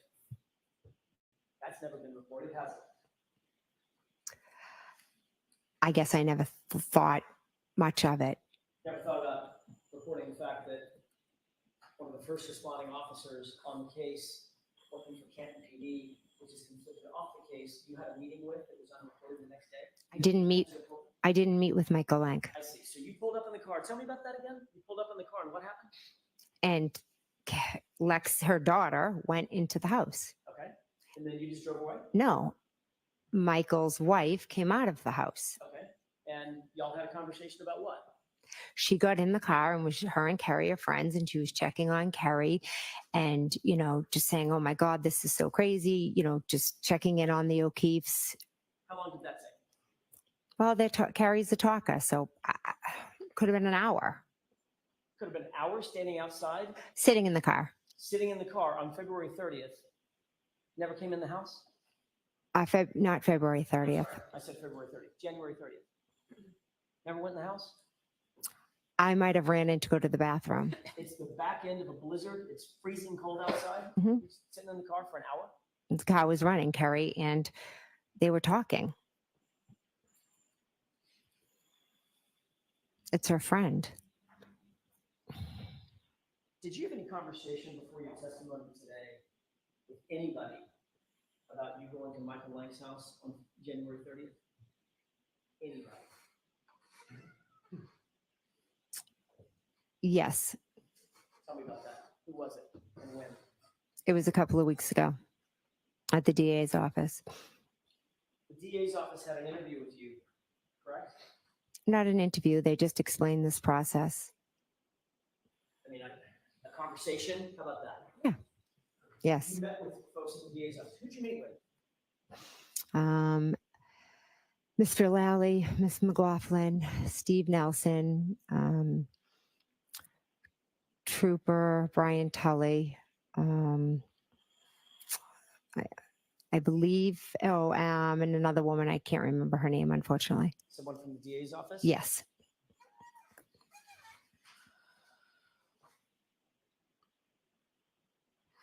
Beelan? No, Lynn Beelan? no, she's here today. She works with Steve Nelson. Ah, but an employee of the DA's office. Yes. That sounds like a pretty big meeting. I wouldn't call it a big meeting. There was, what, 5 of them? How long did you, 5 of them and then you, right? My daughter Allie came with me also. The meeting's getting bigger. Anybody else? No, we both went. Was Allie in the room when you were, I was going to say interviewed, but you take issue with every word I use. When you were talked to by the DA? Allie and I were both in the room when they went over everything, you know, how this all works, because this is all brand new to us. And then they asked me to leave the room.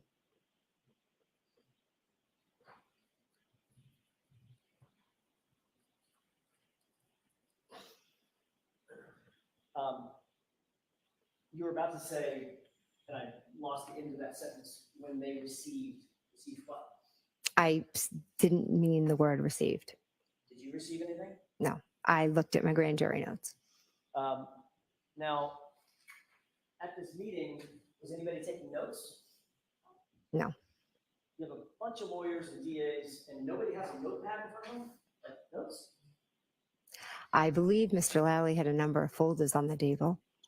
Taking notes? In your I do not believe anyone was taking notes. It was a casual meeting to explain this process. Was that meeting recorded in any way that you're aware of? No. How long did the meeting last? Allie and I were probably in the room, I don't know, approximately 20 minutes. Then I left and they spoke with her. And then I went back in and they spoke with me. How long did they speak with you? Honestly, maybe half hour.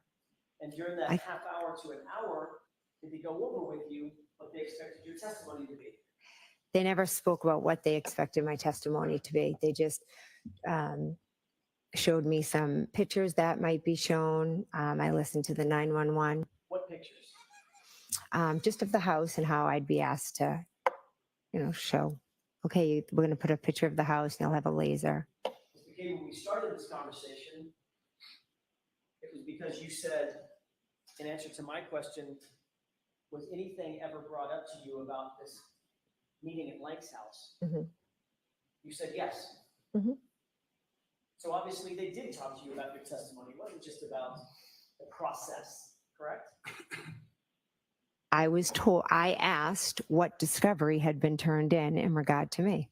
So you wanted to prepare to make sure that you knew what you might be asked on cross-examination, correct? I wanted to know what was coming. Yes. And you knew that one of the things was coming after this meeting. Well, let me ask it a different way. During this meeting, did Mr. Lally tell you one of the things that's going to be coming is you had an off-the-books meeting at Lank's house for 45 minutes? Did he tell you that? No, that's not how I was told. Did he tell you that the defense had uncovered a report that established that you were actually at Michael Lank's house for 45 minutes that had never been reported to the defense or the prosecution before the phone extraction had been done? Did he tell you that? I was asked, oh, were you at Michael Lank's on the 30th? So you've had a lot of time to come up with a story about why you were at Michael Lank's, correct? Objection. I'll allow it. I didn't need time to make up a story because I have the truth of why we went.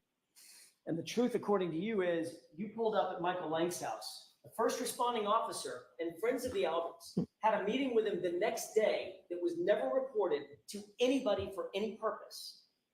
You just met with his wife out in the car while the car was running for 45 minutes to an hour.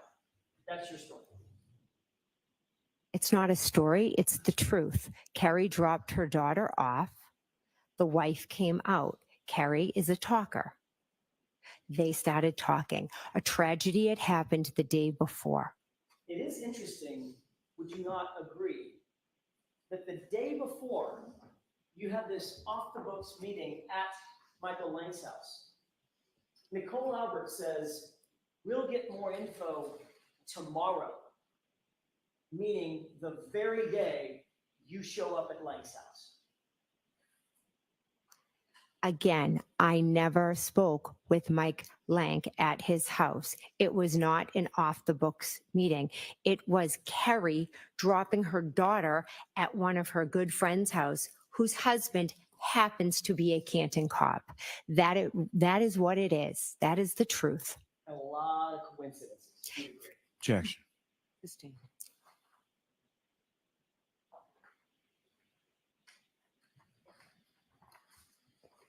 Yeah, that's all right. Yes.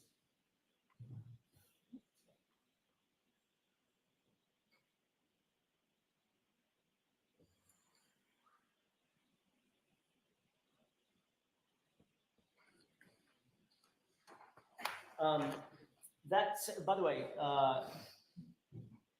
what did Mr. Lally show you in respect of this issue about this meeting at Michael Lang's house?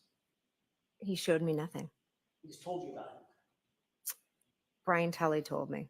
Okay, what did Mr. Tully tell you? Trooper Tully, what exactly did he tell you at this meeting about this Michael Lang issue? He said, did you go to Michael Lang's on January 30th? And at first I said, no, I've never been to his house. And then I thought about it and I said, oh my gosh, yes, I did go there. And that was the extent of the conversation. You said, yeah, I did go there, and he didn't ask a follow-up, like, what the heck were you doing at Michael Lang's house the day after this issue? Objection. I'll allow it. He didn't ask a follow-up like that? I do not believe he did. So Trooper Tully had you come down for an interview.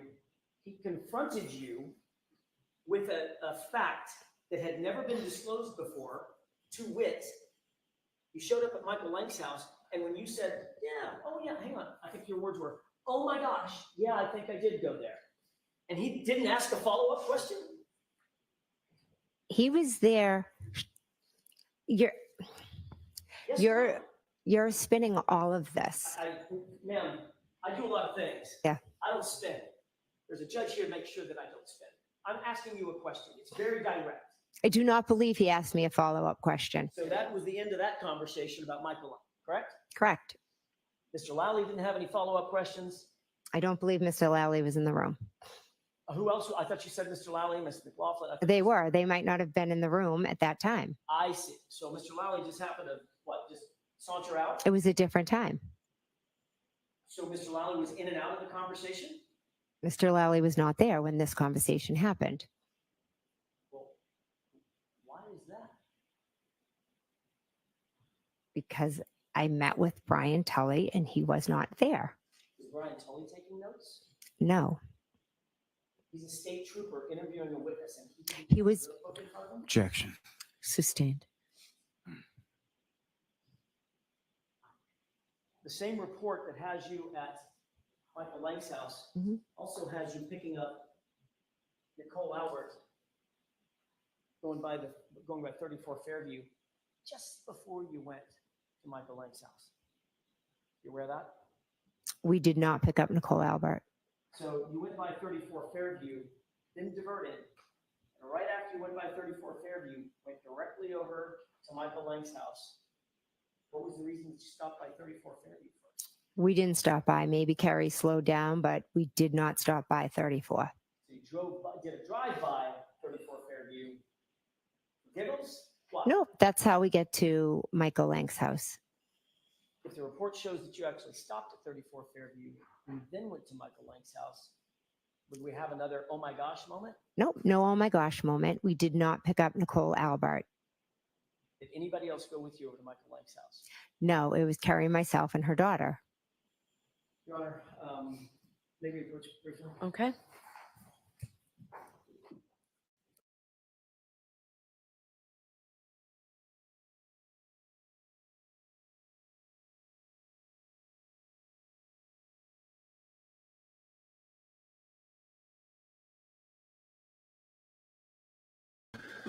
So I guess this is the predicted bombshell.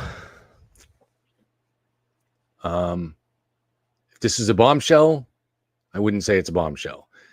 Does it create a little bit of a problem? It suggests the possibility of organizing the story with investigators and stuff like that. But it also is completely normal in a small town when people know each other. You see the coincidence that Kerry Roberts, who didn't really know Jen McCabe very well, but Kerry Roberts' daughter happened to be Juries, friends we're going to try and with go Lake's right daughter. up to 1 So o'clock. Okay. it's just small town thing.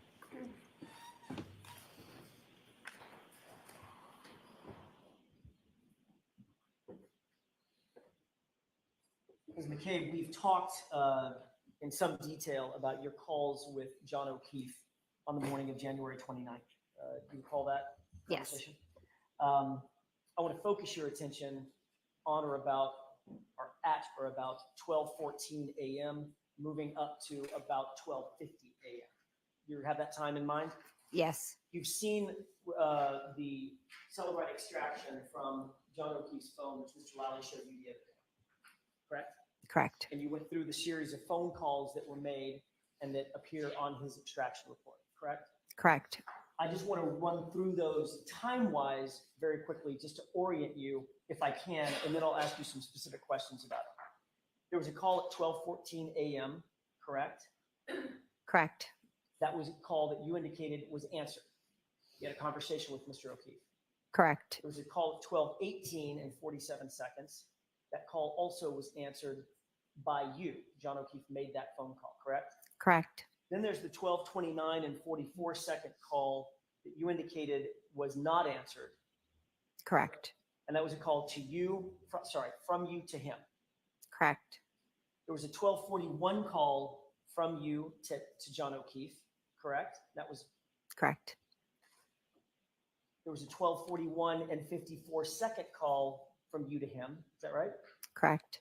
There was a 12:43 and 19-second call from you to him. Correct. 12:46 a.m. and 16 seconds from you to him. Correct. 12:47 and 52 seconds from you to him. Correct. And 12:50 and 37 seconds from you to him, correct?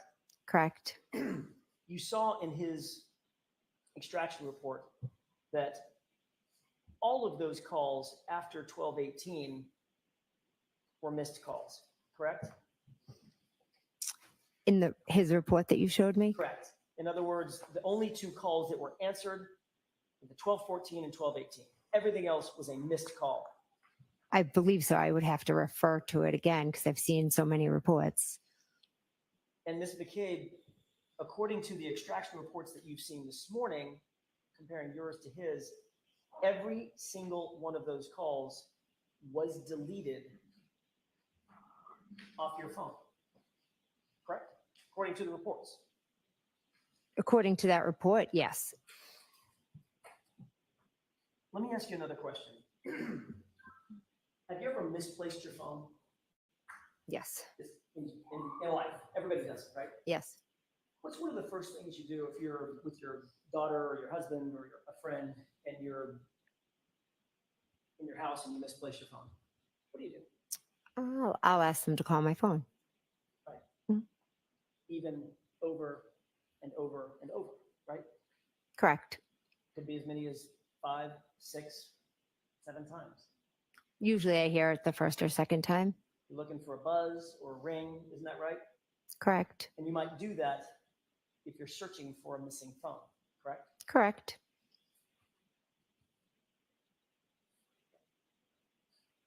With regard to the calls that were deleted from your phone, you were asked about this under oath at another proceeding, weren't you? Correct. And you claimed at another proceeding that you had an explanation for all these missed calls starting at 12:29, 12:41, 12:41, 12:43, 12:46, 12:47, 12:50. Mm-hmm. You have an explanation for that, right? Can I see the report? I'm asking you about your prior testimony. And I'm asking about these calls. Yes, I'm asking, can I see it, please? I'm asking you a different question. At this other proceeding, which you were under oath, Yes. right? You explained that these calls were what? These missed calls, incessant missed calls. What were they? You used a word. Matter of fact, 2 words. I believe I used the word butt dials. You claimed that every one of these calls was a butt dial. Is that right? Yes.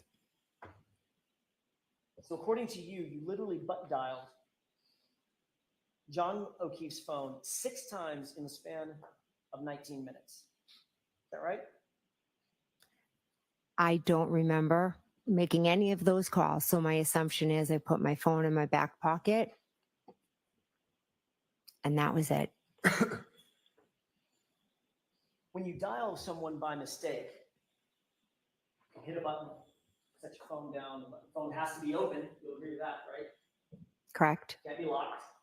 It takes several iterations of movement to get a phone open. Face ID or password, right? Correct. So when you hit the button by mistake, walk away, that's a butt dial. People call butt dials. What happens with the call? I assume it goes to voicemail. Good assumption, because that's exactly what it does, isn't it? You've had a phone for a lot of years, right? Yes. It rings and rings and rings until it goes to voicemail. Correct. So in order to hang up that butt dial, you have to interact with that phone yet again, don't you? Yes. So if you had 6 butt dials, 7, I think it's 7 butt dials, you'd not only have to interact with the phone once to butt dial John, you'd then have to interact with it every single time to turn off that phone ringer so it doesn't go to voicemail, wouldn't you? I suppose. Which makes 14 interfaces with that phone over the course of 19 minutes. Is that right? I mean, I guess I don't have it all right in front of me, but there were also text messages I was sending. So again, maybe I said, oh, shoot, I called them and then I turned it off. But your claim is you don't remember those incessant butt dials and those incessant hangups at all, correct? I honestly don't. So you would have had to forget that you interacted with, by the way, you'll agree that the phone extraction shows that John O'Keefe got no voicemails from you, right? I didn't look, but So that means you would have had to interact with that phone 14 times over the course of 19 minutes at the exact time frame that the Commonwealth suggests John O'Keefe lost his life. Objection. Sustained. You can ask that differently, and this will be your last question for today, please. Yes, Your Honor. The period between 1229 and 1250, which is the exact period that you were, quote, butt dialing John multiple times, that's also the exact period that John O'Keefe was rendered incapacitated. Isn't that right? Objection. That's sustained. We'll start up again tomorrow, okay? Thank you. All right, folks, so I'm going to want to stay there and walk out with him.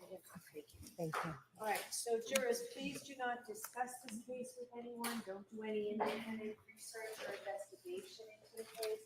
If you happen to see, hear, or read anything about the case, please disregard it. Now, tomorrow will be a full day. The forecast is going to be very hot. You'll see this courtroom fluctuates. It could be really cold in here, could be really hot in here. So maybe bring us sweaters. All right, let's keep going. Thank you. There is closing and leaving your notebooks if you're all right.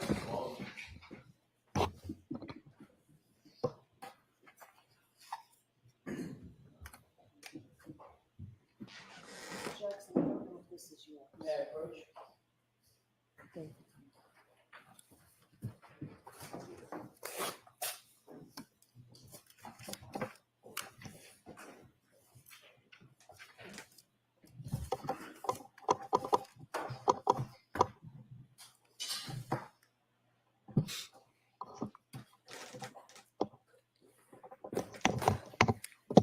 May be seated. Mr. Lally, who else might you have tomorrow? So Ms. Roberts would be next.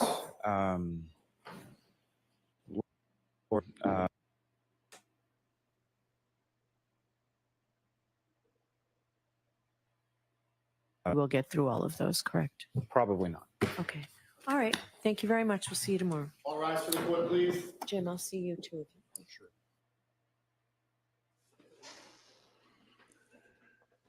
Okay, we'll leave the ceiling fan on for a bit. Yeah, and that's all we're getting of it. Kate, are you still here? I think Kate will be back, but she's probably on the phone at the moment. All right.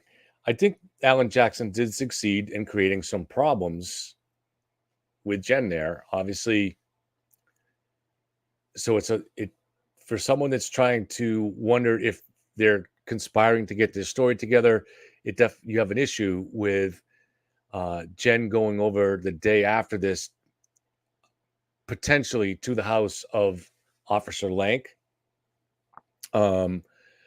I'm not sure if it was established that Jen went into the house. It sounds like her and Kerry were together in the car, and they had Kerry's daughter, who happens to be friends with Lank's daughter. But is that a coincidence? Well, I mean, there are it's a small town.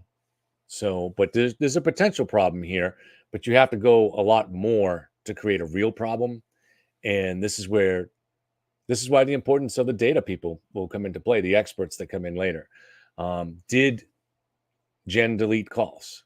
She says she did not. And I don't think we're going to have the answer to that until we get to the people that do the data extractions. Unfortunately, at this point, all we're really getting is the defense reading out a report that they say exists. So whether there were actual deletions or not remains to be seen. Unfortunately, that's just the way it goes with a trial. It's not like we're watching a documentary where you get to be presented with this, and then in the next segment, you're presented with an expert that explains what may or may not have happened. So you just have to kind of be patient and go down in order. So I thought overall, Jen held up great, but they did manage to create a little bit of an issue there. And whether they can exploit that and turn it into something bigger, they certainly haven't come anywhere near being able to create enough evidence to establish third-party culprit. Not even close. But is this a step towards something? Well, a lot will depend on not only on the data experts, but also subsequent testimony by Kerry Roberts. You heard is coming up next, so she should be up tomorrow. We know a lot of what Jen described earlier about the phone calls with Karen will be confirmed eventually by John's niece, who was in the room for some of that. So it's going to be interesting. Just going to look at the comments in chat. I'm going to make sure I didn't miss somebody I need to say thank you for. Thank you, Marius. Appreciate it. Oh, Marius, brother, you know I love you. You don't have to. I'll always get you can send me a message and I'll get your comment up. For the record, the expert is a complete nut job. Definitely a free Karen Reed supporter. I'm not sure. That was a while ago, so I'm not sure which expert he's going to be talking about. Interesting. Oh, he may be still talking about the body language person on Court TV. Maui Swift gifting the memberships. Cynthia contacted me last night and said I need to do more to get things going with the membership stuff. I haven't really done anything with that. It's a requirement when you set up your channel. So I set it up just at the lowest members, but I have to do something to make it worthwhile for everybody. So be patient. We'll work on it. Everything's slowly coming together, but it takes time to figure everything out.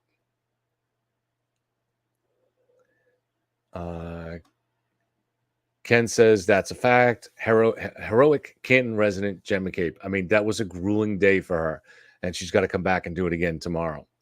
Do people think that she was telling the truth on everything? Was she upfront with investigators all along? Right?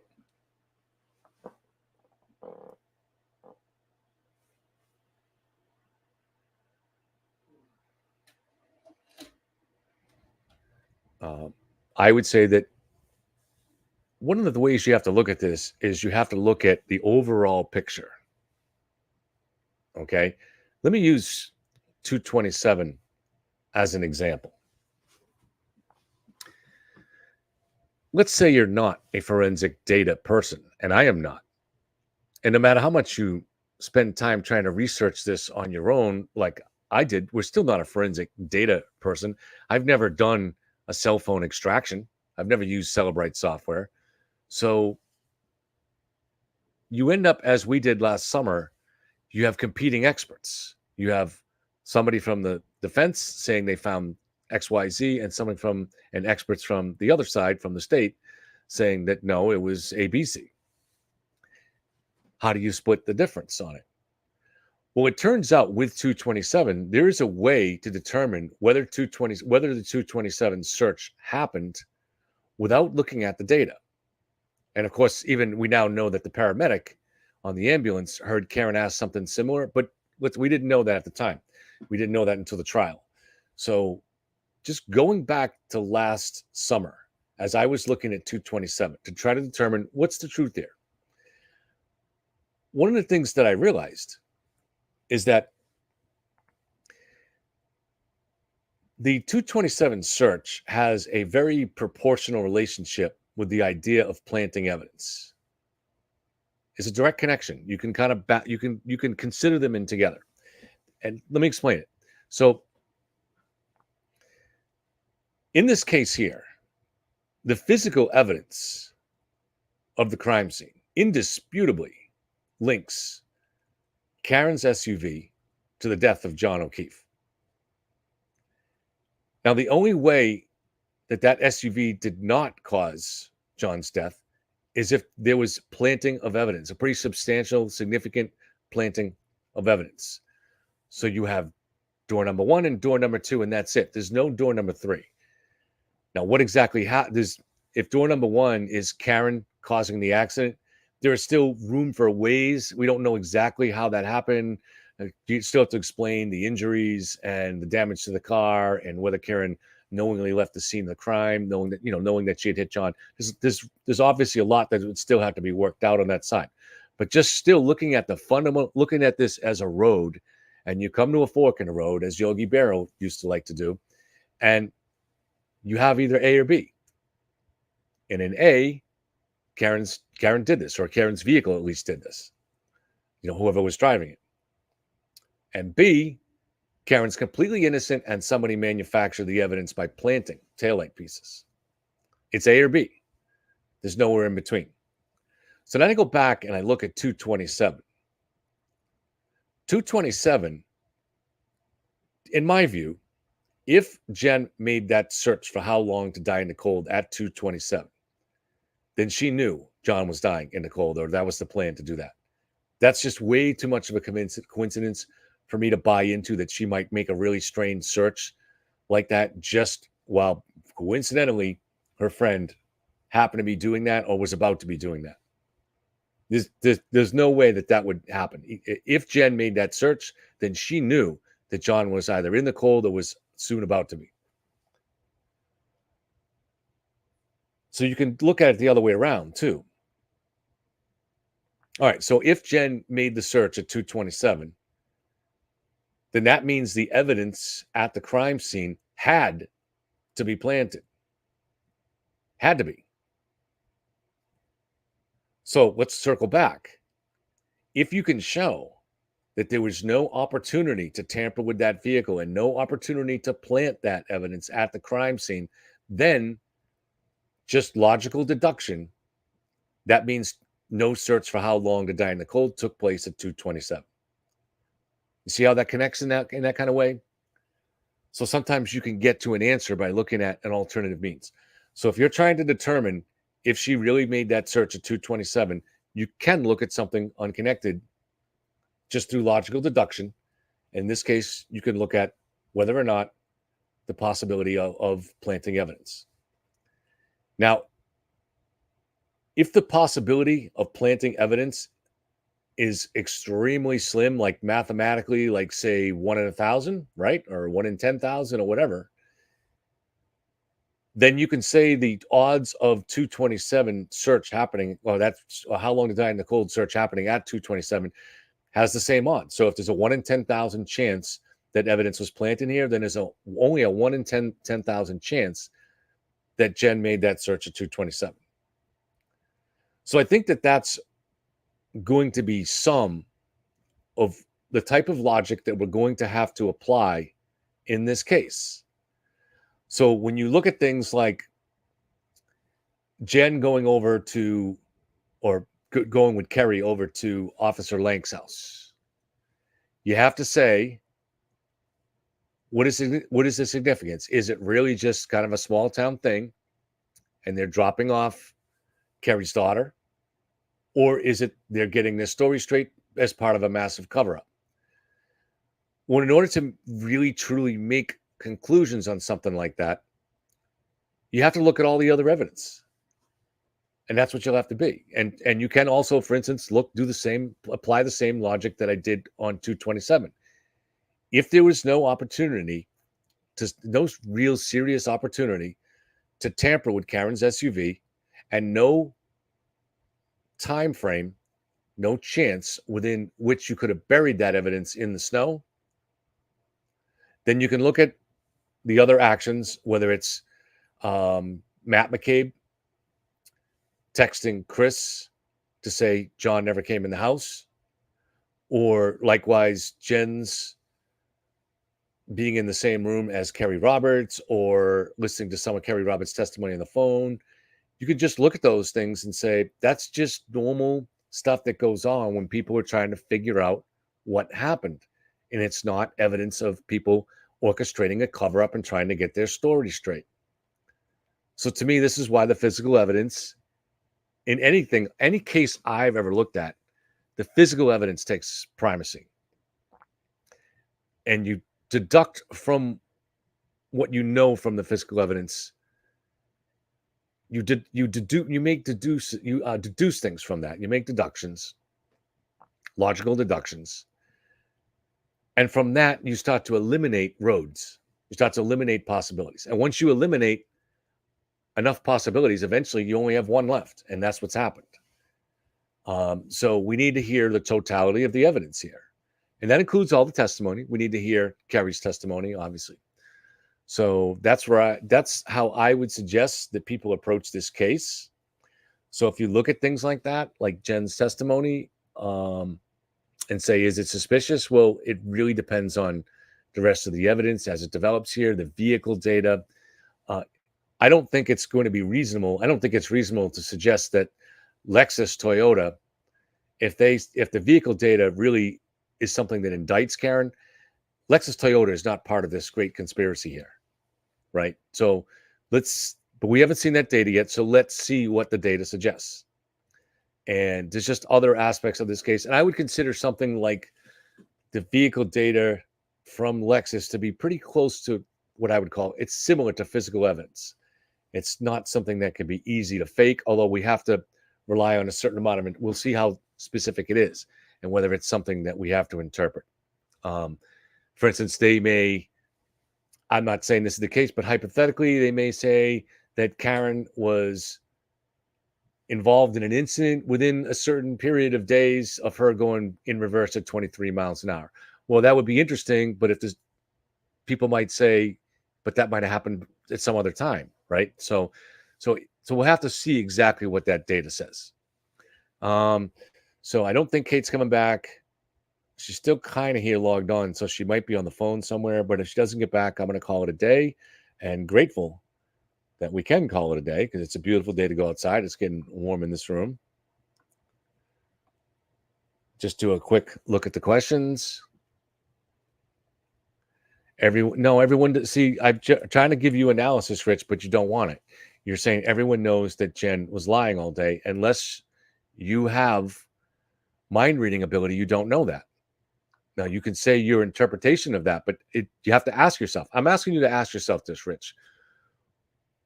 Are you reading into something that you want to read into because that was the narrative you already believed at the start of the day? Only you know this, but this is something that you have to do. Okay, you have to be able to make that determination.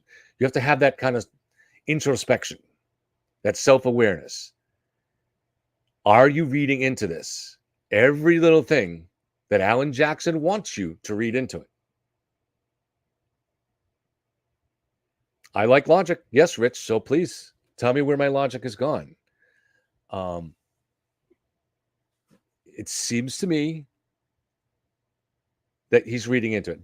I don't think I'm easily triggered, Busty, but sometimes, sure. I mean, I'm triggered by bad logic.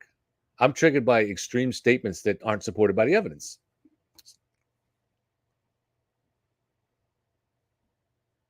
Why would Jen be happy? See, you're trying to, at reporting that, you're trying to go back in time and read people's emotions and impart meaning onto it that makes it fit your version of the story. When more than likely it's something innocent, and that's why you try to, it's not that you don't look at those things, but really look at the actual physical evidence and the data and things like that. And look at that includes the possibility. We know where Karen's car was all day. And it's extreme. So again, there's no conspiracy here unless somebody tampered with that car. And that fundamental fact, the fundamental fact that it was nearly impossible to tamper with that car, transport those pieces to the crime scene and bury them in the snow before the state police search team and before the news camera crew got there, WBZ News. Those are hard facts.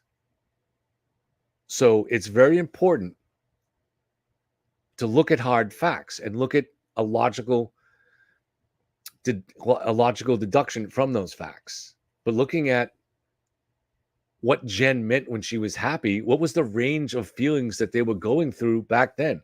What did she mean in that particular moment? You're trying to put a lot of meaning on a text, on an adverb, happy, a state of being happy, or an adjective, and depending how it's used here. You're putting too much meaning onto that. There's no question that once Jen and the others understood over the course of hours and a couple of days that Karen had killed their boyfriend. Play with me here. I'm saying if that's the angle here, right? There's no question that if they were just regular, ordinary people that came to understand that Karen had killed their friend, wouldn't they be happy that the police were getting the truth? Isn't that just normal? Why is that suspicious? So, I mean, you don't want to just get in the habit of trying to read. That's called confirmation bias, where you're just trying to read and interpret every single piece of innocent or pieces of evidence that could be interpreted in multiple ways. To try to look at that and constantly try to squeeze everything into the conspiracy hole. This is what drives me crazy too. When I look at things like, say, the fake moon landing theory or JFK assassination, is people, or 911 as a conspiracy theory. People take this stuff and they take every little odd piece of information and they spin it into their way. They don't, instead of trying to interpret what the possible different innocent explanations are for those pieces of information, they have to try to force it into the theory. And that's a mistake. That's not good critical thinking.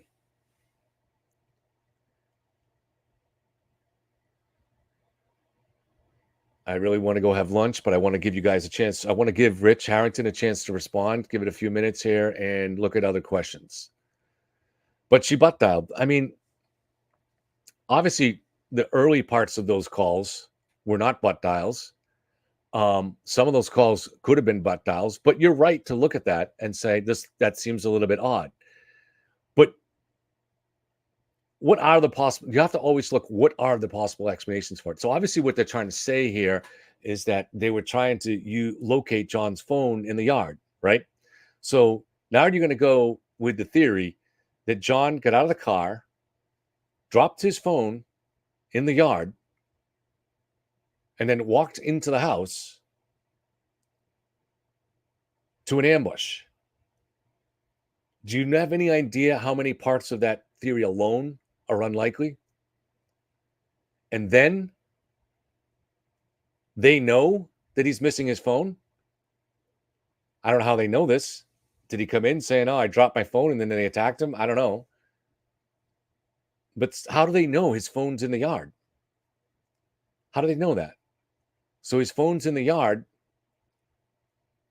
and now Jen is going to be calling in the yard to hope to light up that phone so they could drop the body on the phone. I mean, is that likely? Is that really likely, guys? I mean, is that the theory you want to stick with here? You have no doubts about that theory.